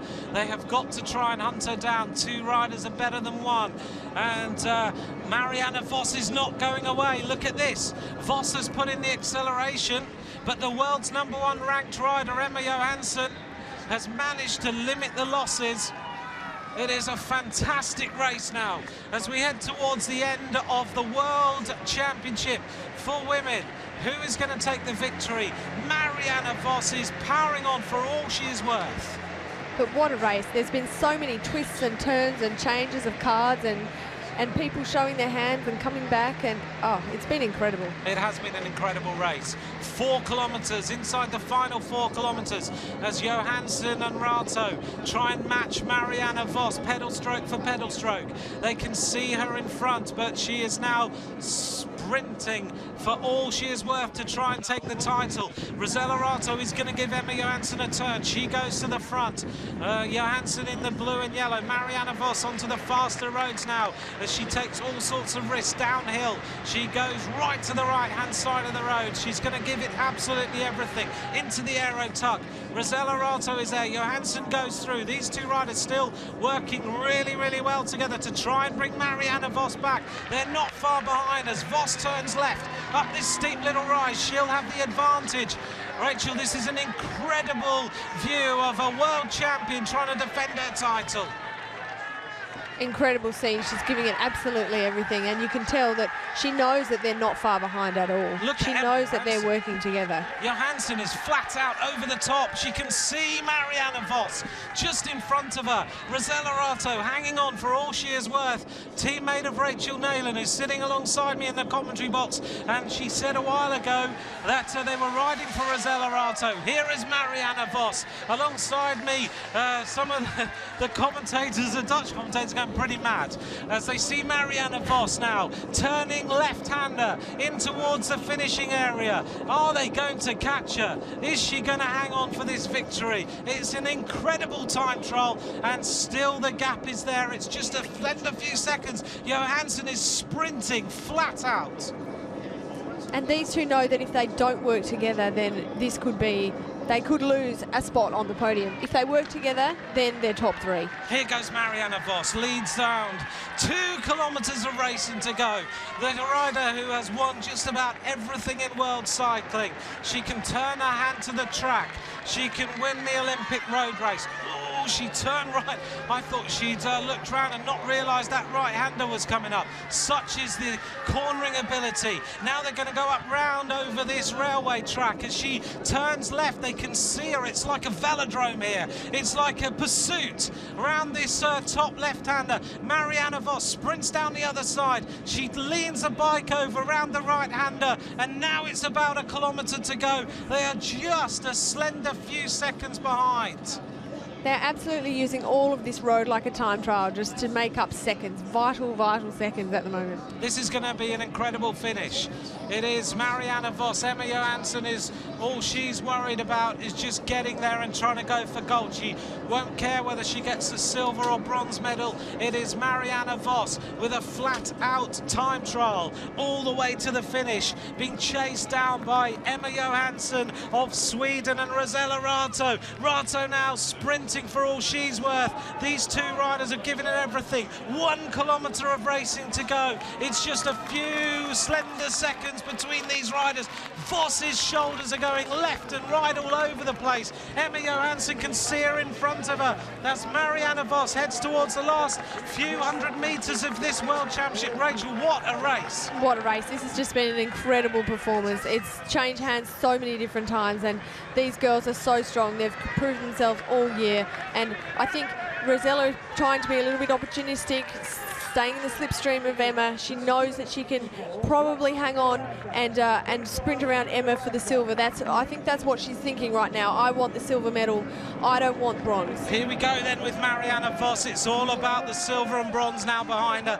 They've given up. They're looking now for the silver and bronze. Marianne Vos is heading into the finishing straight. She looks around. She's going to give the Netherlands 2 golds on one day. She's going to give them back-to-back World Championships. This is an incredible performance from Marianne Vos as Emma Johansson gets herself set to go. Marianne Vos sits up. She punches the air. What a ride. She's freewheeling now to the line. She's got time to celebrate. She can soak in the atmosphere. Marianne Vos is the world champion after a spectacular performance on the roads of Tuscany.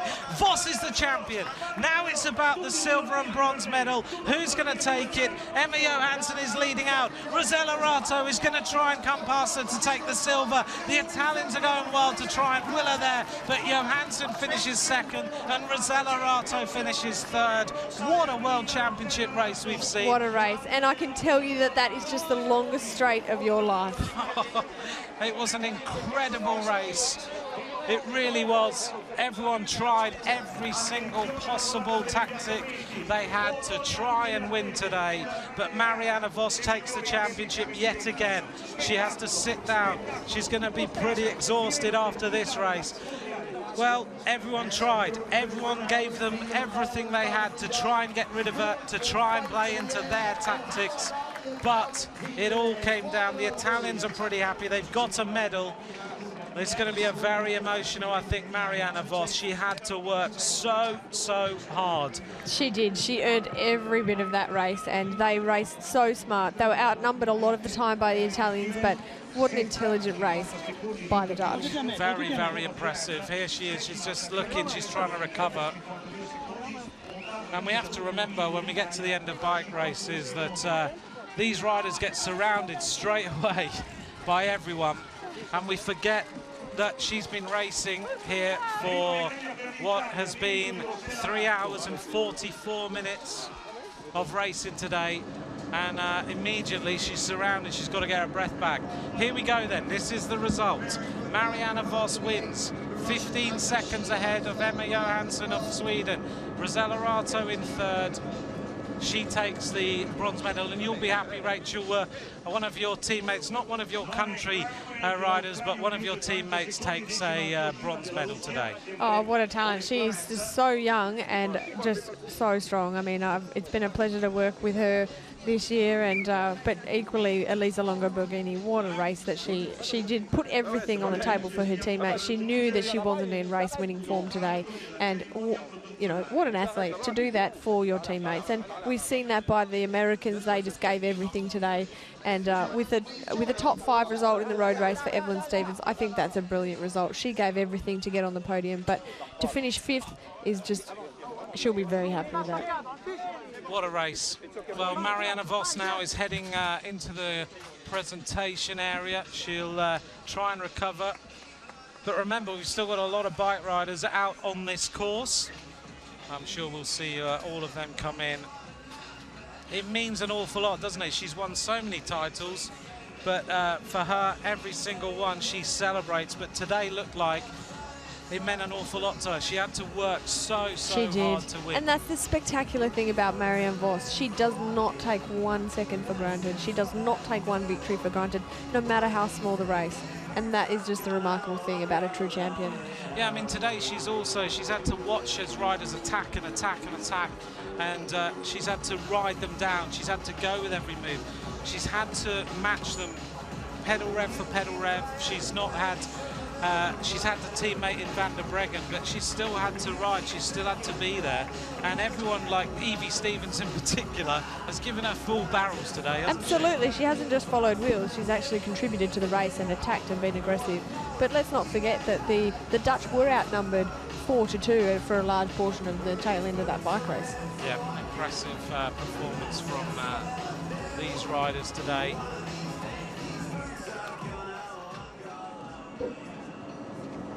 Well, we're going to look out over Florence now, and we'll just get our breath back as we wait for the podium presentation. of the World Road Race Championships for elite women. Marianne Vos takes another world title, back-to-back world titles for the Dutch rider. Emma Johansson takes the silver medal. Rosella Rato of Italy takes third place today. 13 riders have completed the course so far.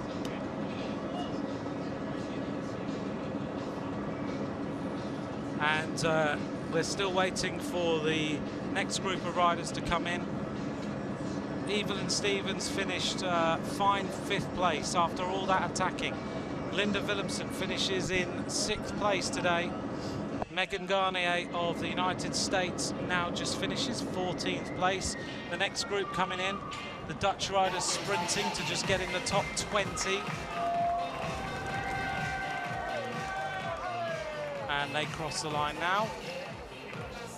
And it's Annemiek van Vleuten and Ellen van Dijk who finish 15th and 16th place.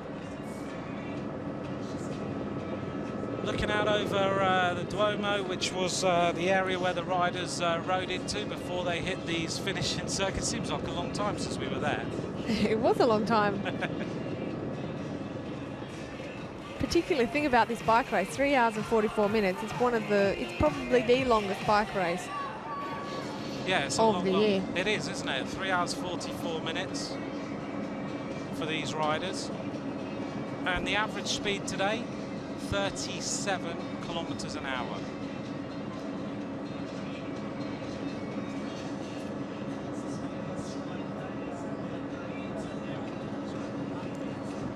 Just gorgeous scenes of Florence here as the sun's going down, dusk. It's just past 6 p.m. in the evening, so it's a beautiful time of the evening. Certainly is, still very warm. And we'll wait now for the podium presentation of the World Championships. Confirmation again of the result. Johansson wins, Johansson second, Vassin wins, and Rosella Rato in third place.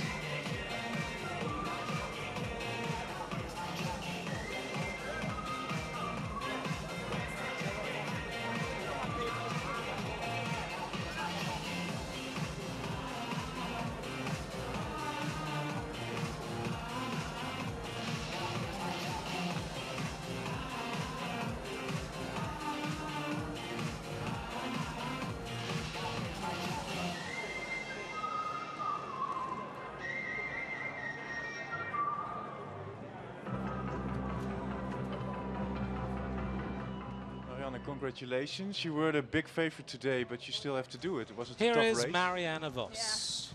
Yeah. It was really tough, and when we arrived at the circuit, the group blew up actually immediately. So we dropped some riders, and from then on it was tactical and really hard. In the beginning I didn't feel too good. So I wanted to wait for the final, and with the work of my teammates and especially Anne van der Bergen in the final, I felt better and better. And in the last lap, I knew I had the chance to go on the steep climb.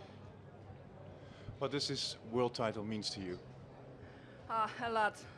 I was world champion last year, and it was such a pleasure to wear that rainbow stripes that I really didn't want to lose them. And I knew it was going to be hard. The season has been tough, hasn't been up all the time, so I had some downs, but it's good to be, it's really good to be back here and on top step of the world podium. Was it totally different from last year, Limburg, the Netherlands? Well, of course, that was a home circuit, was more explosive climbs. That suited me really well, but with good trainings, I knew I could do well here too. But it's different, but it's last year it was great atmosphere, and here it's the same. Italy love cycling, and you feel that. Last question in Dutch for all the happy Dutch viewers in the Netherlands. Wereldtitels, Olympische titels in het veld, op de baan. Wanneer stop jij met het pijnigen van al je concurrenten? En het pijnigen van mezelf. Dat stop ik het liefst niet mee, want het is zo fantastisch. Natuurlijk is de voorbereiding zwaar en de wedstrijd doet alles pijn. Maar dat ga je allemaal weer vergeten als je op het moment dat je de streep overkomt. Dat is zo'n fantastisch gevoel. En daar wil ik nog wel even hard voor werken. Bedankt.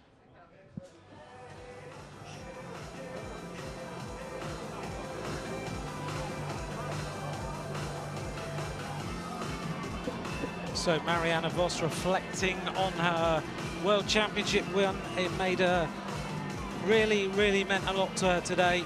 She wanted to win on the Italian roads. She knows the Italians love their bike racing.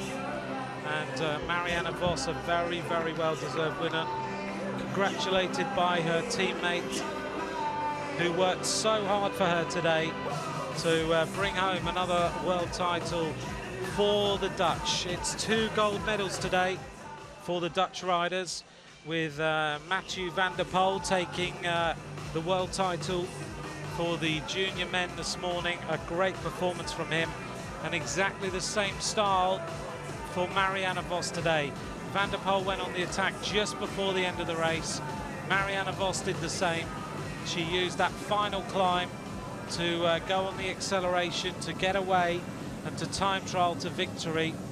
And we're just waiting now for the podium presentation, as we see a few slow motion shots of the field going up this very painful climb.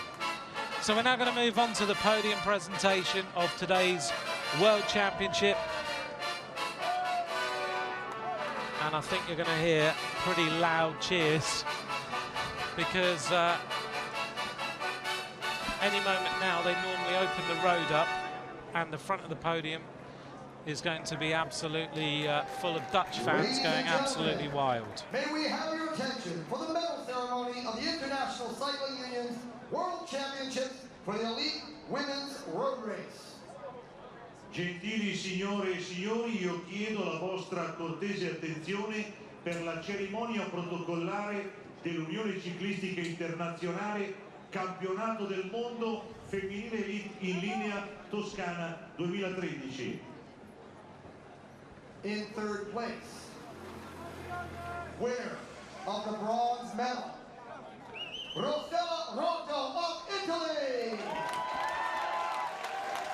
The bronze medal today goes to the Italian Rossella Rato with an intelligent ride. She was strong all the way through this race. She takes the bronze medal for Italy. They're going to be very happy to put her on the podium today. The Italians rode a great race. They had the numbers, they played their cards, and Rossella, 19 years old, and she's just a huge talent to watch out for in the years to come. She's smiling away. Bronze medal. And winner of the silver medal, Emma Johansson of Sweden. The Swedish rider Emma Johansson, the world's #1 ranked rider, is the silver medalist today. She gave it absolutely everything to try and bring Vos back when she went, but they just did not have the gas to bring her back. So impressive, just the consistency of Emma Johansson right throughout the year.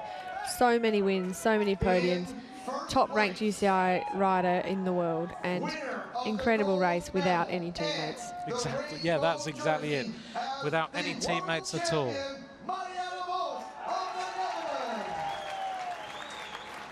Marianne Vos then is the world champion, back-to-back victories for the Dutch rider. It's one thing winning the title, is another thing winning it back-to-back. She's now 3 times a world champion. Her first title was in 2006. She then had that period of time where she was on the podium year after year, until last year on the Cowberg she took the victory. So the rainbow bands are pulled on again by Marianne Vos. She doesn't want to give them away. She will wear them again on the roads tomorrow. And for the rest of next season, Marianne Vos is the world champion. The flowers will be presented by Mr. Dario Nardella, Vice President of the Institutional Committee, Toscana 2013. Dario Nardella, Vicepresidente del Comitato Istituzionale Toscana 2013, consegna I fiori alla terza. So they'll present the flowers. Alla seconda Johansson e alla prima Vos.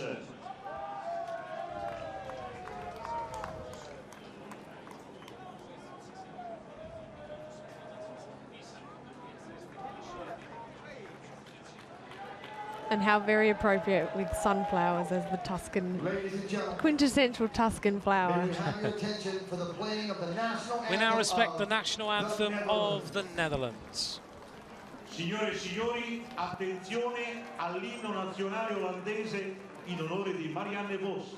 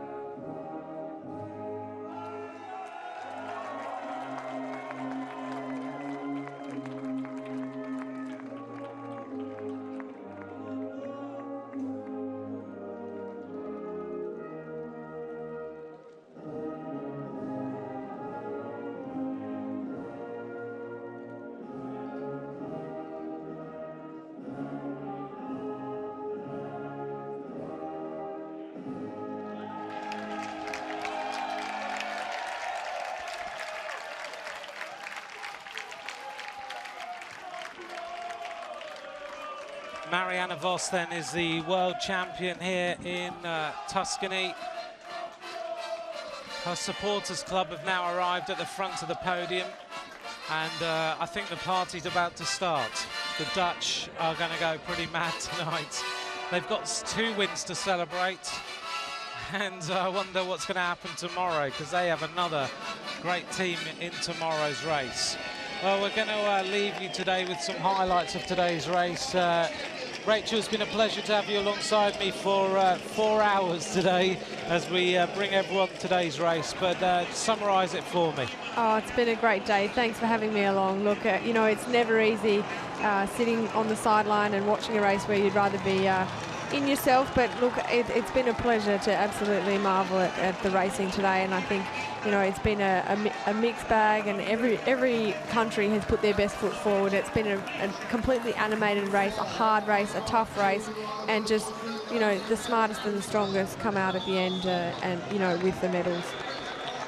Well, I hope you've enjoyed yourself, and you've had some great insights. We've learned a lot about women's racing. I know you'd have rather been on the roads, but I think the best place to be is sitting here giving us your insight, because you've shared the race with us, and you've helped to animate it. Thank you very much. It's a pleasure to share the stories, and, you know, that's one thing that's going to help women's cycling go forward. So I'm so happy to be here. Thank you. Right, we're going to leave you then. That's been the Women's Elite Road Race. There's 1 race left. Marianne Vos is the world champion. From me, Anthony McCrossan, and alongside me, Rachel Nayland. It's been a pleasure talking to you all day, and we both look forward to speaking to you again sometime. Thanks again, everyone, and have a great day. Bye for now.